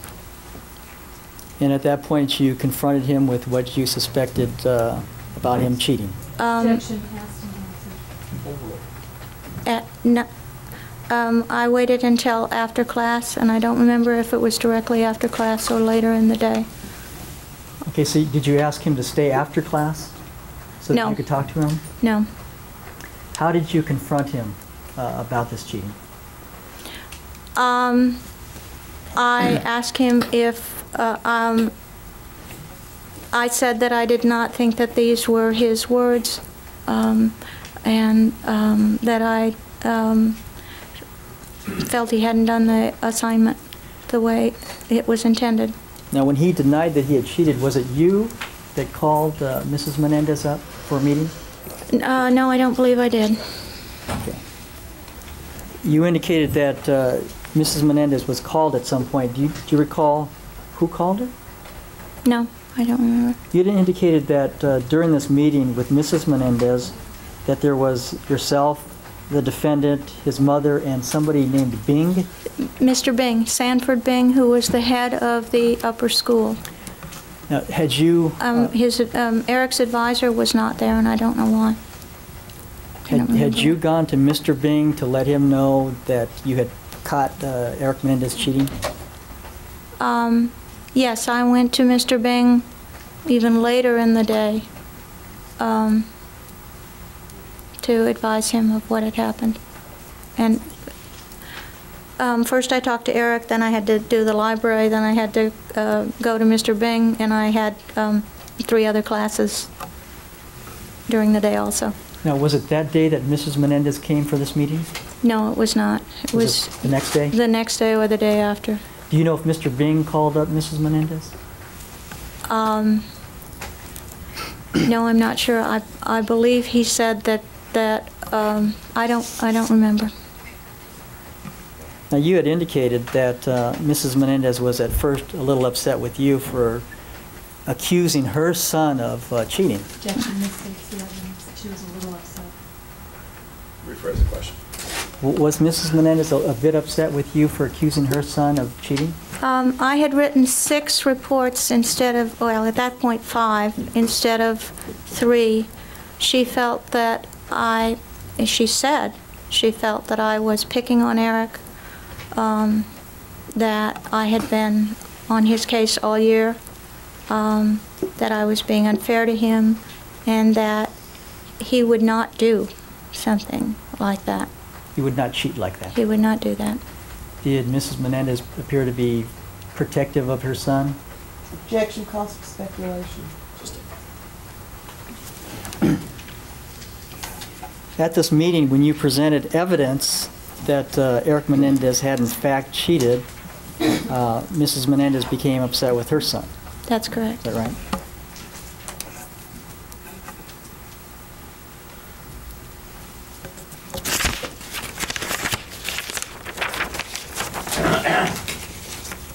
Now, the punishment for this was what?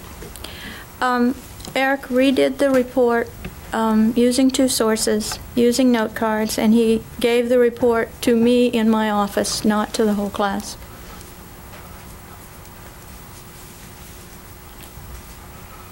Had you had any other student in your class cheat such as that? Objection, Your Honor, relevant.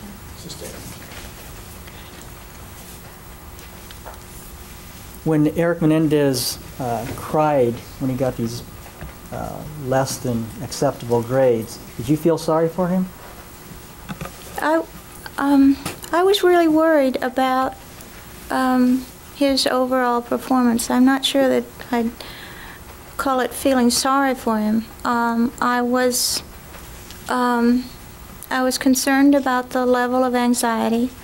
I was concerned that this seemed to be a pattern, and I was frustrated in that I couldn't help him find a strategy to be more successful, or several strategies. Did his crying make you do things that you wouldn't do for other students? Would you say that again? Yes. Did the defendant's crying when he got bad grades, would that make you do something that you wouldn't do for other students? For example, you indicated that you allowed the defendant to redo his paper and give the oral report simply in front of you rather than in front of the whole class. I take it that was an exception. It was my effort to have him go through the process of the assignment. The day school allows teachers that kind of latitude, so that all of us teachers, I think, really do try to structure the class situation, the requirements of a course, so that they meet the individual needs of all our students. I have usually about 15 students in a classroom, which gives me time and space to be able to do that, but it often means at least 12 variations on a theme, often for assignments and ways of responding to their responses. So I tried to find ways of putting less pressure while still demanding that he complete the things that were necessary for his development as a student. Okay, thank you, ma'am. Any redirect? Just a couple questions, Your Honor. Mrs. Howarth, Mr. Kuriyama read to you from a copy of a report about an interview. Have you had a chance to look at that report? Yes, I did look at that. Okay, and did you, in the interview, say that it's fairly common for ninth graders to be self-doubters. Yes. Okay. And did you also say, as part of that same sentence, but Erik was an extreme case? Yes. Okay. And was Erik an extreme case of self-doubt? Yes, of self-doubt and of anxiety. Mr. Kuriyama asked you whether or not it was other students appeared to have their attention wander during your class. How would you characterize the degree of wandering that Erik did as opposed to your other students?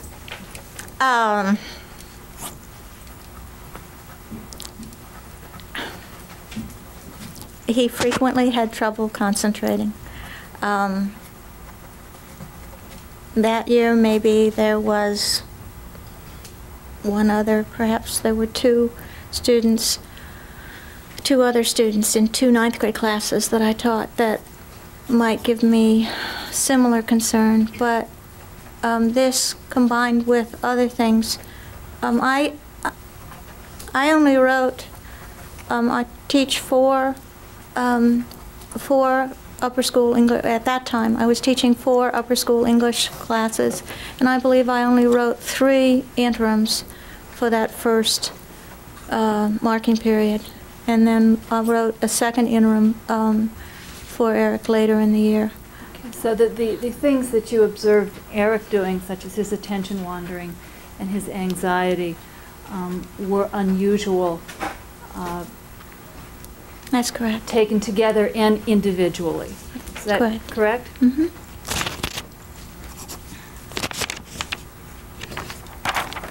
Now, let me ask you about the incident where Erik copied the World Book. And you had a meeting with his mother.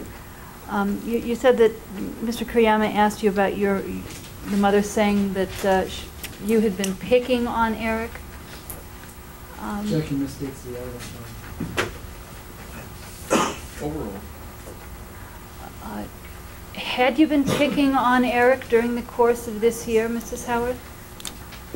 I wouldn't characterize it in that way. I tried to give Erik as much attention as I could to address the problems that he was having. I did write more reports on Erik than I did on other students to try to keep the parents informed.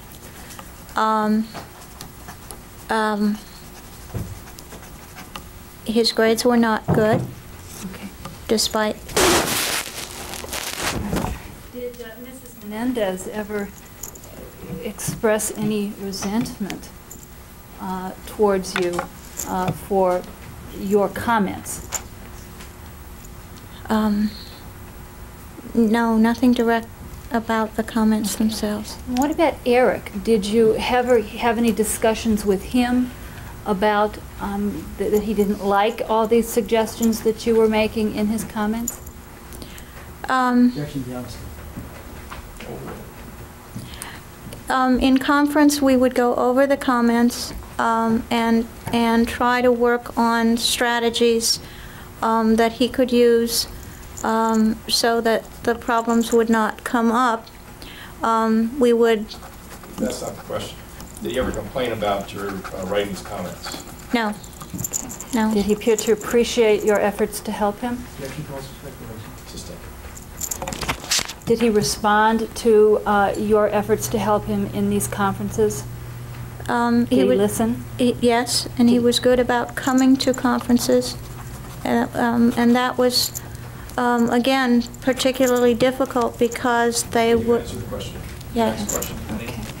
Was there ever any pattern to Erik's performance problems that you were able to discern? No. Objection, vague, and beyond scope. Sustained. Do you, as a teacher, do you, in students, observe certain recognizable patterns? That is, somebody who has trouble reading will display certain problems. Is it somewhat predictable? Calls for an unpopular opinion. All right, it's beyond the scope of the current examination. Anything else? Perhaps.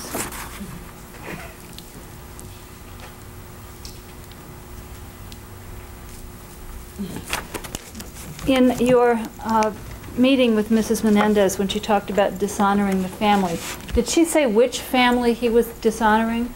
Is that the Menendez family? She would, her words were the family name, the family honor. I had not heard that before. Okay. All right, thank you. I have nothing further.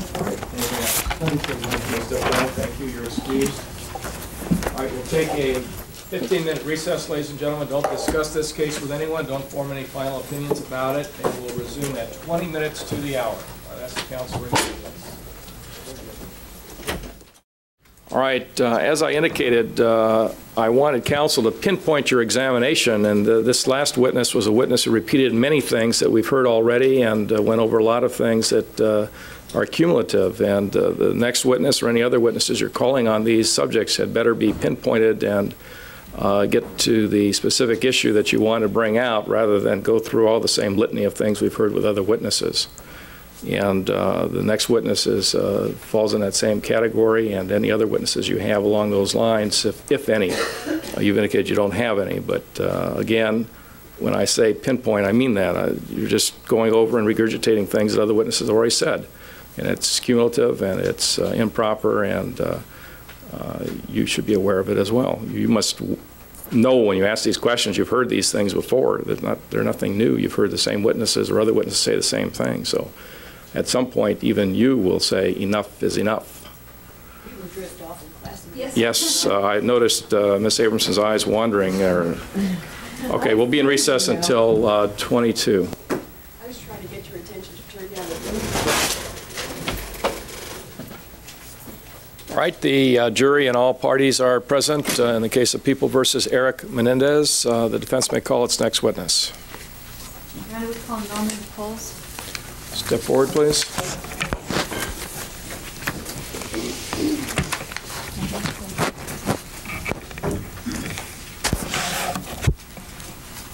Would you raise your right hand, please, to be sworn?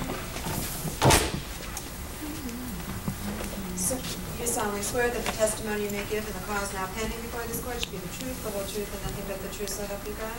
I do. Please see Would you tell us your full name, spell your last? The name is Norman. The last name is Puls. P-U-L-S. All right, just lean back and the mic will pick up your voice. Thank you. Mr. Puls, do you work as a tutor? I do. And how long have you worked as a tutor? About 13, 14 years now. And is there any particular area that you teach students? Yes, I tutor in all forms of mathematics and physics and chemistry. Okay, and do you have any training, either education or on the job, that has prepared you to tutor students in these areas? Yes, I have a bachelor's degree in engineering, a master's degree in engineering, and I have conducted and organized many industrial training programs. And have you also worked as a consulting engineer for a period of time? Yes, I have. For how long? Since 1981. Now, did you tutor Erik Menendez? Yes, I did. And when did you begin tutoring him? The fall term of 1987. And how long did you tutor him? Through his high school, into high school, which would have been about 2 years. Okay, so you last worked with him in approximately June of 1989? Yes, in the spring of 1989, that's Okay, right. and the last spring that you worked with him would have been Erik's senior year in high school? That's correct. Now, where was Erik living at the time you first began tutoring him? Do you know? No, not really. Okay. How often did you tutor Erik? Twice a week at least. Okay, Sometimes none if he was traveling. All right. Normally it was twice a week. Normally it was twice a week, yes. And you indicated that there were periods when you didn't tutor him at all during the week because he was traveling? That's right. Was he traveling for any particular purpose that you were aware of? Yes, I was told it's for tennis, for tournaments or practice or whatever. And how long would each session last? Hour and a half at least. Where were these tutoring sessions held? In the Woodland Hills area. Now, let me ask you, Mr. Puls, about to describe Erik as a student. Did he seem to be interested in mathematics? I think he had a reasonable interest in mathematics, yes. And based on your contacts with him, did he appear to try hard to learn? I always thought so. Okay. Did you notice any difficulties with Erik's attention span? Yes. And what did you notice? There were times when it was non-existent. Times when he was spaced out. He would look at me and look right through me, and I would look at him and I realized there was nobody there behind the eyes. He was just not there. And other times he was in and sharp and brisk, and it would change in a matter of minutes sometimes. Was this behavior that you saw in Erik unusual in your experience? Yes. And would you do anything to try and get Erik's attention? Surely.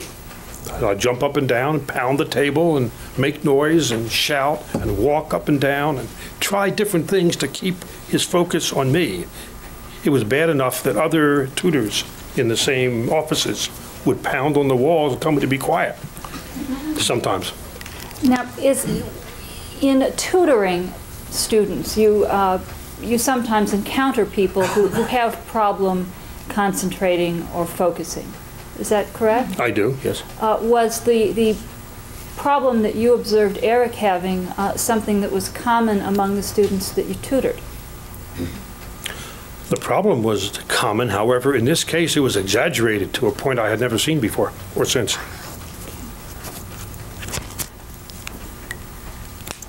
Did you ever meet Mrs. Menendez, Erik's mother? Yes, I did. About how many times? A small number of times. Okay. And did you ever have any conversation with her about how Erik was doing or his progress? I attempted to. After a session, if she would be there waiting to pick Erik up, or I would come over to her and begin to tell her how her son did. And I felt she had no interest. What makes you say that she had, or what makes you feel that she had no interest? Question calls for speculation. Sustained. Okay. Did you ever meet Mr. Menendez? Yes. And approximately how many times did you meet him? More than the mother, maybe 4, 5, 6 times. Okay. And did you have any interaction with him about how Erik was doing? Yes, yes, I did. And what type of interaction did you have with him? Again, after the session, the father would approach and ask me, how did he do? Is he learning? Is he responding? He wouldn't get into detail because I don't think the father knew calculus or whatever, so he didn't want to know the details, but he did want to know whether we there at the tutoring organization was giving his boy his money's worth, and whether the boy was accepting what we were giving.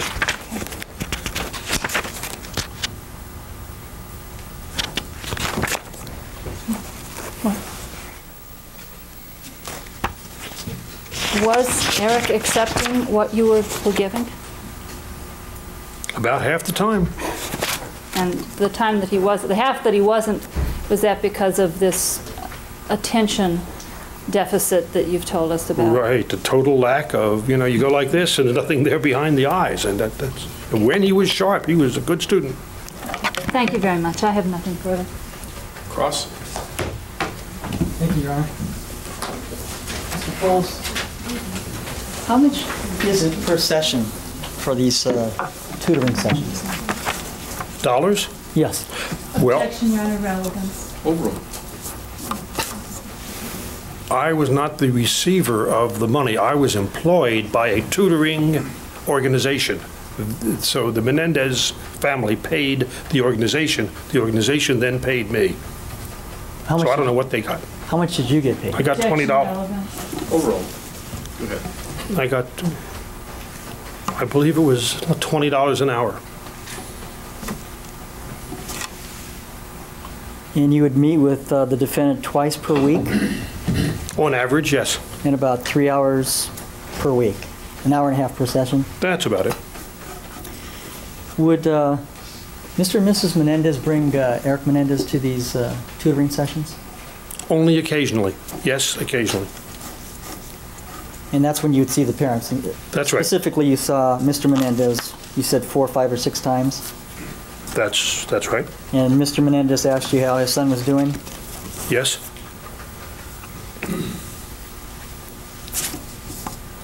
Was it your understanding that Mr. Menendez traveled a lot in his business? Objection, relevance. Sustained. The times that you did not see Mr. Menendez, was it Mrs. Menendez that would come? Objection, Your Honor. Misstates the testimony. Why don't you rephrase the question? Okay. How many times did you see Mrs. Menendez at your facility? 2, 3.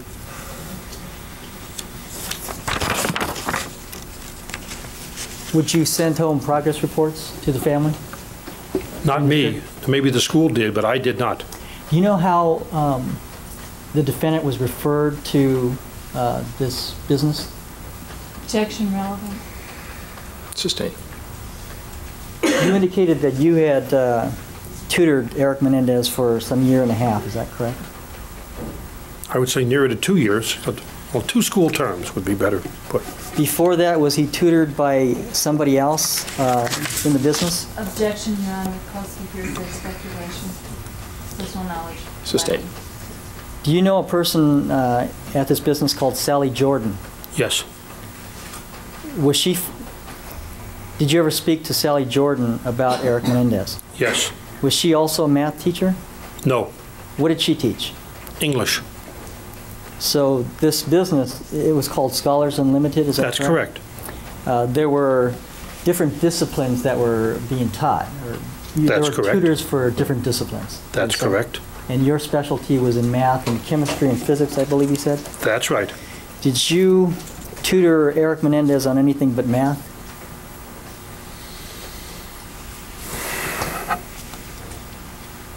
I think we got into physics one term.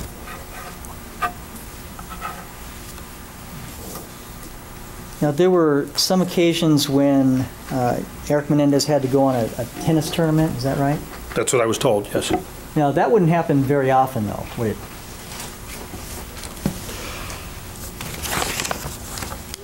How often is very often. I think it happened often. I think it was a matter of at least every 3rd week or so he would miss an appointment.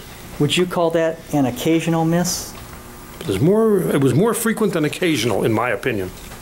Do you remember giving an interview in this case to the defense attorneys? Yes, I did. Would it refresh your present recollection to take a look at that report?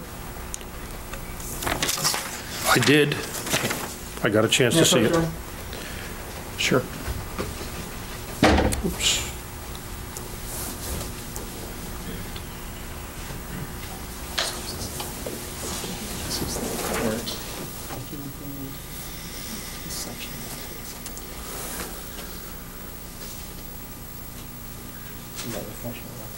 Yeah. Okay, yeah, it's a question. I can. Puls, does that refresh your present recollection? It refreshes, but I don't believe it is. I don't believe it was transcribed correctly. So you think this report is inaccurate? In that sentence, yes. Okay. Who did you speak to? Who are you talking about? Regarding this report. Objection, relevance. Overall. Miss Leslie Abramson and that lady, and her private investigator, Ederly, I can't remember the name, I'm sorry. Cindy Ederly? Cindy Ederly, that sounds correct, Okay. yes. Did the defense give you a copy of this report to refresh your recollection before you testified today? Yes. Okay, so you've seen this report before? Yes, I have. If that's the 3-page one, yes, I've seen it. This is a 3-page report. Then that's the one I've seen. Now, this report then says that you had indicated, or you reported that Erik Menendez occasionally missed his lessons because of conflicts with his tennis lessons, correct? That's what it says, yes. And what you're saying now is that the defense report is inaccurate? I think so. I think it should be more than just occasionally. should say frequently. Did you bring that to the attention of the defense attorneys in this case when you read it? Overruled. Your answer? Yes, I mentioned that I thought it was a error in copying or transcribing or understanding or whatever. I didn't think it was major, though, because the difference between occasionally and frequently is it's a matter of degree. Okay. I have nothing further, Your Honor. All right, anything else? Just one question. What about Mrs. Menendez's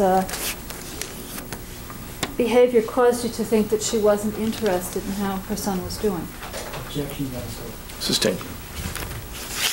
Mr. Kuriyama asked you about meeting Mrs. Menendez 2 to 3 times. Yes, he did. During the 2 to 3 times that you met with her, did you have conversations? Objection beyond scope. Overruled to that question. Did she speak to you? Hardly at all. I attempted to speak to her and explain how her son was doing, and I got no response. And she... All right, you've answered the question, sir. Thank you. I have nothing further. All right, anything else? No further questions. All right, thank you. You may step down. You're excused. Let me see counsel at the sidebar, please.